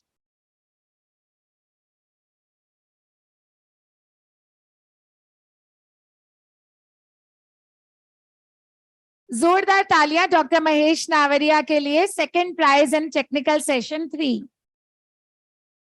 The first position is received by Dr. Vigna Oja. Dr. Vigna Oja is the principal at Ashwin Bhai A. Patel Commerce College, Kadi Sarva Vishwavidyalaya, Gandhinagar, Gujarat. Dr. Vigna Oja. Congratulations, ma'am. You have come from Gandhinagar, Gujarat to attend the program. So first prize is to Dr. Vigna Oja. She's the principal at Ashwin Bhai Patel Commerce College, Kadi Sarva Vishwavidyalaya, Gandhinagar, Gujarat. And her topic was a study on impact of research and development cost on selected automobile companies in India. Congratulations, ma'am. Now, technical session 4. Technical session 4, again on third position, we have two awardees. One is Dr. Shabir Ahmed Wani from Jammu and Kashmir again, Dr. Shabir Ahmed Wani. And his topic was induction of mutation through gamma irradiation in mulberry for development of variability. Dr. Shabir A. Wani, third position. जोरदार तालियां sir के लिए. Sir आज आपका bag पूरा award से भर जाएगा.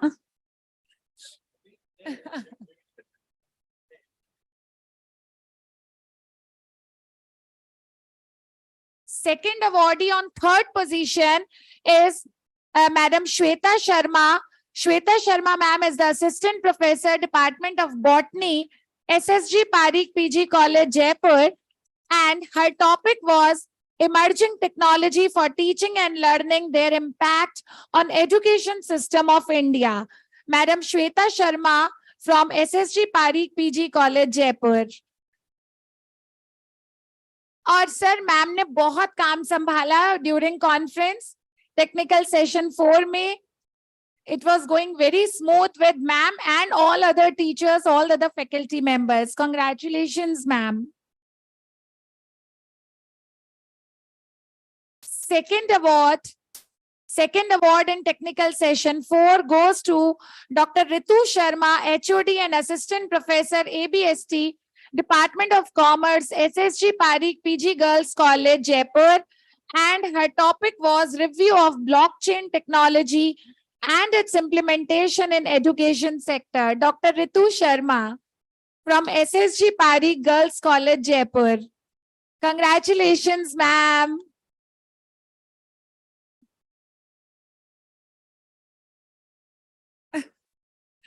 जोरदार तालियां हो जाएं डॉक्टर रितु शर्मा के लिए.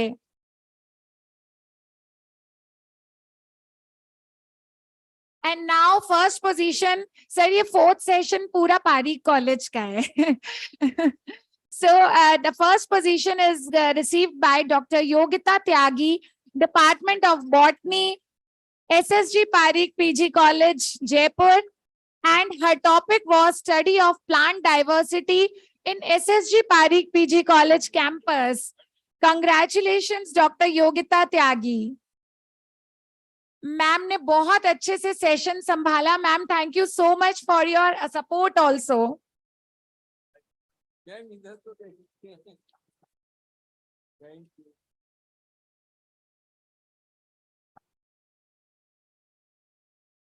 Thank you so much to all the guests on the dais. You may take your seats. We'll proceed very, very fast now. Sir.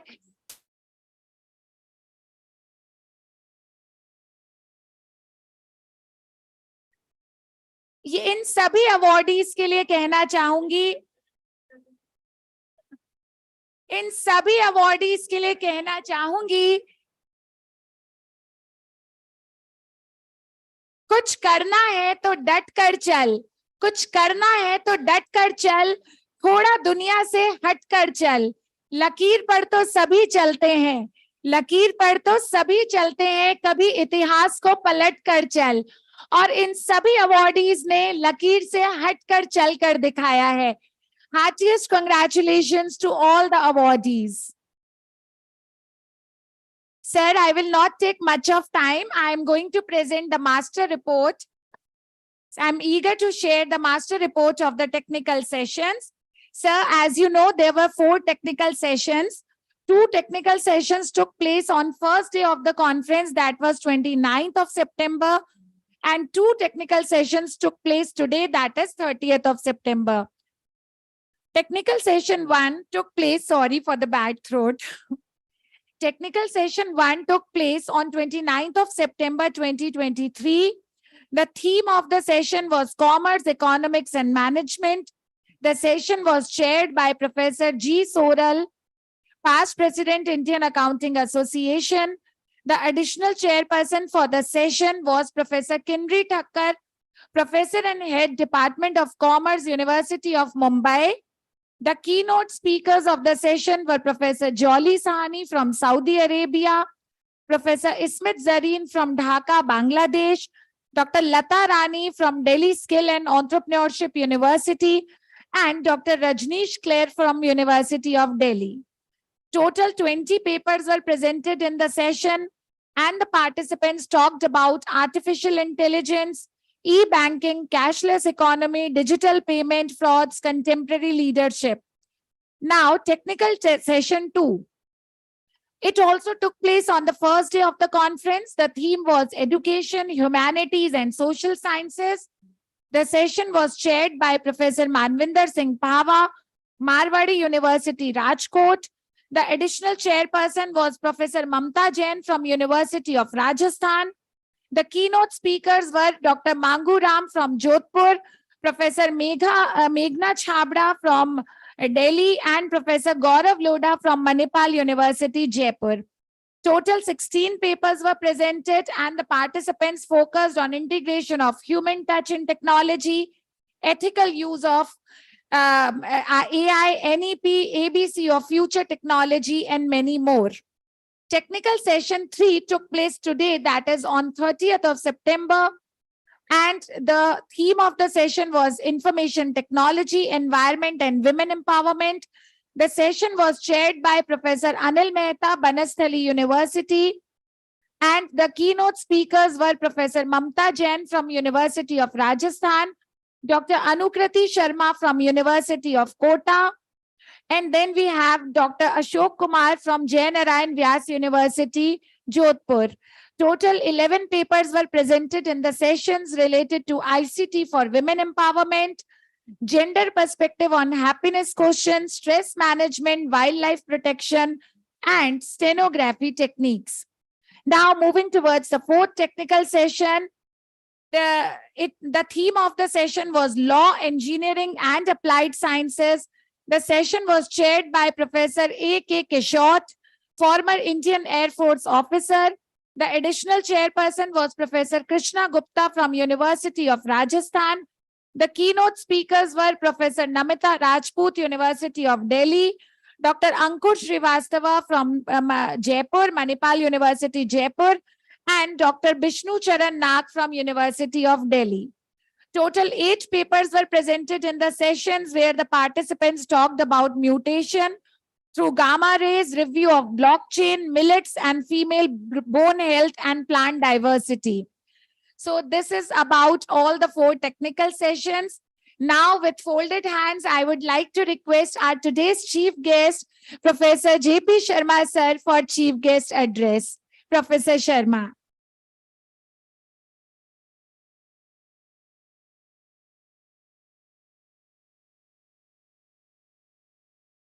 ये भी बोल लूं नहीं यही खड़ा खड़ा बोलूं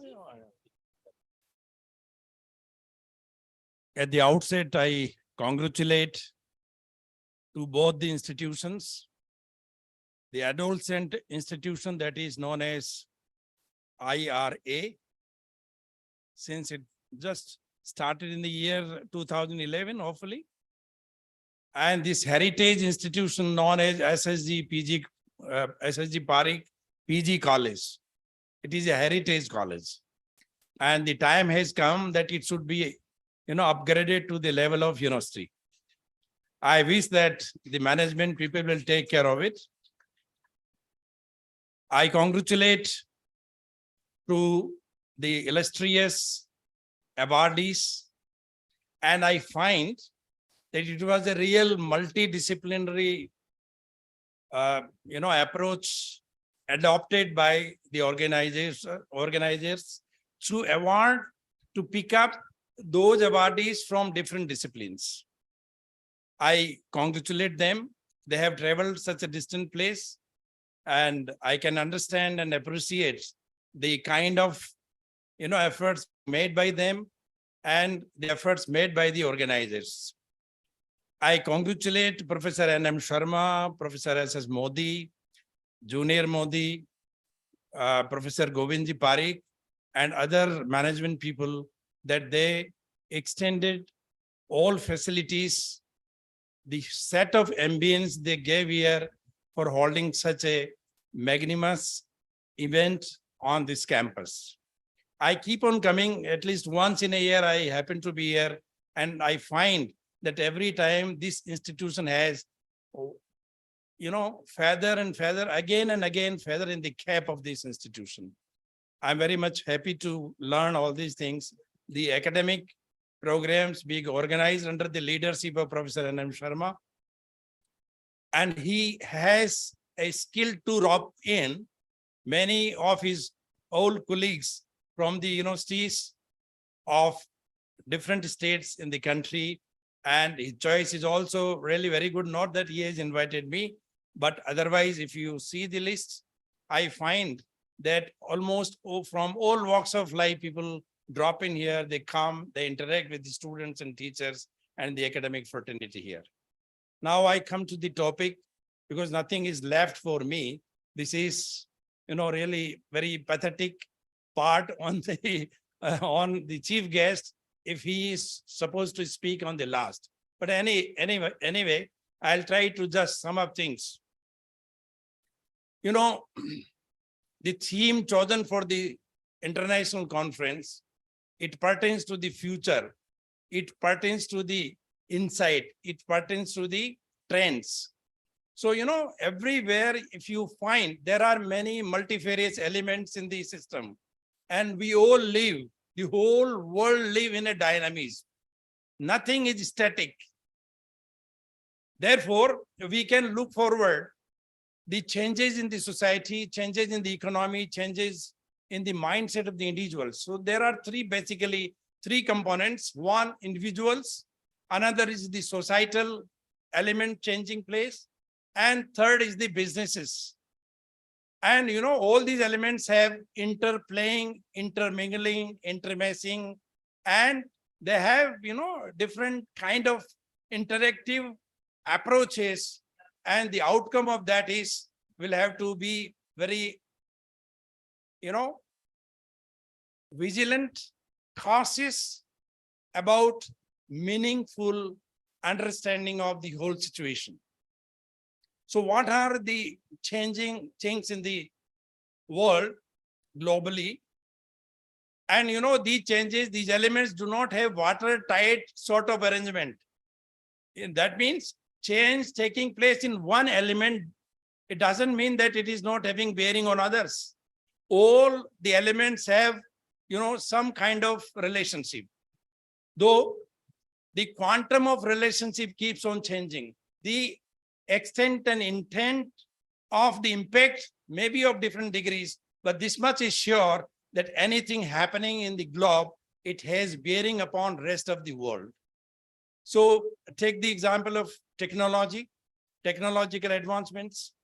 Which field is left where the changes are not taking place? We take the example of individuals. The individuals are as consumers, since I'm the student of economics. So we'll start with that. The aspirations, the inspirations, the ambitions are changing of the individuals. Therefore, in the society, we find those changes. Our commodity basket is changing. You see the commodity of the household, commodity basket of the household 20 years back and now.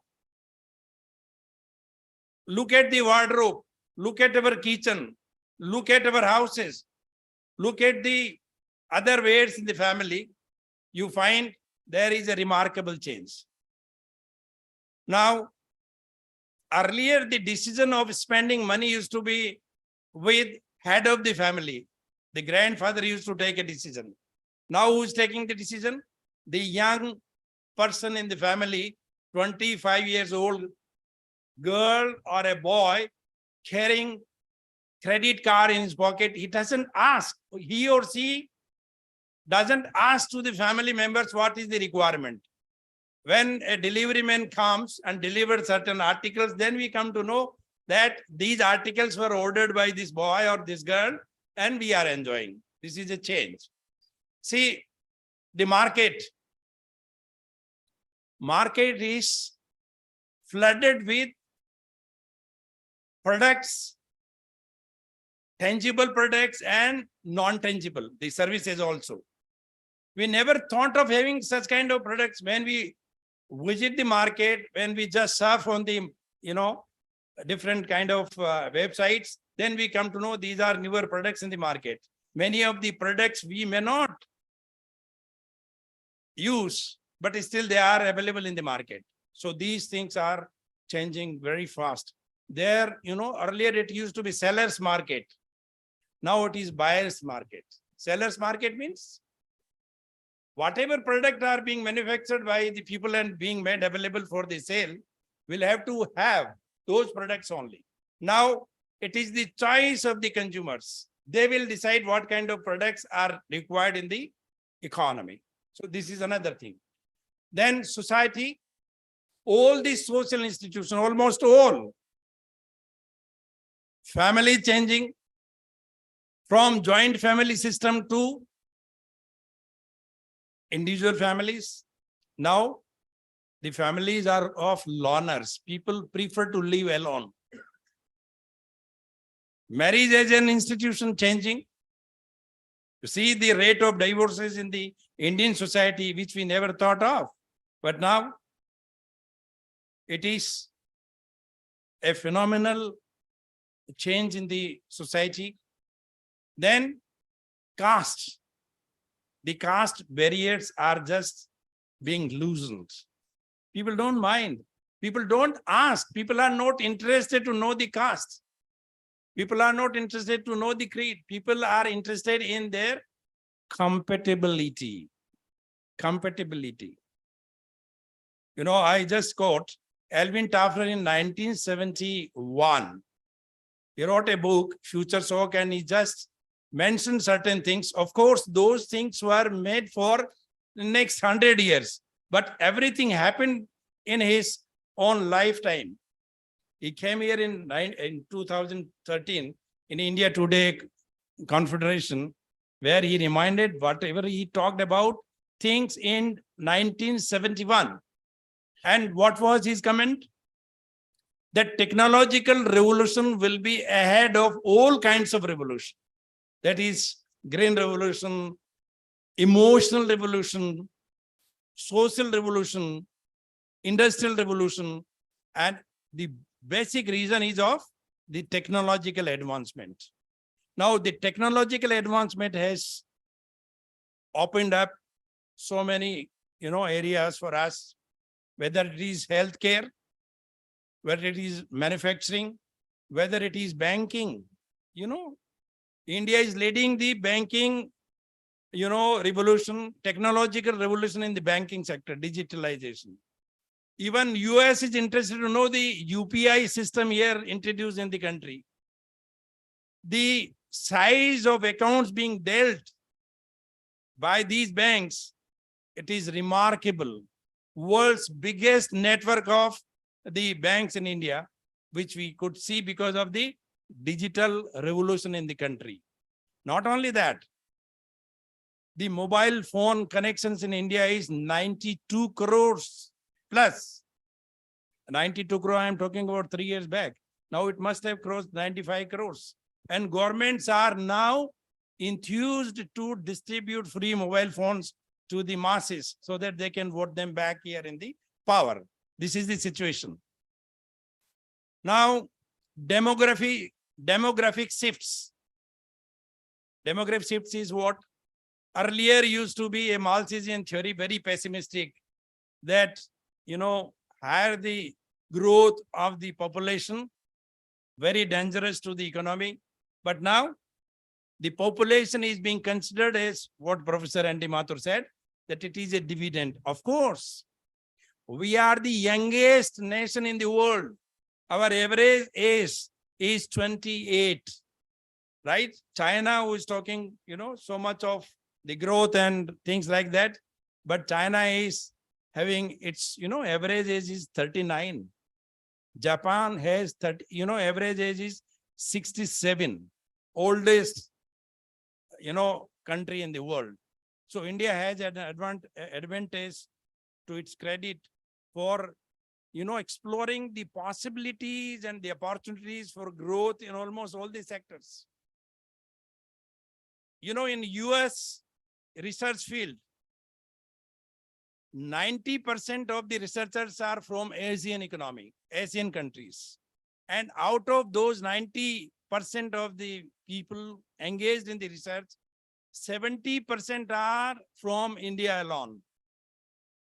70%. All the Nobel laureates, if you find in their teams, this is a diplomacy or the skill they have, that always the Nobel Prize will be given to the white people. But their major work is being done by the Asian people and, grossly speaking, by the Indian researchers. I happened to visit those institutions and I could see, I visited Department of Physics in California University. I could see 13 Nobel laureates in one department. Kitna? 13. And some of them were on the crutches, 95 years old, 92 years old, like that. I said, what they are doing here? My son was there, in fact. So he said that, Papa, we get our salaries because of these people. So what do they do? Because the work we do, but their name is sellable in the market. The government and the financial institutions or the research institutions, they give funding in the name of these Nobel laureates. So we are in a very advantageous position. Then another, big challenge, which may fall in the category of multidiscipline and interconnected, that is the environmental responsibilities. The resources are depleting very fast. The mineral reserves are depleting very fast, but still India has got a news that we have gold mines. We have uranium, reserves with us. These are the future trends.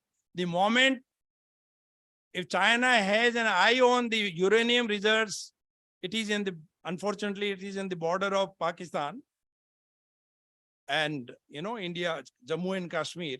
So we have got ample reserves of uranium. And, uranium means what? It is more important, more precious than the gold. Similarly, we have, the education and skill development challenges. The national education policy is in place. Hopefully it will be implemented soon in different states. Some of the states have started. The day when it comes to its operation, you will find that India will again be a Vishwaguru in not only in the letter alone, in the spirit and the letter, in both of the things. India will have that kind of seat in the knowledge. Then you see the political system, the political stability which India is having currently. No country in the world has that kind of situation. You can see US economy, Canada is in a very bad shape. Russia is just having, fight with the Ukraine. China is very uncomfortable. And you see, in last 4 or 5 years, our exports of defense articles, we are exporting defense articles to 76 countries, which we used to import everything from abroad. This is the change in the, situation of Indian economy, Indian polity, Indian diplomacy, Indian strategy. So these are certain things to understand. At the end, I conclude my remarks with the observation that there is a need of proactive and holistic approach for every individual, for all the government institutions, for all business corporates to adopt and to bring those things into practice so that we can avail and catch hold of the opportunities available across the globe. Thank you very much. I am thankful to the organizers for inviting me for this valedictory session and provided me an opportunity to have certain, ideas sharing with you people. Thank you very much.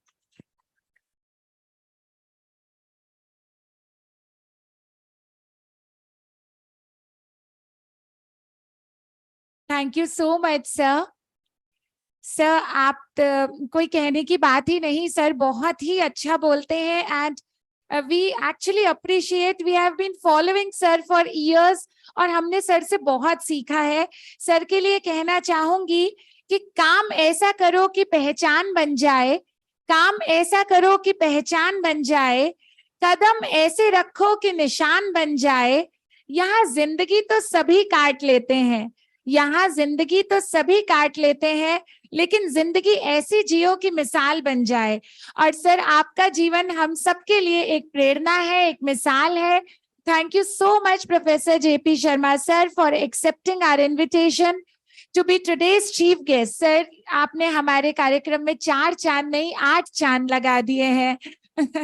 Thank you so much sir, thank you so much. Before inviting Professor N.M. Sharma sir for the formal vote of thanks, I would like to request Shri Lakshmi Kanji Modi, Secretary SSG PAREEK sir, एक committee की ओर से, पूरी executive committee की ओर से कुछ शब्द आपसे हम चाहेंगे। सर ये कमेटी की ओर से सर।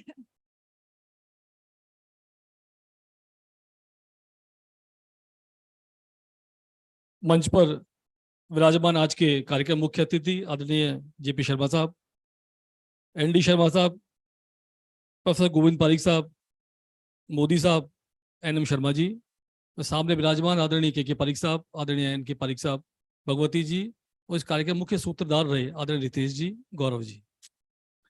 निश्चित रूप से आज के इस कार्यक्रम में आप सब लोग पधारे, बड़े लंबे समय से आप सब ने हम सबको सुना है।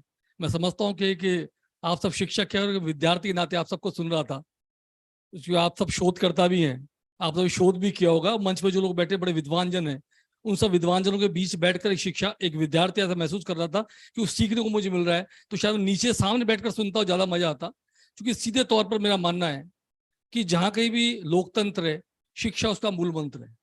क्योंकि शिक्षा और शिक्षक, आप सब लोग यहाँ बैठे हैं तो शिक्षा का भाव बढ़ता है। शिक्षा, चूंकि भारत आगे क्यों बढ़ा, सबने अपनी बात की, रिसर्च भी बहुत सारा किया, माननीय शर्मा साहब से ये बताई भारत आगे बढ़ने का कारण क्या है। 1947 पाकिस्तान भी आजाद हुआ, भारत भी आजाद हुआ, क्योंकि लोकतांत्रिक मूल्य भारत के अधिक अच्छे थे, लोकतांत्रिक रूप से भारत अधिक मजबूत था, इसलिए भारत सशक्त बना। और लोकतंत्र क्यों मजबूत बना, जो जहां कहीं भी लोकतंत्र, शिक्षा उसका मूल मंत्र है। तो नालंदा विश्वविद्यालय से लेकर और पारीक कॉलेज तक की ये यात्रा शिक्षा के क्षेत्र को समर्पित की जा सकती है। तो यहाँ हम भूल जाएं कि कभी राम ने अपने गुरुकुल में शिक्षा ग्रहण की थी और आज के स्टूडेंट पारीक कॉलेज में शिक्षा ग्रहण कर, राजस्थान विश्वविद्यालय के साथ ग्रहण कर रहे हैं। तो शिक्षा जहां कहीं भी होती है, लोकतंत्र उसका मूल मंत्र होता है, और लोकतंत्र के सोपान के कारण आज भारत इस मुकाम पर पहुंच पाया है। चाहे स्टार्टअप की बात करें या आप ग्रोथ अप की बात करें, या आज हम ये कह सकते हैं कि सुई से, जिस देश में सुई नहीं बना करती थी, आज उस देश में तोप के गोले बन रहे हैं। और मुझे बड़ा गर्व है कि जिस देश के अंदर सैनिकों को पहनने के जूते नहीं मिला करते थे, वह देश आज राइफल बना रहा है, ऐसे कारखाने खड़े कर रहा है। तो साथ ही साथ एक देश के अंदर खास बात, मैं इस बात आपकी 5 मिनट में आपको खत्म करूं, जो मुझे पता है सब थक गए होंगे।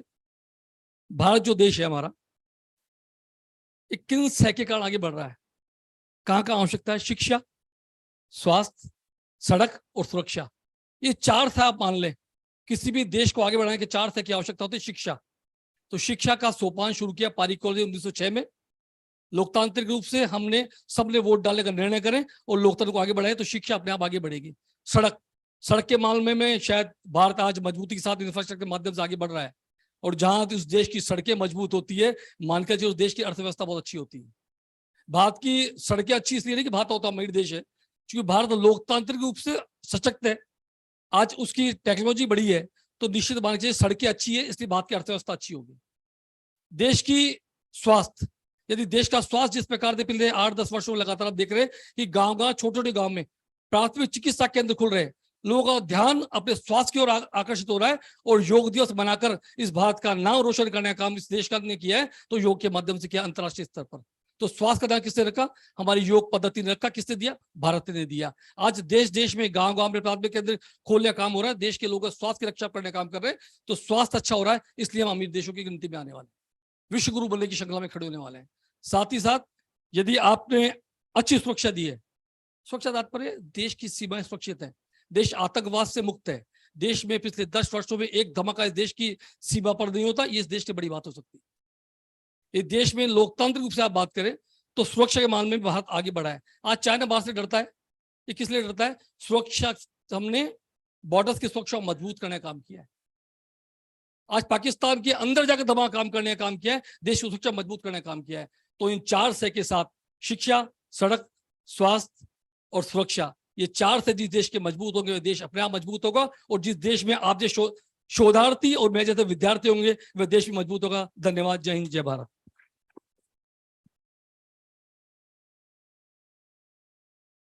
सर, बहुत ही अच्छा उद्बोधन आपका, रोंगटे खड़े कर देने वाला। और ये तो आज नई बात पता चली सर ने, जिस तरीके से 4 स पे फोकस किया। सर, ये तो हमें रिसर्चर्स को भी इस तरीके की बात कभी सुनने को नहीं मिली। Thank you so much sir. Shri Laxmikant ji Pareek, सचिव SSG पारीक कॉलेज और एसोसिएटेड इंस्टीट्यूशंस के, thank you sir. Now, for formal vote of thanks on behalf of SSG Pareek PG College, I would like to invite Professor NM Sharma sir.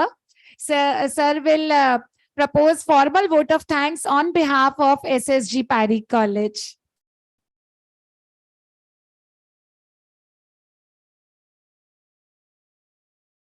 मंच पर उपस्थित सभी विद्वज्जनों को नमस्कार, और मंच के सामने उपस्थित सभी शोधार्थियों और विद्वज्जनों को भी नमस्कार। संभवतः पारीक कॉलेज अपना जो फ्यूचर बना रहा है उसका परिलक्षण इस 2 दिन की सेमिनार में देखा जा सकता है। शेपिंग द फ्यूचर किसी भी निजी महाविद्यालय में 10 दिन में 2 अंतर्राष्ट्रीय सेमिनार आयोजित नहीं हुई होंगी। ये पारीक कॉलेज है जिसमें 2 अंतर्राष्ट्रीय सेमिनार हुई, पूरे देश से लोगों ने उसमें अपनी सहभागिता, अपने रिसर्च आर्टिकल इतनी शिद्दत के साथ इतने अच्छे तरीके से प्रस्तुत किए। उसके लिए मैं सभी को बहुत बहुत धन्यवाद देना चाहता हूं कि उन्होंने वास्तव में अपने अकादमिक उत्कृष्टता को, अपनी श्रेष्ठता को यहाँ आकर व्यक्त किया, और यही शेपिंग ऑफ द फ्यूचर है, यही शेपिंग ऑफ द इंस्टीट्यूशन है, यही ट्रेंड ऑफ द इंस्टीट्यूशन है, यही इंसाइट ऑफ द इंस्टीट्यूशन है। First of all I express my gratitude thanks to professor JP Sharma साहब, the former vice chancellor of Mohanlal Sukhadia University, who has kindly accepted my invitation. Anytime, whenever the name comes to whom we must invite, the JP Sharma is on top priority because he is a outstanding teacher. Moreover, he is a researcher. Moreover, he is a thinker. मैं अब एक बात जो सभी लोगों को कहना चाहूँगा, संभवतः पूरे देश में JP शर्मा साहब एक ऐसे व्यक्ति हैं जिन्होंने वंशावली आयोग के रूप में अध्यक्षता के रूप में काम की है। प्रधानमंत्री मोदी जी ने आपको इस कार्य के लगाया कि आखिरकार हम लोगों का जो DNA है उसमें किस रूप में वंशावली ने कार्य किया है, हमारे पूर्वज कौन थे, और 40 करोड़ रुपए की लागत से दिल्ली में वंशावली आयोग की स्थापना हो रही है। आपके उसके अध्यक्ष में आपको बहुत बहुत बधाई देना चाहता हूं कि इतने इतने विभिन्न तरह के सामाजिक कार्यों में उद्भट कोटि में काम करे होने वाले व्यक्ति ने हमारे इस आग्रह को स्वीकार किया। ये बात जुदा है कि हम विश्वविद्यालय में साथ में रहे और तब से इनसे मैं प्रेरणा प्राप्त करता रहता हूँ। ये वास्तव में अद्भुत व्यक्तित्व हैं। आपका बहुत बहुत धन्यवाद। मंच पर आसीन प्रोफेसर एनडी माथुर साहब के बारे में सभी लोगों ने बहुत कुछ कहा। वास्तव में ये जितना इनका बोलने करने का क्रम है, जिन विभिन्न विषयों पर विभिन्न पर बोलते हैं, वो अद्भुत है। मैं आपका बहुत बहुत धन्यवाद ज्ञापित करता हूँ कि इनके जो स्लोगन्स हैं जिनके बारे में बात कर रहे हैं, ये सारी लोगों को मालूम है। हमारा एक ग्रुप बना हुआ है G10, पूरे हिंदुस्तान में उसके बारे में चर्चा होती रहती है, रोजाना आप उस पर लिखते रहते हैं। प्रोफेसर एनडी माथुर साहब के भी बहुत बहुत धन्यवाद। इस सारे कार्यक्रम को अकादमिक रूप से मैनेजमेंट की ओर से जो सपोर्ट मिल रहा है, वो हमारे प्रोफेसर गोविंद पारीक साहब का भी मैं धन्यवाद देना चाहूंगा कि उन्होंने अकादमिक रूप से मैनेजमेंट और हम लोगों के बीच में कड़ी के रूप में कार्य किया। आपका बहुत बहुत धन्यवाद। कार्यक्रम के मुख्य सूत्रधार मंच पर आसीन SS मोदी साहब, जिनके बारे में बहुत ज्यादा अगर कहूं तो वो भी कम होगा, क्योंकि इतने लंबे समय से एक अकादमिक सेवा वो जो कर रहे हैं, जिस तरह की कॉन्फ्रेंसेज, जिस तरह के रिसर्च पेपर्स आदि का आयोजन कर रहे हैं, जो लोगों को अपॉर्चुनिटी दे रही है, लोगों को अवसर प्राप्त नहीं होते। विश्वविद्यालय ज्यादातर राजनीति के अखाड़े बन गए हैं, उन राजनीतिक अखाड़ों में इस तरह के आयोजन करना बहुत मुश्किल है। तो रिसर्चर अपनी रिसर्च को कहाँ ले जाकर रखें, उसका कार्य करने की एक महती भूमिका आप निभा रहे हैं। आपका बहुत बहुत धन्यवाद। और मंच पर आसीन इस SSG Pareek college and associated institutions के सेक्रेटरी, जिनका उद्बोधन अभी आपने सुना, ये सारा जितना भी हम कार्यक्रम देख रहे हैं, मैं कह सकता हूं कि सेक्रेटरी साहब का जो मार्गदर्शन हमें प्राप्त हुआ, जो सहयोग प्राप्त हुआ, उसके बिना ये संभव नहीं था। कोई भी निजी शिक्षण संस्था में चाहे कितने ही विद्वान लोग आ जाएं, यदि वहां का प्रबंध सपोर्टिंग नहीं होगा तो वो संस्थाएं आगे नहीं बढ़ सकती हैं। आपका बहुत बहुत धन्यवाद सचिव महोदय कि आपने, माननीय सचिव महोदय, आपने जो हमें इस तरह की प्रेरणा सुविधाएं प्रदान की, उसके लिए आपका बहुत बहुत धन्यवाद।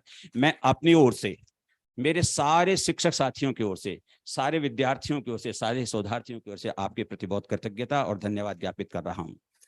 यहाँ चूंकि मैं लगभग बहुत से लोगों को जानता हूँ, सर्वप्रथम जो सामने बैठे हुए हैं, हमारे यहाँ जो पूर्व छात्र हैं उनका एलुमनाई एसोसिएशन बना हुआ है। मेरे छोटे भ्राता ब्रजेश जी व्यास, हमारे पारीक कॉलेज की जो एसोसिएशन है एलुमनाई, उसके आप सेक्रेटरी हैं। आपका बहुत बहुत धन्यवाद। केशोर साहब वनस्थली विद्यापीठ से यहाँ हैं, आपका भी बहुत बहुत धन्यवाद। सुरेश जी जोशी जो लॉर्ड यूनिवर्सिटी के वाइस चांसलर हैं, बड़ी सरलता के साथ यहाँ बैठे हैं, आपका भी बहुत बहुत धन्यवाद। प्रबंध कार्यकारिणी के भगवती प्रसाद जी, वास्तव में हर बार जब मैं उनसे निवेदन करता हूँ वो समय निकाल कर अपनी व्यस्तताओं में आते हैं। आपका भी बहुत बहुत धन्यवाद। के पारीक साहब हर बार हमें अपना मार्गदर्शन प्रदान करने के लिए हमारे आग्रह को स्वीकार करते हैं, हमें प्रोत्साहित करते हैं इस तरह के कार्यक्रम को। आपका भी बहुत बहुत स्वागत, धन्यवाद। के पारीक साहब जो आप बैठे हुए हैं, वस्तुतः जब कभी भी कोई बात आती है कि हमें कुछ काम करना होता है, आपसे जरा सी भी चर्चा होती है, आप हमें प्रोत्साहित करते हैं, बहुत बहुत धन्यवाद। रवि मोदी, वास्तव में जब एक जो है, कभी कभी हम सुना करते थे कि विदेशों में जूनियर सीनियर होते हैं, यहाँ तो सीनियर मोदी और जूनियर मोदी, तो ये एक बड़ी एक नई परंपरा।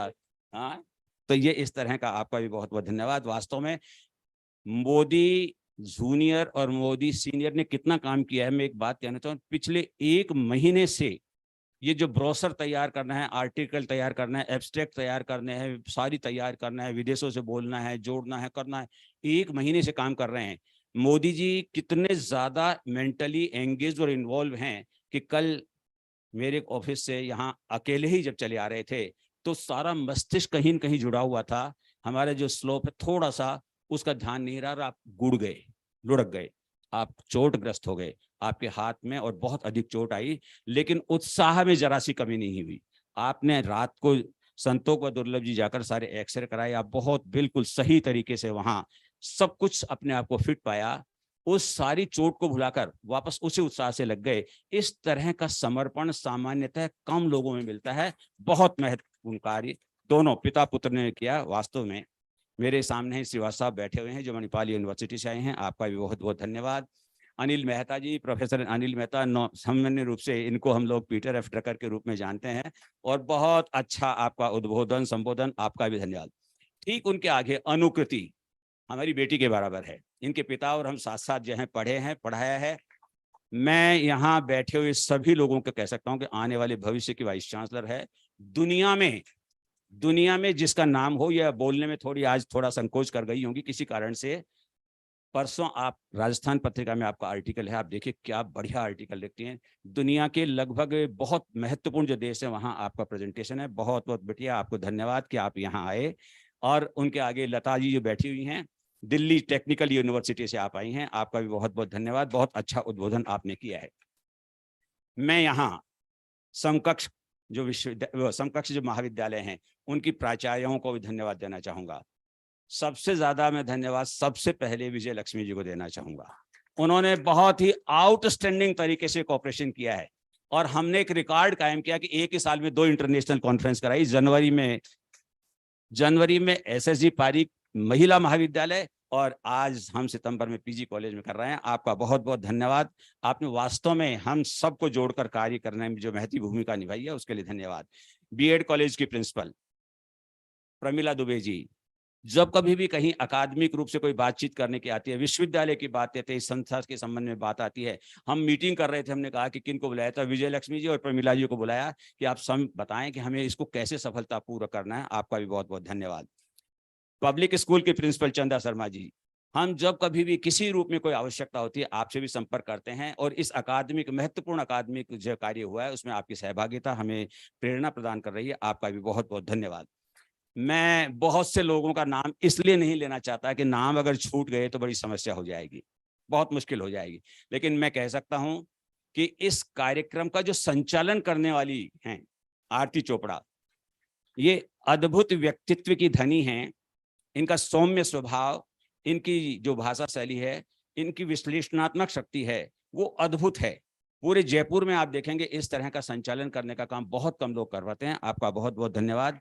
और मैं तो आपको एक बात और उल्लेखित करना चाहूँगा, विश्वविद्यालय में ये हमारी छात्रा रही हैं, और उस छात्रा के काल में भी जब इनको हमने देखा तो ये आगे आकर अपनी सारी अकादमी को जिस तरीके से रखती थी वो प्रशंसनीय था। आपका बहुत बहुत धन्यवाद। आप बहुत सुंदर तरीके से आपने इसका आयोजन किया है। हम आपके इस कार्य के लिए सभी की ओर से धन्यवाद ज्ञापित करते हैं। हमने बहुत सी कमेटियां बनाई हैं। उन कमेटियों में हमने क्या किया है कि ये फूड कमेटी होगी, ये मंच के डेकोरेशन की कमेटी होगी, ये ट्रांसपोर्टेशन वाली कमेटी होगी, इस तरह की अनेक कमेटियां बनी हुई हैं। मैं सब कमेटियों के सभी सदस्यों का बहुत बहुत आभार व्यक्त करता हूं, सबका, क्योंकि देखिए मोदी जी को एक भ्रम था कि शायद हम इस कार्य को इतने अच्छे तरीके से ऑर्गेनाइज नहीं कर पाएंगे, और मैंने 5 लोगों का नाम बताया कि आप तो ये 5 लोग हैं, महेश जी भीमवाल हैं, गीक्षी चौधरी है, और अपने अंजू पारीक हैं, मेघना जी हैं, और रजनीश मिश्रा जी। मैंने कहा 5 लोगों से संपर्क करिए, 5 सबसे जुड़े हुए हैं। तो जब पहले दिन इनसे बात हुई तो सामान्य रहता है, इनको समझ नहीं आया होगा कैसा।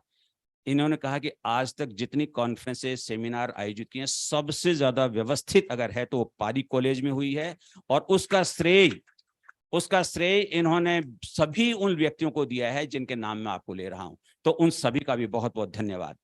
हमारे आरती चोपड़ा जिस तरीके से कर रही हैं, हमारे यहाँ से भी श्वेता जयमन, मैं कह रहा हूँ कि आप सीख सकते हैं कि बहुत अच्छे तरीके से उन सारी परिस्थितियों को सबको समझकर जिस तरीके से किया है वो बहुत महत्वपूर्ण है।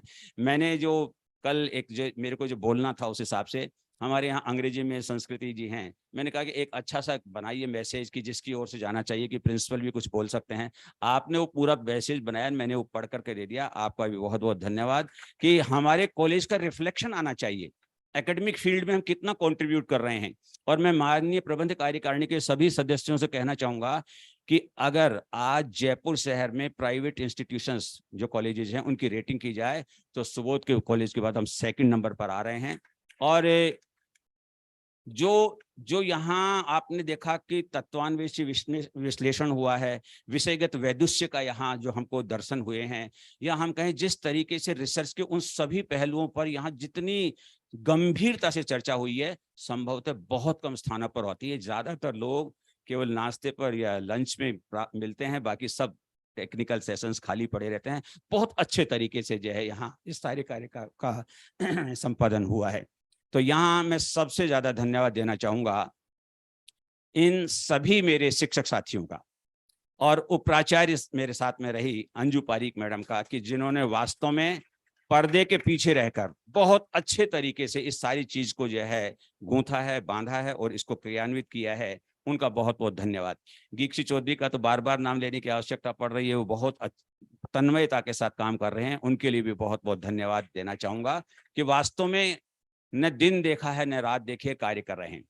यहाँ प्रबंध कार्यकारिणी के सभी सदस्यों का मैं नाम ले रहा हूं, लेकिन एक नाम का मैं विशेष उल्लेख करना चाहूंगा, और वो भी पर्दे के पीछे काम करने वाले व्यक्ति रितेश जी पुरोहित साहब।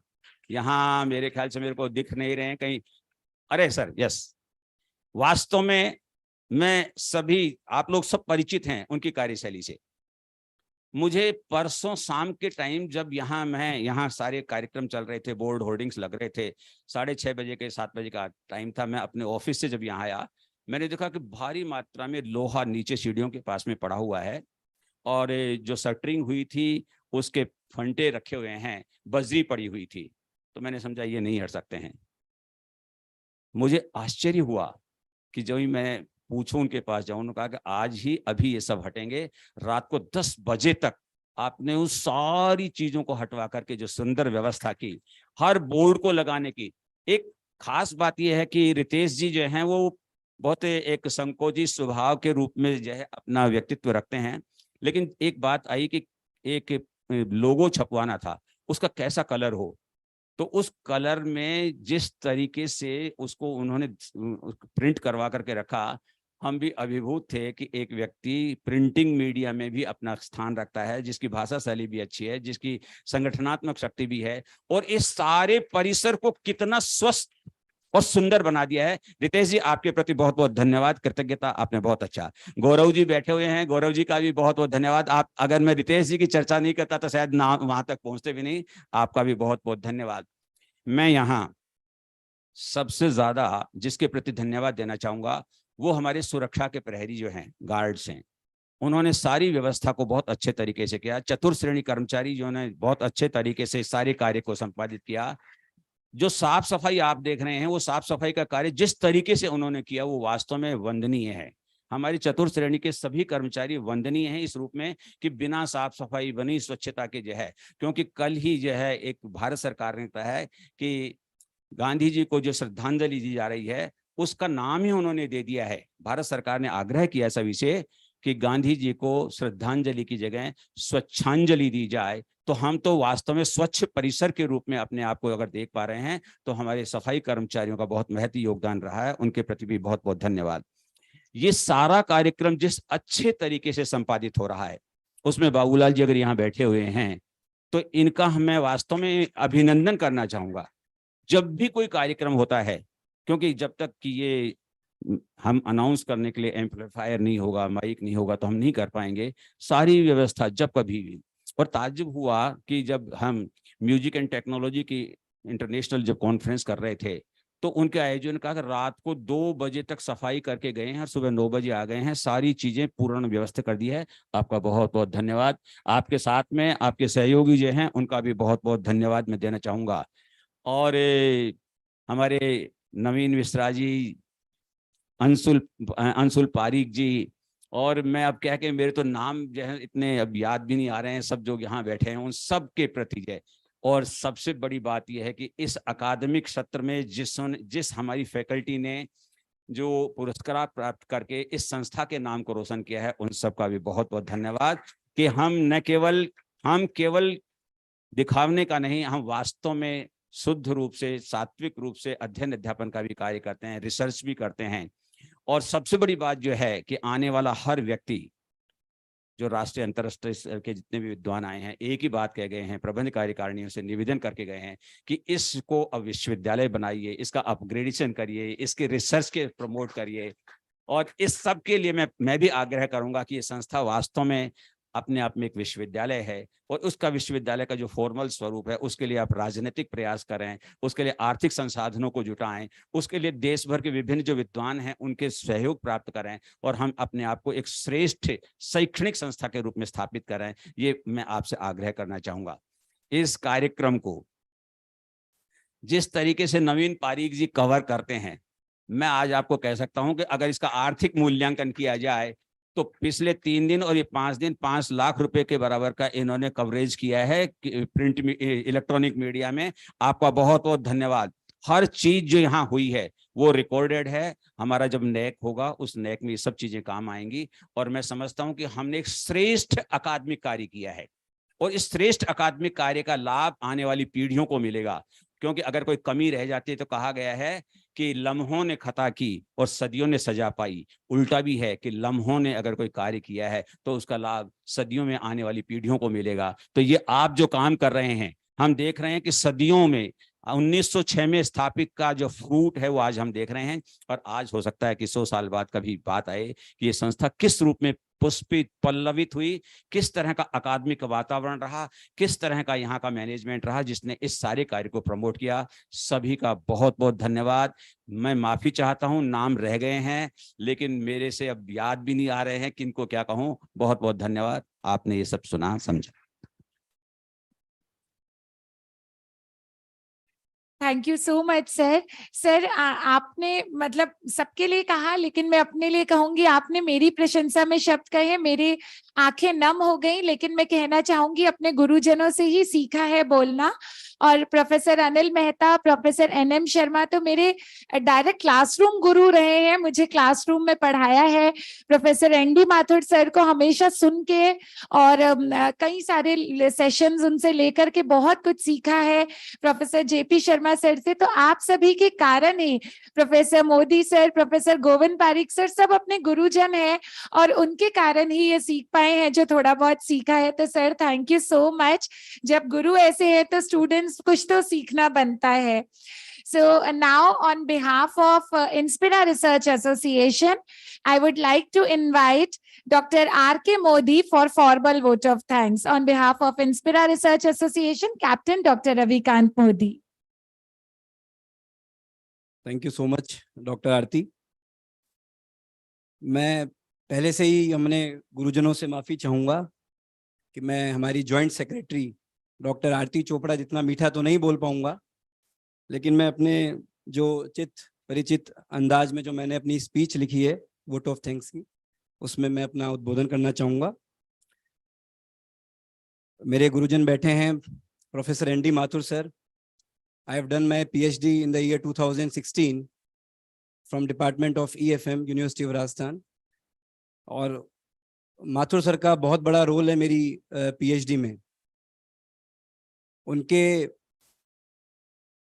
सीख के बिना मेरी PhD कंप्लीट होना असंभव था। तो I am very thankful to professor Mathur sir. In the words of John Kennedy, as we express our gratitude, we must remember that the highest appreciation is not to utter words, but to live by them. The organizers of this international multidisciplinary conference on shaping the future trends and insights for tomorrow totally believe in expressing our gratitude to each and everyone who has contributed for making this conference a grand success.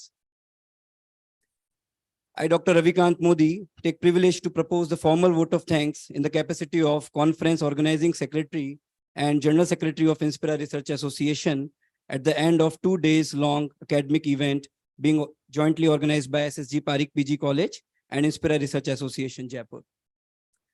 Today, the global economy is experiencing rapid changes due to geopolitical shifts, changing consumer behavior and trade dynamics. Organizations must remain adaptable to effectively navigate this evolving landscape. Collaboration and strategic partnerships with international counterparts have become essential to thrive in globally interconnected environment.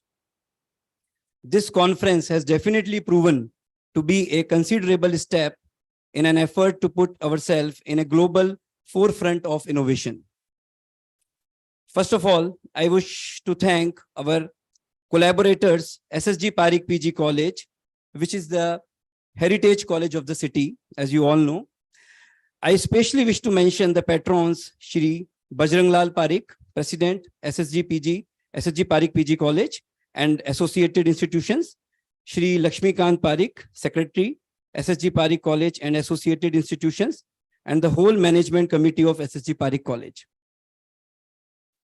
I wish to thank Professor N.M. Sharma, Principal, SSG PAREEK PG College, and the conference organizing convener for working relentlessly and coordinating with us on every stage of planning and execution to make this event happen.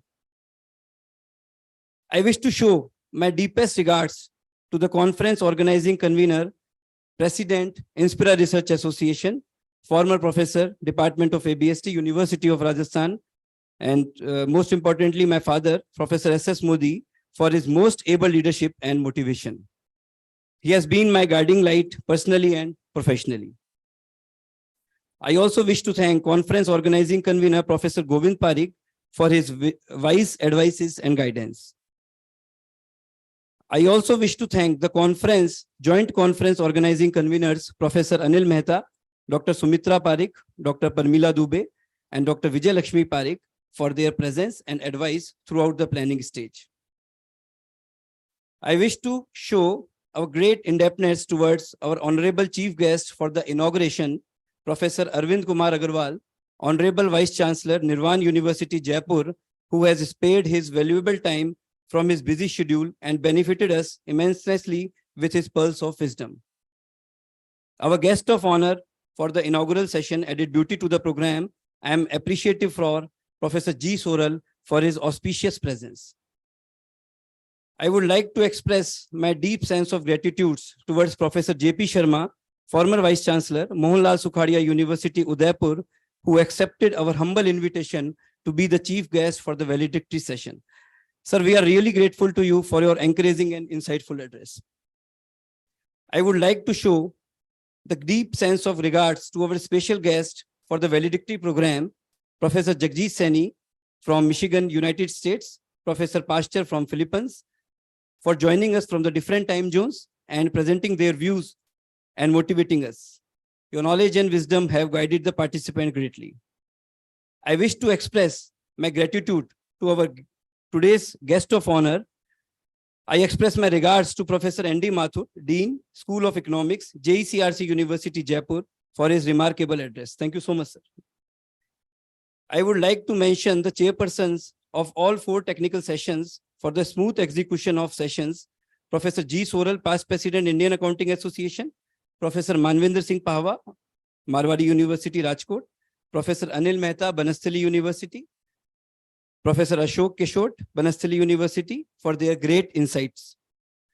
All the technical sessions were very nicely additionally chaired by eminent personalities like CMA Professor Kinri Thakkar from Mumbai, Professor Mamta Jain, University of Rajasthan, Professor Ashok Kumar Sharma, Dr. Ashok Kumar, Professor Krishna Gupta, University of Rajasthan, Jaipur.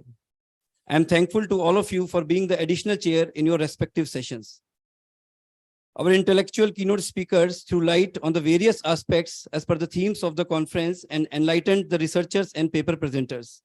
I am grateful to Professor Jolly Sahni from Saudi Arabia, Professor Ismit Jareen from Bangladesh, Dr. Rajneesh Clare from University of Delhi, Dr. Mangu Ram from Jodhpur, Professor Meghna Chabra, Dr. Bishnu Nag from Delhi, Dr. Lata Rani, Professor Gaurav Loda, Professor Mamta Jain, Dr. Enkleda Lulaz, I'm sorry if I forget any name, Dr. Ankur Srivastava from Manipal University also. So I wish to thank all of the keynote speakers for their immensely significant presentations. Your deliberations have benefited the scholars greatly. I will be failing in my duty if I do not mention my co-conference organizing secretaries for the smooth arrangement of the conference. I am grateful to Dr. Anju Parikh, Vice Principal, SSG PAREEK PG College, for her consistent and superlative efforts during the whole stage of planning and execution of this conference. She was always very actively involved in every aspect of planning for this conference. Her enthusiasm and hard work are very commendable.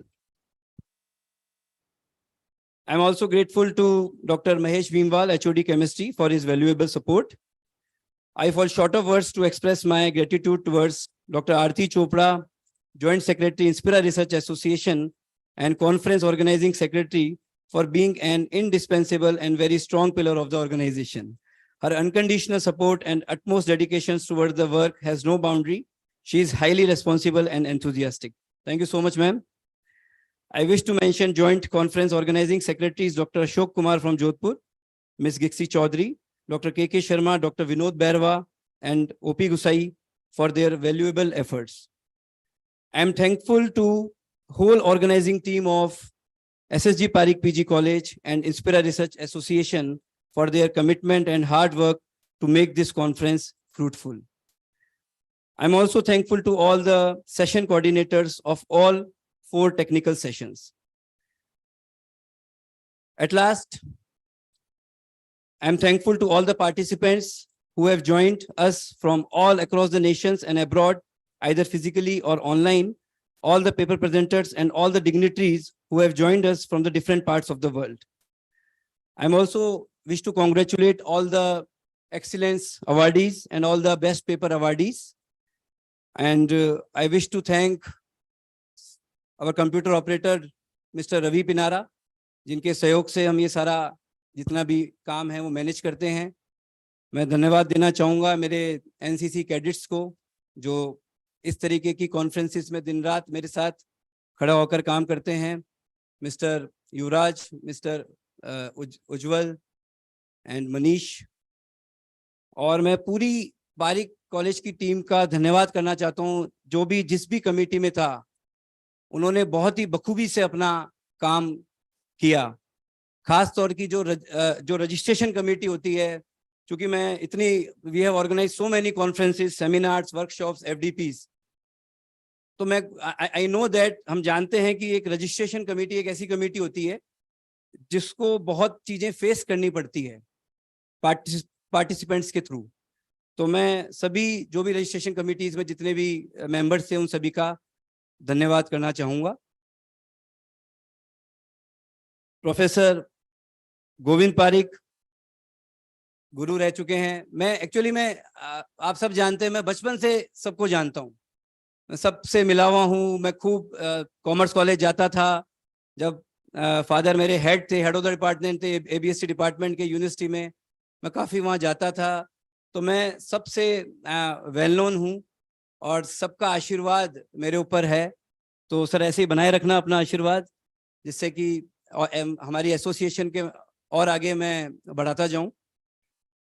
बिल्कुल sir, बिल्कुल. 2 minute sir, बस 2 minute 2 minute sir, बस बिल्कुल आपको बुलाएंगे. And मैं अपनी बात को खत्म कर रहा हूँ. As you all know, as a General Secretary of Inspira Research Association, it is my duty to announce our next event.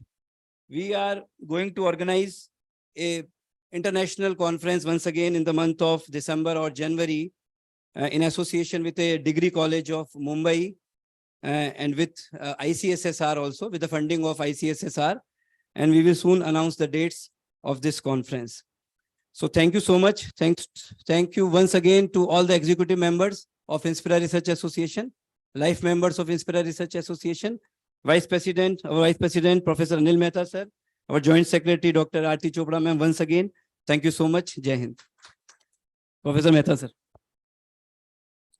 Friends, before we finally disperse from here, let me take the privilege of being a Vice President of Inspira Research Association. In the entire conference, there are 3 persons, I would say, 3 important pillars whose contribution is really unforgettable and really incredible. And I'm just announcing the name of these 3 persons, and with the request that we should give a standing ovation for these 3 persons. Number 1, Professor N.M. Sharma, Principal, SSG PAREEK College. Number 2, Secretary General of Inspira Association, Dr. Captain Ravikant Modi. And the third one, the most beautiful and charming lady and one of the finest communicator, excellent mistress of ceremony, that is Dr. R.T. Chopra. So give a huge round of applause for these 3 great personalities.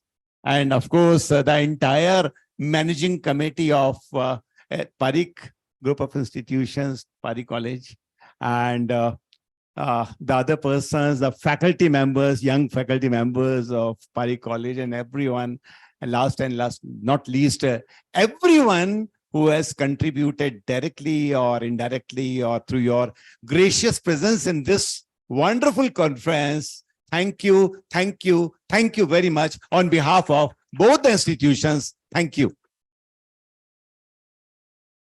Thank you so much, sir. Lekin sir, sir, just a second, please. Just a second. We'll stay here for Rashtragan and then a group photograph. Or sir, thank you so much, Professor Mehta. और हम तीनों का आपने नाम लिया, लेकिन मैंने और रवि सर ने काम किया under the able guidance of professor SS Modi. और बहुत सर हमें इतना फ्री हैंड देते हैं कि हमें अपने आप डिसीजन, इतना ऑटोनॉमी देते हैं. Thank you so much sir. और मैं चाहूंगी राष्ट्रगान के लिए हम सभी खड़े हो जाएं. Attention, and we should sing it. कोई अच्छा गाते हैं तो माइक भी ले सकते हैं प्लीज. Hello.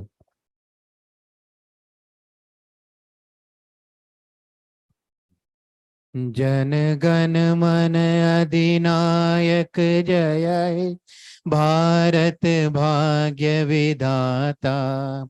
पंजाब सिंध गुजरात मराठा द्राविड़ उत्कल बंग. विंध्य हिमाचल यमुना गंगा उच्छल जलधि तरंग. तव शुभ नामे जागे, तव शुभ आशीष मांगे. गाहे तव जय गाथा. जन गण मंगलदायक जय हे, भारत भाग्य विधाता. जय हे, जय हे, जय हे, जय जय जय जय हे. भारत माता की जय हो.